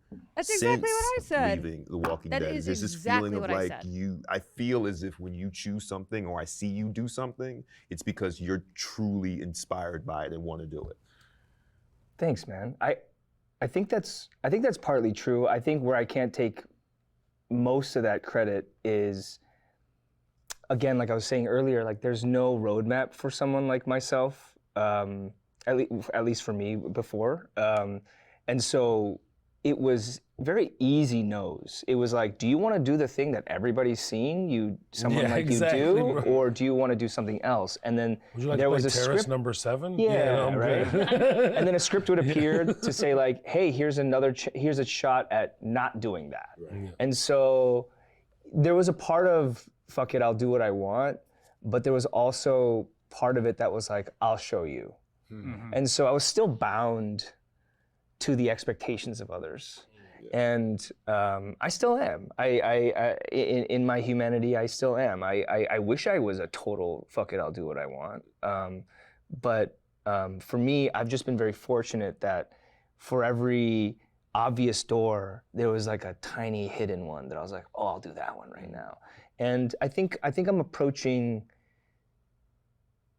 I don't know if I'll ever approach it, but I feel like these days I'm a little bit more aware to ask myself those questions, which is like, am I doing this for like truly my own personal, like unaware expression? Or is this like some sort of like, there some reason behind this? And you have to dig, you have to keep digging. And sometimes you like creep up to a project and you're like, and then all the reasons why you're saying yes to it feel fraudulent. Carlos, thank you for the 6 months. Is I'm Stephen still Yeun the biggest Asian actor in Hollywood? No, that would be The Rock. Jason, do you feel like you're there? Well, I mean, this discussion is all I really think about. I think that there was a period in my life and career around like the last couple years of How I Met Your Mother where things were firing on both movies and TV, and everyone was telling me how well it was going. I was really unhappy.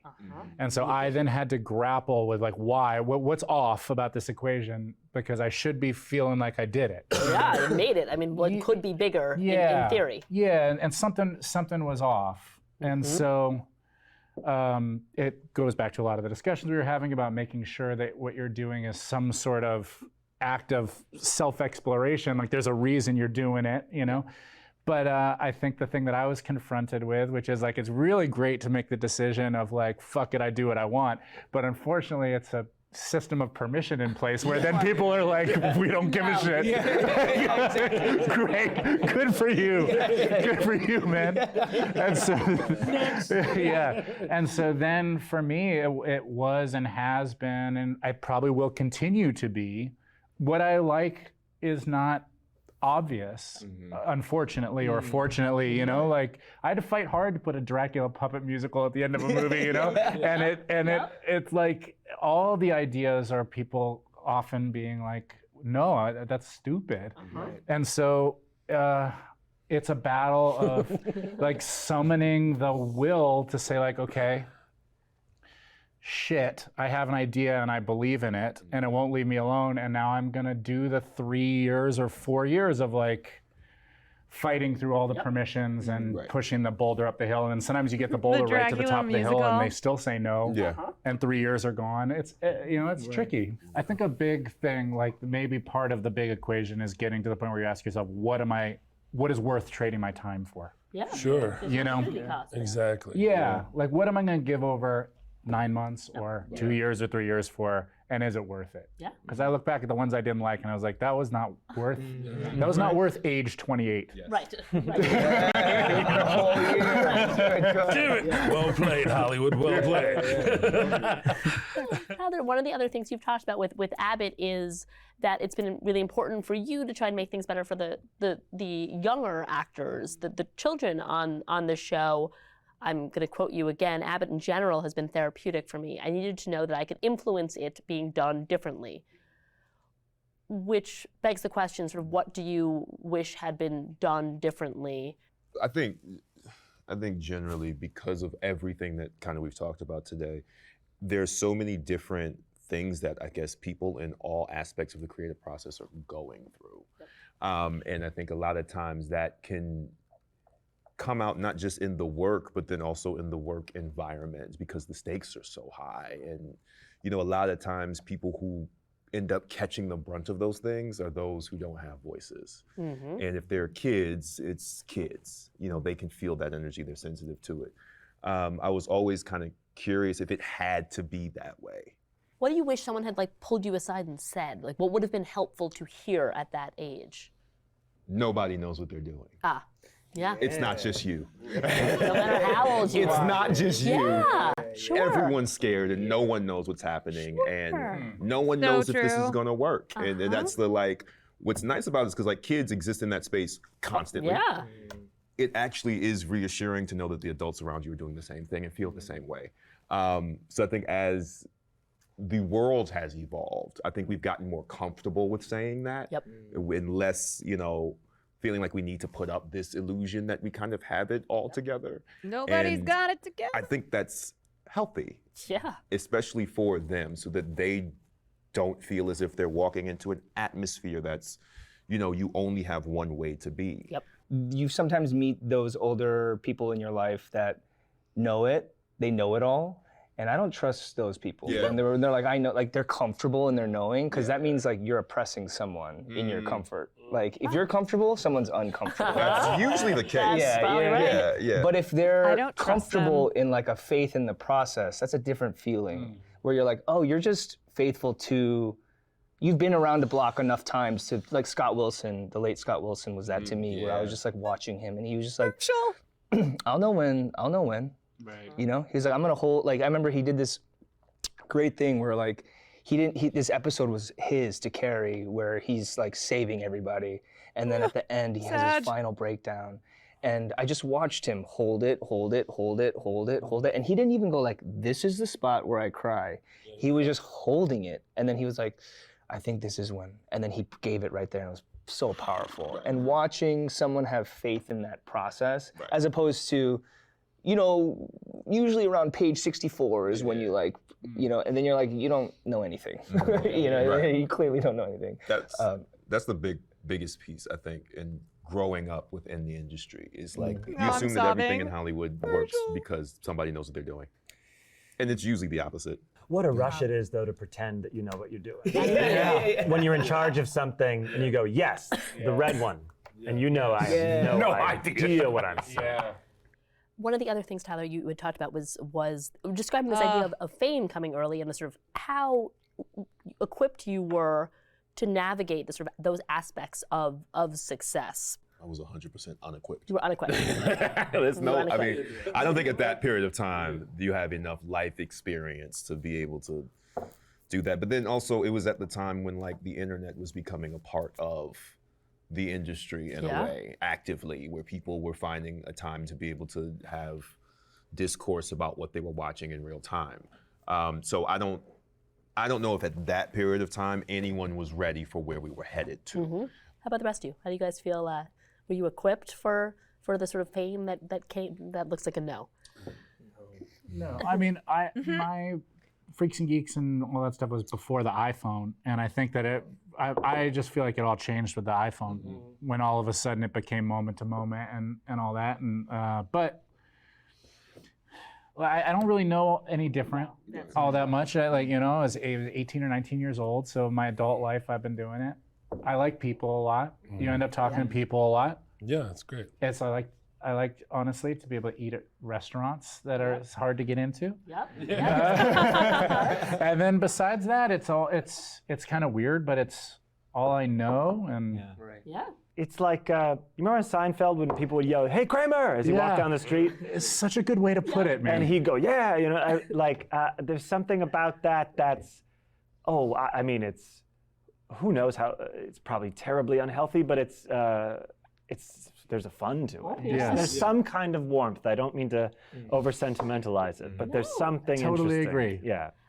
Okay, there's one thing that I was just reading a story on Janelle James, your co-star, and she was telling a story about when Abbott got picked up for a second season. She had to move to LA permanently, which meant she also had to buy a car. She said she had planned to buy a top-of-the-line Mazda. I love that you're laughing. You know where this is going. Until you chimed in. And these are her words. Tyler said, "No, bitch, you cannot pull up to season 2 in a Mazda." So I'm gonna stop right there. Like, so far, is the story tracking? Yeah, Okay. it definitely tracks. And It definitely tracks. then you took her to some dealerships, and she ended up with the BMW. Yeah, she had the BMW. Yeah. I felt like BMW. Yeah, that felt like that was where that story was going. Landed, yeah. I would have taken a Mercedes. It's fine. Who had a similar conversation with you earlier in your career, or at what points did someone pull you aside and tell you, like, you can treat yourself, like you can have a little fun? That's why I think we had that conversation. It didn't happen. It didn't happen. I think for me with Janelle specifically, because the minute we saw the show and the pilot, it was like, you're going to be a huge thing, like kind of everywhere. But you spend so much of your career in this place of like scared that the bottom will just kind of fall out. And it felt like there was a nice opportunity to kind of let her know, like, no, I think this one's stable. I think this, like, based on my history and what I've seen and all that, this is stable enough that you don't have to spend the majority of the ride scared. That was the thing that I was trying to get her to as fast as possible, because you can spend 4 years of a 6-year show scared it's going to get canceled.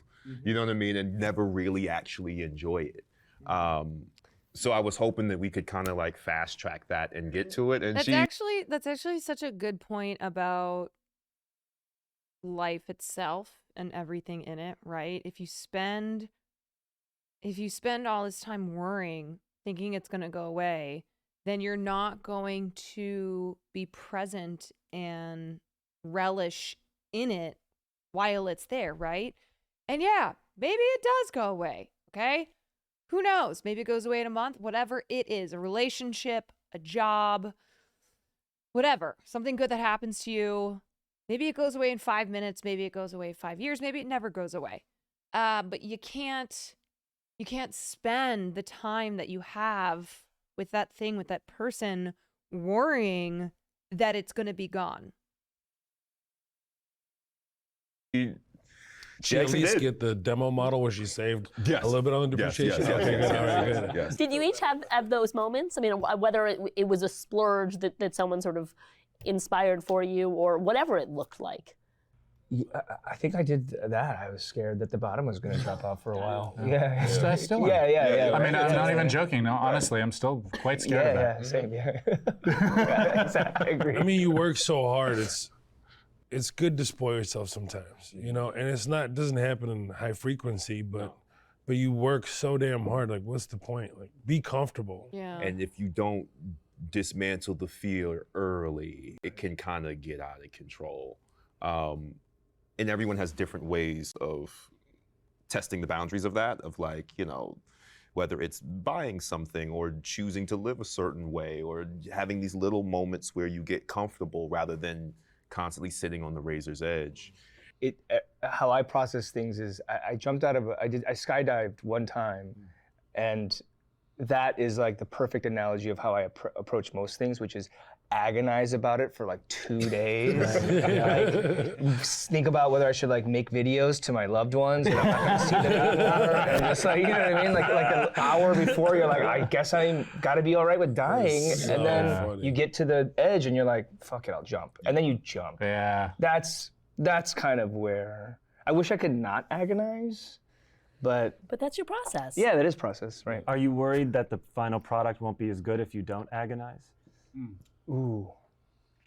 I think that is part of my process. Yeah, I don't necessarily worry. Me with it's just screaming. so ingrained in part of my process that I have to like ones and zeros everything until you just throw it all away. Bro, it is but I do me need as to a ones and zeros streamer. everything. I feel like you have to make a great, something really great. There's got to be some pain, some kind of worry. If you're just too comfortable the whole time, I think it's gonna stink. I mean, personally, Okay, thank you. It just Thank you, can't Mo. be that good. Well, Thank you. I'd say, I guess it's degrees of worry. Yeah, sure. Degrees of worry. I certainly was someone who thought like you have to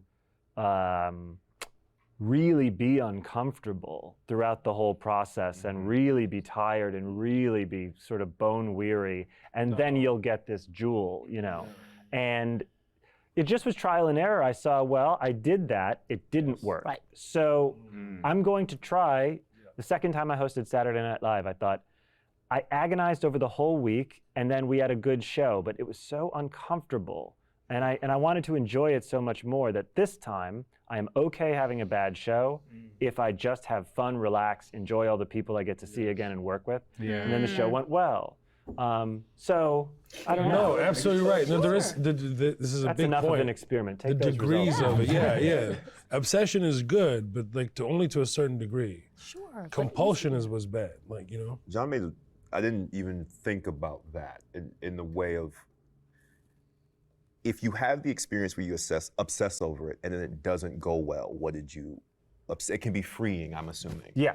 Because most of my experiences were obsessing over it and it went well, so I assume that was part of the process. That was it. It's like, okay, so in order for it to go well, it has to do that. But there's something that had to have been freeing, I'm assuming, with obsessing, and it still didn't necessarily go the way you wanted it to. It didn't go the way I wanted it to. It didn't go. In no way did it go the way I wanted it. So as we come to the end, what have you all not done that you'd still love to do? Are there things that are still sort of on the professional bucket list, if you will? If an agent is calling you tomorrow, what do you hope they're calling you with? I'd like to play a villain. Yeah? I feel as though a part of my self-awareness is that I walk the line between charming and creepy. Yeah. And I often fall on charming, but I'd like to tip the other way. You want to go to creepy? Yeah, I'd like to be creepy. I don't know. I felt like in the immediate, Danny was a hard left turn for me in a really fun way, and I loved it. So there are other things, But your next step, I mean, what you're doing next is a giant Marvel movie. Yeah, I don't know. I mean, it kind of came together in a weird way. Jake Schreier, who did episodes of Beef, he got the gig to direct it, and then he kind of saw me for this role. And I read the role, and I was like, this is actually a really interesting role. I'd be down to explore this. I think it's less about now checking things off a bucket list and more looking at an experience. It's more like, do I want to experience that? Putting it out is a whole nother thing that I'm gonna have to prepare for afterwards. But in the immediate, I'm just down to experience that. Promise this will be You're good. doing Black Adam, which is big DC film with The Rock. Like showing up to those sets is just so daunting. You're like, wow, you guys built a whole fucking city. Like it's a whole entire city, and you're gonna trash it. It was so much fun, and I really enjoy playing a character that's completely different. And I think that's the track that I'd like to continue on. Just continue to challenge myself, and it's about that experience. Stand up, that'll never change. Like that's my first love. That's my baby. That's the constant. SNL clearly like a big bucket list thing for me that I just would love to do. I feel like a lot of the things that I've done have been likable. I would like to explore the unlikable a bit more. But I've always said, like, every time I get asked, what's the ideal thing you want to do? All my favorite things I've ever done came about because I wasn't thinking about that thing. I always feel like the next big thing I want to do, someone somewhere is thinking about, so I don't have to worry about that. It's like that's what happened with Abbott in the middle of the pandemic. I was like, I think I was at home just high eating chips. And then here it just pops up. And I was like, I wasn't even thinking about this, and this is great. So I'm just really having fun right now with what comes. I'd love to write, before I die, it's a good way to end. I would like to write one film as good as Searching for Bobby Fischer, Mm. or any of those films that I saw as a kid that really packed a punch and just really got life kind of right. If I could do that once, I'd be very happy. Yeah. That sounds great. That's cool. It makes it all a worthy track. Right? Yeah. It really does. Something that gets life as it is. Yeah. Dude, I relate. Perfect. Absolutely. Fantastic. Chess masters all of it. Thank you guys so much for being here Thank you. for the conversation. It was fun. Absolutely. So we should meet again at the same time next week? It feels really therapeutic. PMC building.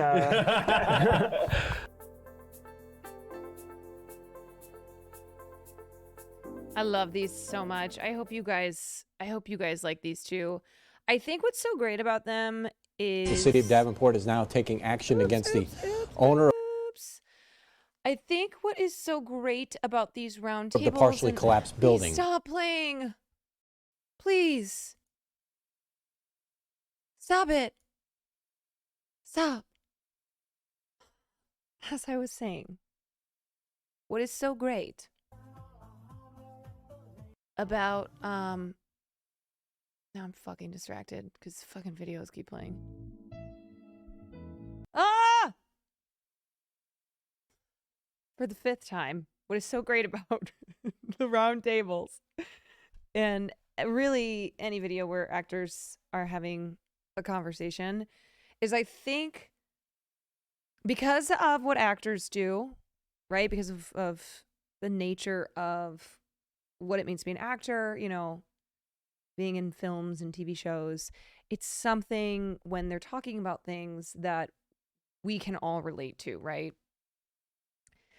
Even though these are, you know, these are people who do something that most of us don't do or will never do in our lifetime. What their job is to be reflections of who we are, right? The job of an actor is to play a character who the audience empathizes with. So like all of the things that they think about, all of the processes that they go through, they are things that as human beings we relate to. And oh God, what John Mulaney said about before he dies, he just wants to write a movie about life that was as impactful as something like Searching for Bobby Fischer. I so get that. Because I too, one day, before I die, would have loved to have done that. Just to really summarize what I have learned about the world and about people and about life and put it into a screenplay that then gets turned into a movie and is watched by people who go, yeah, damn, I feel seen, or like, damn, I fucking get this. That is the dream. Would I ever want to do or host an Actors Roundtable? Oh, I would kill to do a roundtable like that. To host one or do one, whatever. Have I seen the next actor and actor pairings? Yep. Very excited. Yes, I did say that I would consider hosting a streamer roundtable. You know, treat it much in the same way that these actor roundtables are. All right, so Variety's Actors on Actors, we have Jennifer Coolidge and Jeremy Allen White, which I'm so fucking excited for. Jennifer Gardner and Cheryl Lee Ralph. Random, but that's the point. Jenna Ortega and Elle Fanning. Theo James and Brett Goldstein. Katherine Heigl and Ellen Pompeo. That one I will not be missing. I will be front row for Katherine Heigl and Ellen Pompeo. Two people who had very opposite experiences on one of the most watched shows of all time, Grey's Anatomy. Steven Yeun and Pedro Pascal, which I think will be interesting. Hayden Christensen and Diego Luna. Megan Fahey and Elizabeth Olsen. So I will be getting the popcorn, sitting front row for Jennifer and Jeremy, for Catherine and Ellen, and for Steven and Pedro. Okay. The other ones, we'll see. We'll see.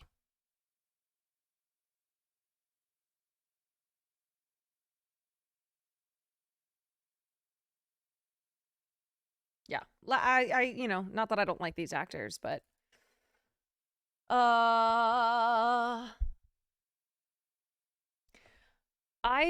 wonder if streamers would ever want to do a roundtable, if they would be interested in that, because I think I would be really good at hosting one. Good at asking questions, you know.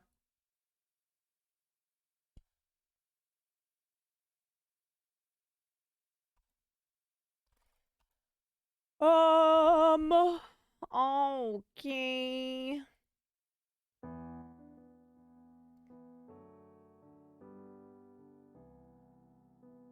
They love talking about themselves. My guess is yes. Not all streamers do. Some streamers are very private. They love being in front of an audience, but there are so many streamers whose real names I don't even know. Gaming, pause champ. I think if you want a game, I'll be up to mod. I think I'm gonna game tomorrow night. I think I'll do big gaming tomorrow night. Yeah, I'm kind of tired. Honestly, whenever we have conversations like the one that we had on body positivity, just always kind of takes the wind out of me. So I get tie-tie.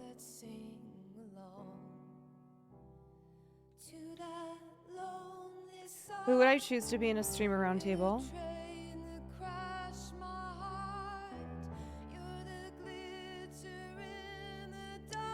I would want Will, of course. Cutie.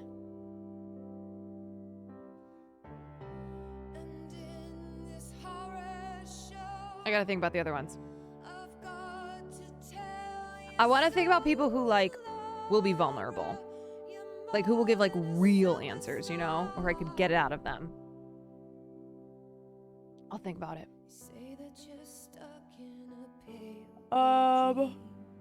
Yeah, I would live stream. I mean, it'd kind of just be, it'd be like a podcast, but not chaos, right? I know that, you know, scuffed is the name of the game when it comes to streamers and Twitch, but I really would want to model it like the Actors Roundtable, you know?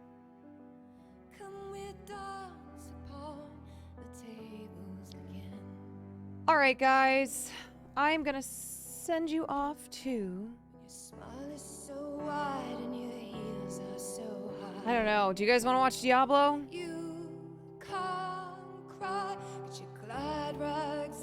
Oh, Casey's streaming. She usually doesn't stream this late.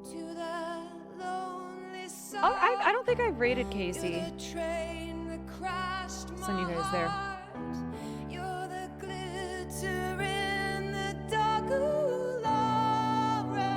You're more than a superstar.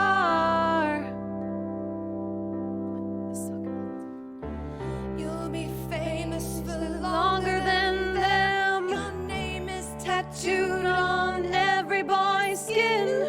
Laura, you're more than a superstar. Happy Pride, everyone. Thank you for being here tonight. Thank you for spending this evening with me. I will see you tomorrow.